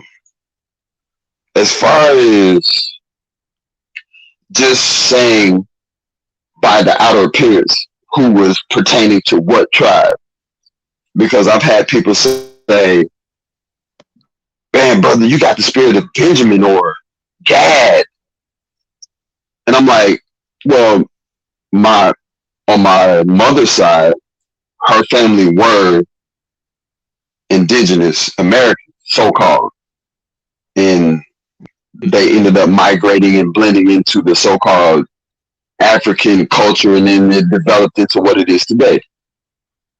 So I don't know what tribe I'm from. So I can't just say, oh, because I look like this other so-called kinky-haired, wide-nosed, bigger-lipped Judite so-called brother. Now I'm from Judah. Bring it over That's here. good. All I can do is to say is that these laws are on my heart and my mind, and to teach these to our people. And I take that with my works and my faith and say, I will die for this. That makes me an Israelite, quote unquote. Even though it's a title, but I say a commandment keeper. Now, with One West, with the whole second Esdras, I do not see boats. All I see is people crossing the Euphrates, going into another land. But that does not exclude my brothers of Latino descent as being Israelite. I just don't see it right there. That's good. It's not supposed to. That's why we don't even, like I said, try to even use Second Ezra 13 like that. We usually prove it through the Torah. Right. Like I don't use Job 30 and 30 to say that the Jews are black. Good job. Now, Good job, bro. if you ask me, learning. If you ask me, all I can do is show you what the relics show, the artifacts, the carvings, the paintings, and what the historians say about what they found and what the scriptures say. And that is it. And I surmise my thesis from that. And then I present it to the people and say, okay, this is what I found. Now you chew it, dissect it, whatever, eat the meat, spit out the bones. Now with Masha Yeshua, there was some fluff going on. I didn't know about it at first because, you know, brothers were teaching, I'm the comforter, I'm Holy Spirit, I'm this. I didn't know nothing about that until a few years ago. And when I heard it, I'm like, damn. Like, hold on, like, wait. You said that you were going to raise that, or the Mashiach was coming in year 2000, and he didn't come. And the only thing I'm saying is to you brothers, with a lot of pride and culture, with the whole Latino culture, I love it because I speak Spanish, I eat the foods, I have plenty of friends. Wait, you speak Spanish, bro? Culture. Hold on, you speak Spanish, you said? I can understand it more than I can speak it. Espérame. You can tell me any words. I can write it. Hold on. Te voy a hablar en español y me vas a decir qué es exactamente lo que acabo de decir. You gotta slow down. Hold on. Right. Hold on. You gotta slow down a little bit. En español. You gotta talk to me like I'm 5. Listen. Cause escucha. Escucha. Okay, I know what escucha means. Of course you do. You're supposed to know. You're supposed to know what escucha means. Anyway, so te voy a hablar en español y me vas a decir qué es lo que acabo de decir. I know you said you want me to say something in Spanish, but I didn't catch the other part. So you see where I'm at? So you don't speak as much Spanish. Okay, gotcha. Go ahead, bro. Yeah, it's broken, but yeah. So, but when the same thing that I see with what was his name, Jermaine or Comfy, whatever they called him, I've seen the same things with Ezekiel Atakusi. Because he was revered like the Messiah of the West. He told the people that he was going to raise after 3 days. So when he died, his community were waiting for him. He had the whole garment, the breastplate, the whole get up and everything. He was keeping the law, statutes, and commandments. I'm not taking it from him. But when you start saying things like, "Oh, I'm going to return this day," now you're putting yourself as a prophet, and if it doesn't come to pass, we know what Scripture tells us to do with that person. But brother, so now we're looking at the same thing from our brothers at One West. No, the whole and the same thing we're looking at our brothers in Peru. You can hear me? And it's going to lead us to the Mashiach. Because calm down, bro. Hold on, bro. You're talking too much, bro. Hold on, just relax. But the whole point is that's not the reason why we broke it out. The reason, I don't know if you watched that video of the breakdown we were doing. We were actually going against these Negroites, right? And they were trying to tell us that that it was the black man that woke up first, teaching Hispanics that they're Israelites, and he brought up One West. All we did was bring up these people whose school opened up before One West. Right. That was the whole point. Now that was the whole point. Now I understand. Hold on, brother. Hold on. About the prophet, we'll let you speak. But the point about the prophet part, we don't really care. Okay, fine. Even if Ezekiel claimed to be a prophet and he wasn't, whatever. Same thing like you just said about the One West. They came up with prophecies that never came to the pass, the 2,000-year prophecy. Okay, whatever. That wasn't the point. The whole point was that the video that you were watching me saying this was addressing Malak and them from that Negroite camp. That's all it was. and I was just proving them wrong about that point. You better know what you. Yeah, We're not here saying I understand that. we're not saying that he was a saint. We're not saying anything, but the point is that they believe that they're Israelites. He believed that an angel came to him to bring out the commandments again to the people. Right. What's But wrong with that? There's nothing wrong with that. Someone claiming that I'm here to bring the commandments back. Right. But the same thing happened to the commandment keepers. And then when it branched off, we get their Canaanites. Listen, Araya, bro. But the difference about that is the commandment keepers, they were learning from the white men. You know that, right? So did the compound in Peru. The what? They learned. They still call him Jehovah. Listen, bro. Listen. But hold on, but it's not even just that, bro. There's plenty of other Hebrew schools in South and Central America. I know. Here since the 1800s. I know some of them. I know. That's what I'm saying. And they call him Yahweh. And a lot of those schools go back as far as World War I and World War II. Yeah, so that's all. What, the 40s? The 40s? When the Jewish people came, because they came to Mexico into the land, and they called their God Yahweh. Regardless so why do the brothers in Peru call our God after the same God that the Gentiles call? No, regardless of the name. That's what I'm saying. Like, even with like me, I really don't get into names like that. I respect everybody's belief on what they call their power.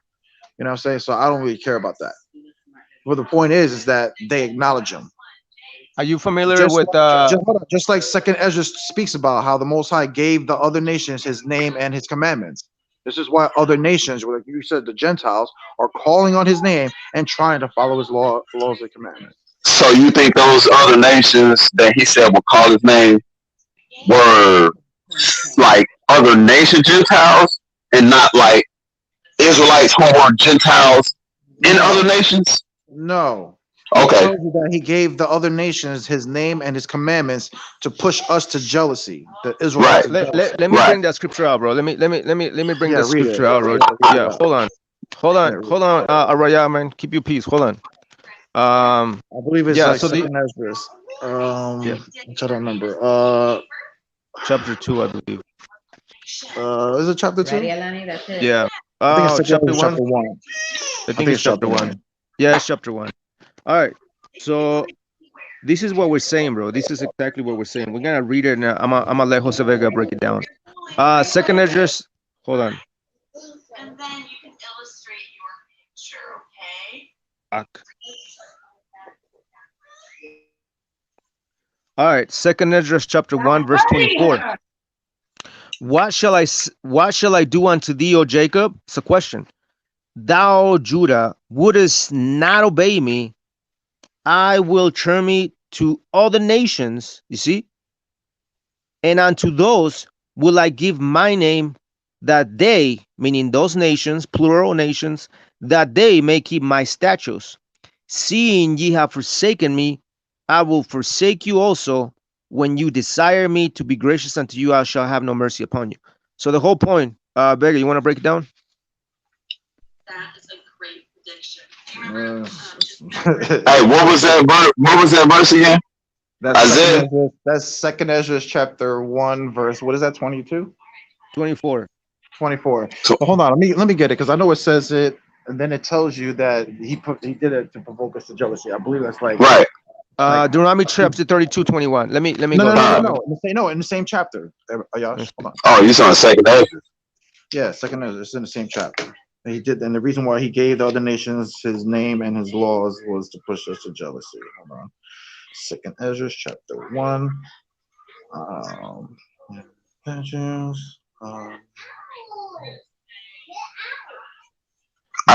I ask a question real quick about the other nations?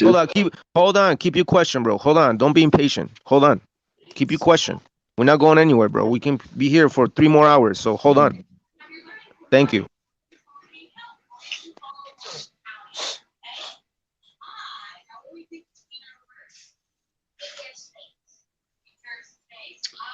So you told me to be quiet to show a line on the screen. Yeah, exactly. Hold on, Yeah, no. thank you. Hold on, bro. Hold on, but don't be in your feelings, man. Just relax, bro. Damn. Wow. Bro, it's the book of Deuteronomy chapter 32:21. I'm gonna read that. Hold on. 32, Deuteronomy chapter 32, verse 21. That's where the law says that was gonna happen, and then Ezra basically rephrases the same thing. 32 verse 21. There it is. It says the book of Deuteronomy chapter 32 verse 21. I'm gonna start at verse 20. It says, and he said, I will hide my face from them. I will see what their end shall be, for they are a very froward generation, children in whom is no faith. Verse 21. They have moved me to jealousy with that which is not God. They have provoked me to anger with their vanities, and I will move them to jealousy with those which are not a people. I will provoke them to anger with a foolish nation. Hey, foolish nation. Yeah. Now. So that's y'all, right? Hold on, bro. Hold on. Hold on, bro. 30 down. I'll say we'll go back to second Ezra. Read verse 30 down, bro. It's like almost the end of the chapter. So, in other words, hold on, bro. I told you to be patient, man. Why can't you just be patient? Calm down, bro. Damn. Hold on. It's not that serious. Hold on. Damn, man, it is serious, it's not bro. That, you guys gotta learn how to be patient, bro. You guys gotta learn how to be patient. I am being patient. I'm following along. You're not. Anyways, I am, bro. Second Ezra, chapter 1, verse what? Go back to you read verse 24. Read 30 down. All right. Second Ezra chapter 1, verse 30. It says, and I gather you together as a hen gather her chicken under her wings. But now, what shall I do unto you? I will cast you out from my face. When you offer unto me, I will turn my face from you. For your solemn feast days, your new moons, and your circumcisions have I forsaken. I send unto you my servants, the prophets, whom ye have taken and slain, and torn their bodies in pieces, whose blood I will require of your hands, say the Lord. Thus saith the Almighty Lord, your house is desolate. I will cast you out as the wind doth stubble, and your children shall not be fruitful, for they have despised my commandment and done the thing that is evil before me. Your house will I give to a people that shall come, which not having heard of me, yet shall believe me, to whom I have... Stop right there. And there's your proof that when he read in verse 24 about these other nations, that they're going to be calling on the name of Yahweh and following his commandments, that was actually talking about other nations.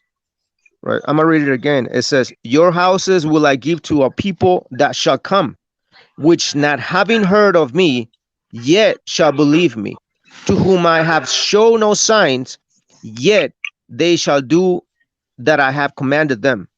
See? And you know that, and that's why it says your houses will I give to a people that shall come. We know that there was two groups of people that came on the side of the world, Edomites and Africans that came on the side of the world. So that's it. Yep, that's it. Wow.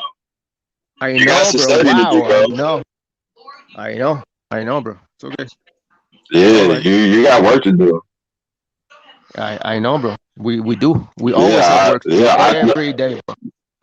That's a true statement. I can't deny that. We do have work to do. So again, when you see again, back to the point. So when you see heathen nations calling on other names of God like Yahweh or whatever the case may be, there's an explanation for it. Wait, are you saying that the brothers in Peru are heathen nations? No, that's not what we're saying, bro. Okay, because I mean, you brought that scripture out saying that other nations will believe. So I was just trying to understand. Well, hold on. What we're talking about, the reason why we brought this out is because you have a lot of Hold on. You asked me a question. So the reason why we brought this out, and we have brought this out many times before, is because you have a lot of Africans that are a bunch of African converts. They're converted into Judaism way back in the 1960s, bro. What does So Africans have to do with what? Because You they just also lost me. call on Yahweh and other. yeah, they What also does call on Yahweh, Africans Yahweh. have to do with what we're talking about? A Because we lot, were talking bro. about the It's name we, thing, bro. That's What? why. You were talking about the name. That's what you were talking Bro, about. what does that have to do with You Africans? You did. a You lot, said bro. that you said that these Oh my people goodness. were heathens I because you just were calling on the heathen god or something like that, and you said Yahweh. They were calling on Yahweh instead of Yahweh, right? Was that not your argument? And I said, yeah, but what well, does that have to do with Africans though? I don't care what they call them because I respect people has been shown to them. Whatever they want to call them, Ahaya, Yahweh, Yahoo. What you know what I'm saying? I've heard so many different names. Ahaya, sure, Ahaya, Exactly. Yah, So Jehovah, to me, that's just Jehovah. again, and we see through the scriptures, the Most High came in many different titles. So like I said, I Hmm. don't make a big deal about that. But I wasn't making a big deal about it. the I whole was just point asking is, the question. regardless if they call on Ahaya, Yahweh, Yahweh, that's why we read these scriptures for you right now. Why? Because it was said that the Most High was going to give them the name and tell them to follow the commandments. Are not the brothers in Peru and other Hebrew schools that we see in Central South, are they not keeping commandments? Not if they're sacrificing for sins. Well, we already explained that. I said No, they're not you sacrificing did. for sins. They're They're not not sacrificing for sins. They're doing burnt offerings and peace offerings, bro. Okay, hey, let me do Hey, me a what? Can I get back to y'all? Okay, Because but the whole point is that you still have to acknowledge there's many people that are calling on the name and trying to follow. I don't deny that. I don't deny that at all. especially It's Christ- obvious. We can see Let it. him. two great, Damn, bro. especially Christ's two great laws, which is what?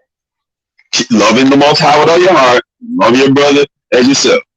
Exactly. I don't have a problem with that. Many and the funny thing is, brother, there's many Christians who hold on to that faith also. This is But why do I they tell practice people- it? And this is what but brother, do One West practice it? Wait, why are you hopping on One West? To me. Did Sakari just do Why are you hopping on Sakari on One West to me? I'm not with them. a stripper Passover? You know what I'm saying? Something like Talk to that. Sakari. Talk to Masha Yashrala. But again, Now you're talking to Araya, the seer. I'm not One West. I'm not Sakari. I can't answer for that. Well, we're talking about belief systems. You said Christians, but you're just a person. You're just a person. That's why I brought up a camp. That's a religious group. Oh, come on, a religious group. I know what you're trying to do. No, I'm just saying. Like, back to the thing where you were talking about this. You know, about the whole. I might be. You know, my mom is this. My pop is this. I don't know what tribe I am. This is why we keep telling brothers that the Christians actually have it more right than the freaking Black Hebrew Israelites or the One West. So, how do you identify who's an Israelite? Hold on. Hey, hold on. Let him finish, bro. Damn. Ayash, I wasn't even talking to you. You have to, brother. No, you're in our show, bro. You're in our show, bro. You show some respect. You have to because you have to hear the whole matter before you speak. You don't even know what I'm gonna say. No, that's fine. No, Jose, cool. Jose, cool. That's cool. But I'm saying I'm trying to hear you out because my phone is actually echoing, so it's kind of hard to hear. But when Ayash jumped in, it was kind of hard to hear you. That's all I was saying. Well, all I'm saying is stop interrupting, bro. Let Jose Vega bring his points out and then you can speak. Oh, okay. All right. Thank you. Yeah. Now I was saying back about the Christians having it right because at the end of the day, at least the Christians they don't judge people by their skin colors or anything like that. Most Christian churches, it don't matter what race you are or nationality. Wow. The churches accept you. You see what I'm Jose. saying? But hold on, brother. But that's what I'm trying to say. Okay. You're basically saying the listening. thing. That's what I'm saying, brother. You're basically saying the same thing. This is what we teach. Also, we're trying to tell people to get off all that flesh shit. And if you considered yourself to be a child of the Most High, then that's what you should be. Again, it's not up to us to tell us who is actual Israelites and who is Gentiles who want to cleave. And if Con, I agree. even if you are, let's say you're not even a blood Israelite, right? You can still be a Gentile that can cleave and get down with us. So then, how do you? That's why I'm asking. How do you identify? Just let him finish. Who's an Israelite? My point is, brother. My point is this: who cares? Who cares? Okay. Okay. And you know who should be, and I tell people this all the time: the people who should be our enemies are non-believers. Point blank. Period. Thank you. And this is why I told you. I've been telling everybody about the One West camps. The biggest problem I have with them is when they're on a street corner every freaking Shabbat, telling people who stop to listen to them, whether they're white, Asian, or black. For the black or the Hispanic man, they're automatically saying, "Oh, you're Israel, you're Israel." But yet, those same camps teach that there are white-looking Israelites for mixing. Exactly. They're Asian-looking. That's my beef. They're Asian-looking. Hold on. Israelites. There are Asian-looking Israelites that all this stuff. But yet, I seen the brother from House of Israel, what's his name? Shabak. I seen plenty, people, those camps that are in New York that literally have thousands of people just walking past their camp, right? And you see an Asian man stop by and listen, or an Arab man, or whatever the case may be, right? Right. Listening to stop to listen to the word, and their message to them is, "Oh, you're going in chains. You're going to how?" You're telling me these people who heard you speaking the words of God and the Most High is calling it, because of course that's the Most High's words coming out. They stop. Those right there. How do you know that they're Gentiles that can cleave? Exactly. And not even that. How do you know they're not Israelites? Exactly. And you're turning. I agree. And literally, you have other millions of people walking past your camp, not giving a damn what you're saying. Hey, but the few people that want to listen, the few people that hear the Most High's word that want to listen, your message to them is, get the fuck out of here. You're going in chains. I'm not going to deny him. How is that being a light to the Gentiles? Even to the Gentiles. It's not. It's not being a light. But I agree with you 1,000%, 1,000,000%. Because how are you being a light if you're shutting Gentiles out?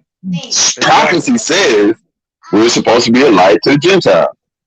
So if they're cleaving, that means Scripture is fulfilling. Hey, Trujillo, man, Shalom, bro. Have a great night, man. Thanks for coming on. But once again, man, this is the Ancient Watchman. This is Friday Night MaYaM, episode 28, bro. We have to say this every single time, bro, that there's gonna be white-looking Israelites, there's gonna be Chinese-looking Israelites, there's gonna be black-looking Israelites, bro. All sorts of Israelites as a speckled bird. So again, this notion that the Ancient Watchman Ayash and Jose Vega is saying that all Negroes are canonized, bro, is completely false, bro. That exactly what Brother Jose Vega is saying, bro, is what we've been saying for quite some time online, bro. It's just that the Sicarii did a horrible job at trying to slander our names to try to, get people to come in and listen to us. Why? Because they know that's not what we're saying. Literally, you guys heard it right now as we speak. We've been saying it many, many, many times over that there's going to be black Hebrew Israelites, white-looking Israelites with blue eyes and blonde hair, Chinese-looking Israelites, so on and so forth, bro. Why? Because literally the 12 tribes are scattered to the four corners of the earth. And they're going to be in every nation. And they're going to come out looking like a white man, like a Chinese, bro, like I don't know, bro, like a Mongol, like Hindu, bro, you name it, it's all there, bro. So for brothers to continue to slander a name on that subject matter is just completely evil, bro, at this point. Can I speak on that? Yeah, but shalom, everybody. Thanks for coming on. Those who are leaving the channel, thanks for coming on, man. Once again, we'll see you on Monday night, MaYaM. Smoke. Go ahead, bro. Go ahead. Hey. Oh, hey, hold on. Dragon Priest Kahan 7, bro. Hey, I dropped the link. Click the link, bro. I want to talk to you. I want to see what you're about, bro. Because I know you're talking about ayahuasca and Huitzilopochtli and Quetzalcoatl and all those things, bro. I want to pick your mind, but you lost me with all that Espanol. I know a little bit of it. Go ahead, but, bro. You want to say something? No, I wanted to say for you guys' platform, because I believe that we, from the contention that you all are getting, it's because of the way we've been taught. And then you guys are combating something in defense. And the people in the middle are like, wait a minute, both of you guys are Israel. What's going on? So now what this channel has to do, based on what everything Ayash just said about Israelites looking like these many nations of people, you guys in this channel have to help clean up this mess, because that's your job. You signed up for it. Me as well. But that's the thing, bro. That's the thing, bro. They have nothing to do with this, bro. Yeah. Wait. What mess? Hold on, bro. Hold on. You coming from a perspective of what's being done already. And when I say what's being done before, is the slander campaign that the Sicarii created against us to say Latino only. Hold on. There's no such a group of people calling themselves Latino only, bro. There's not a congregation. The Ancient Watchman has never been a Latino only movement, bro. Because we're not a camp, we're not a congregation, we're not a church, we're not a camp, we're a movement. So this Ancient Watchman movement has never pushed this idea of Latino only. That was just a slander campaign from the Sicarii. Now, when you say things like, well, your viewers and everybody that watches the Ancient Watchman and whatever they like, everybody that supports the Ancient Watchman are the ones that are supposed to clean up whatever the mess we created. We didn't create nothing, bro. It was created by One West in order to slander our names, because we coming in with the blaze, completely destroying the false doctrines from One West, left and right.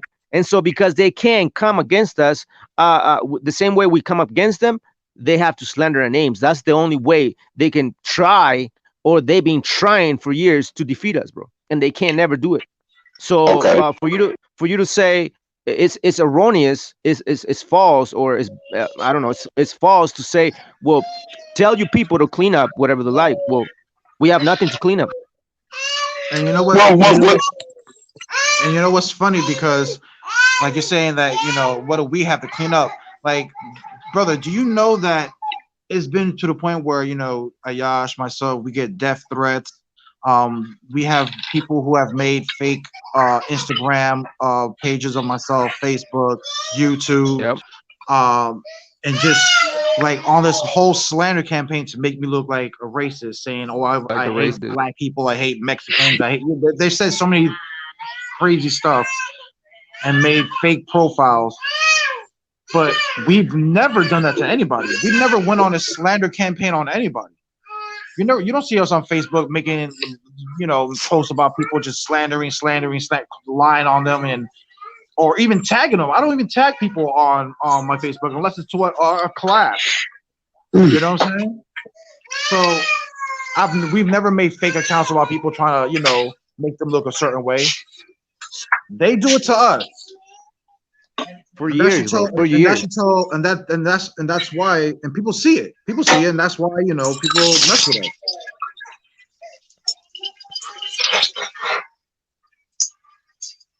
Yeah, but those are facts, man. So I just want to clarify that to you, bro, because I'm pretty sure you have this misconception against myself, against Jose Vega, against the Ancient Watchman, and that's not what's going on, bro.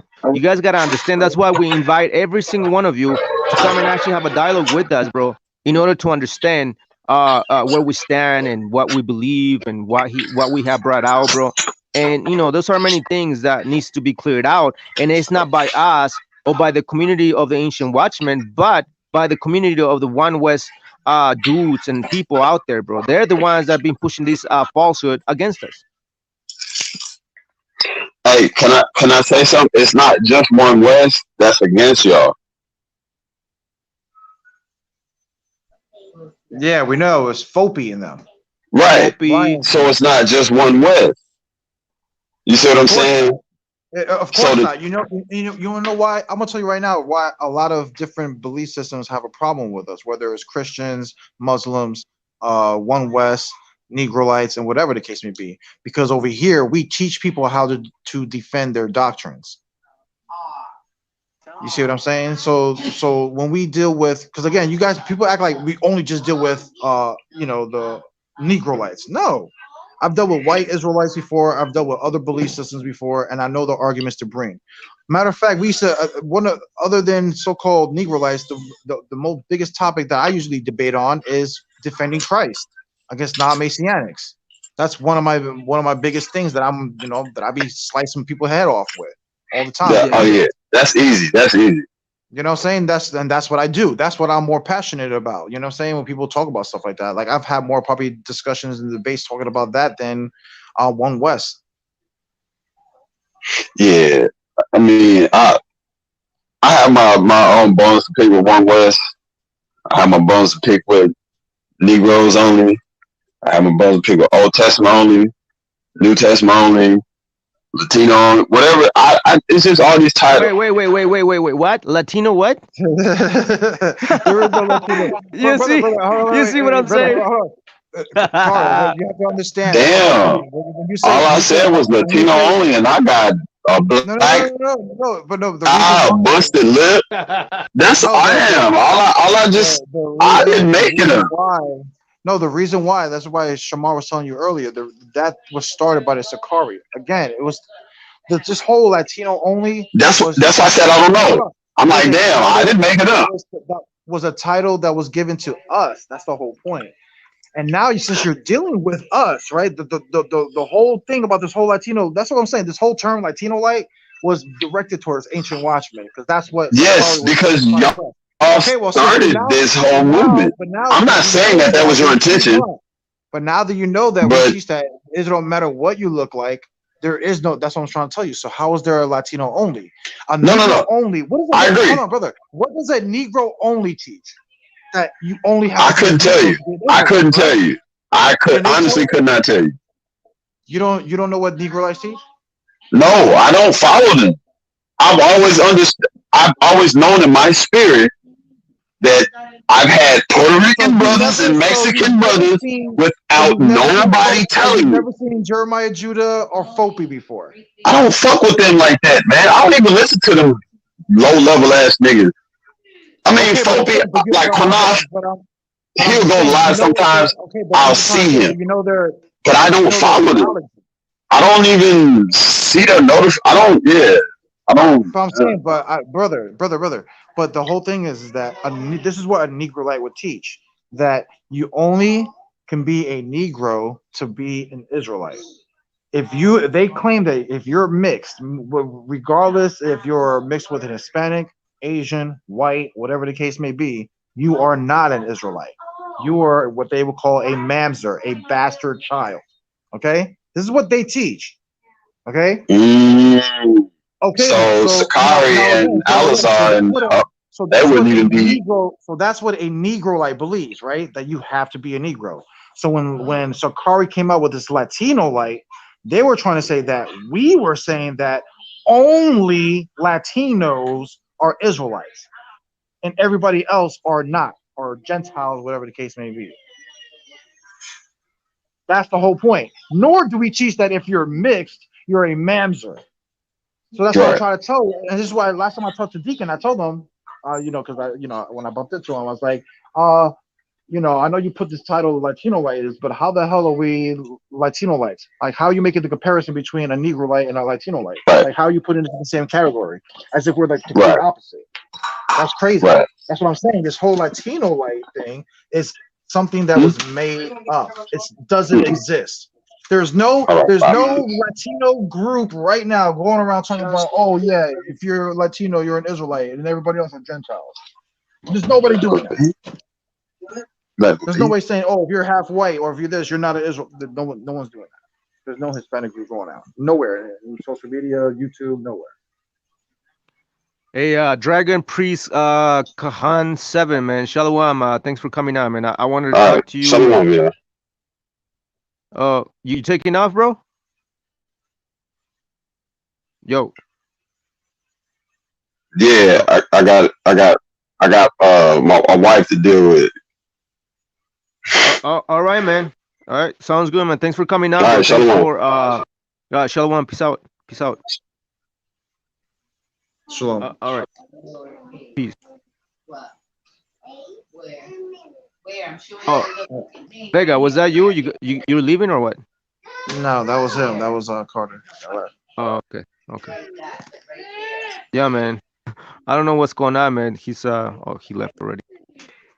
All right, everybody, man. Dragon Priest, man. I wanted to talk to you. I want to see what's going on with you, bro. Because I know you be talking about Huitzilopochtli, which I completely disagree with you. I don't think Huitzilopochtli was Moses, bro. Because when you look at the deities, the names of the deities of the Aztecs, bro, like Quetzalcoatl and what's his name? Huitzilopochtli, bro.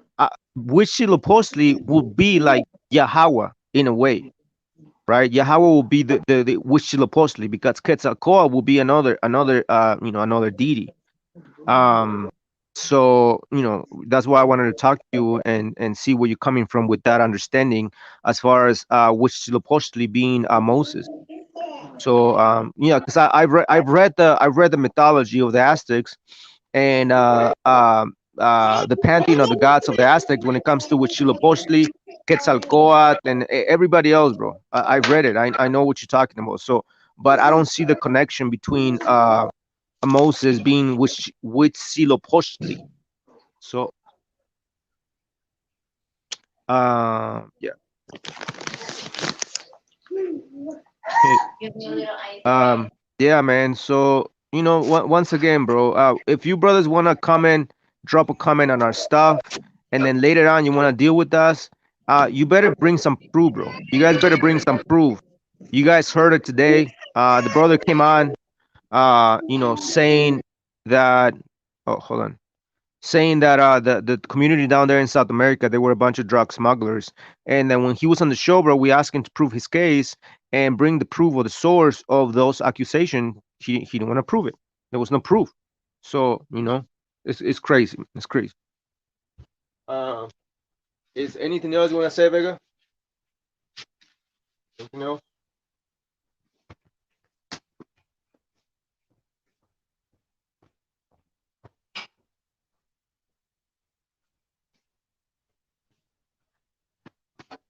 Yo. Hey. Yeah, I think we're gonna take off, man. We're gonna take off. But Getting late, yeah. yeah, it's getting late, man. We're almost 5 hours in. But any last words, Vega? No, just appreciate the brother coming on. Started off a little shaky, but then got better at the end. So Yeah, they got a little stable after. yeah.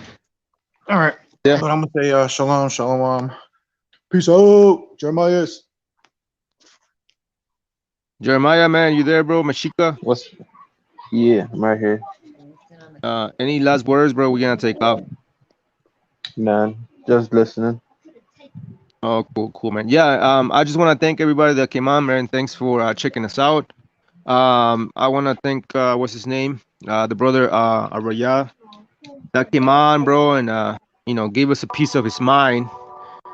Thanks for checking us out, man. Shalom, everybody.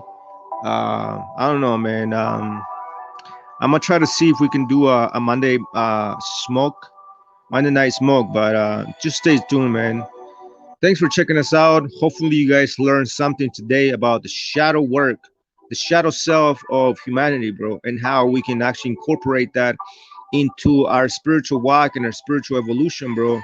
And going back to the book of Psalms, chapter 91, verse 5, the terror of night, bro, it goes into a staircase or spiral staircase, which leads us to elevation, bro.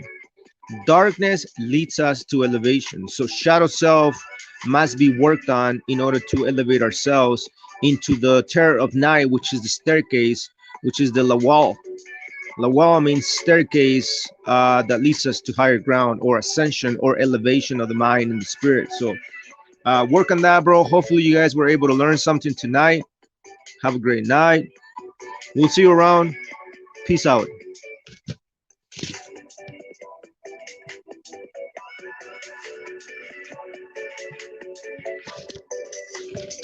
Hey, Trujillo, man. Thanks for being a moderator, bro. Thanks a lot. I appreciate it, man. Thanks for your work.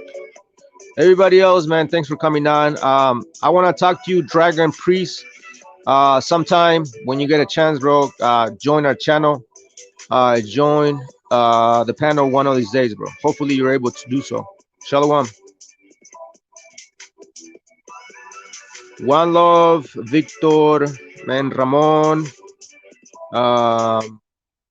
everybody else that came on, man. Big Ant, Shalom, Rudy Diaz. Shalom, bro. I don't think you've been here before, but you guys have a great night, man. Thanks for coming on. Yeah, you were a little late, but that's okay, man. You can always rewind the video. Have a great night, everybody. Ooh.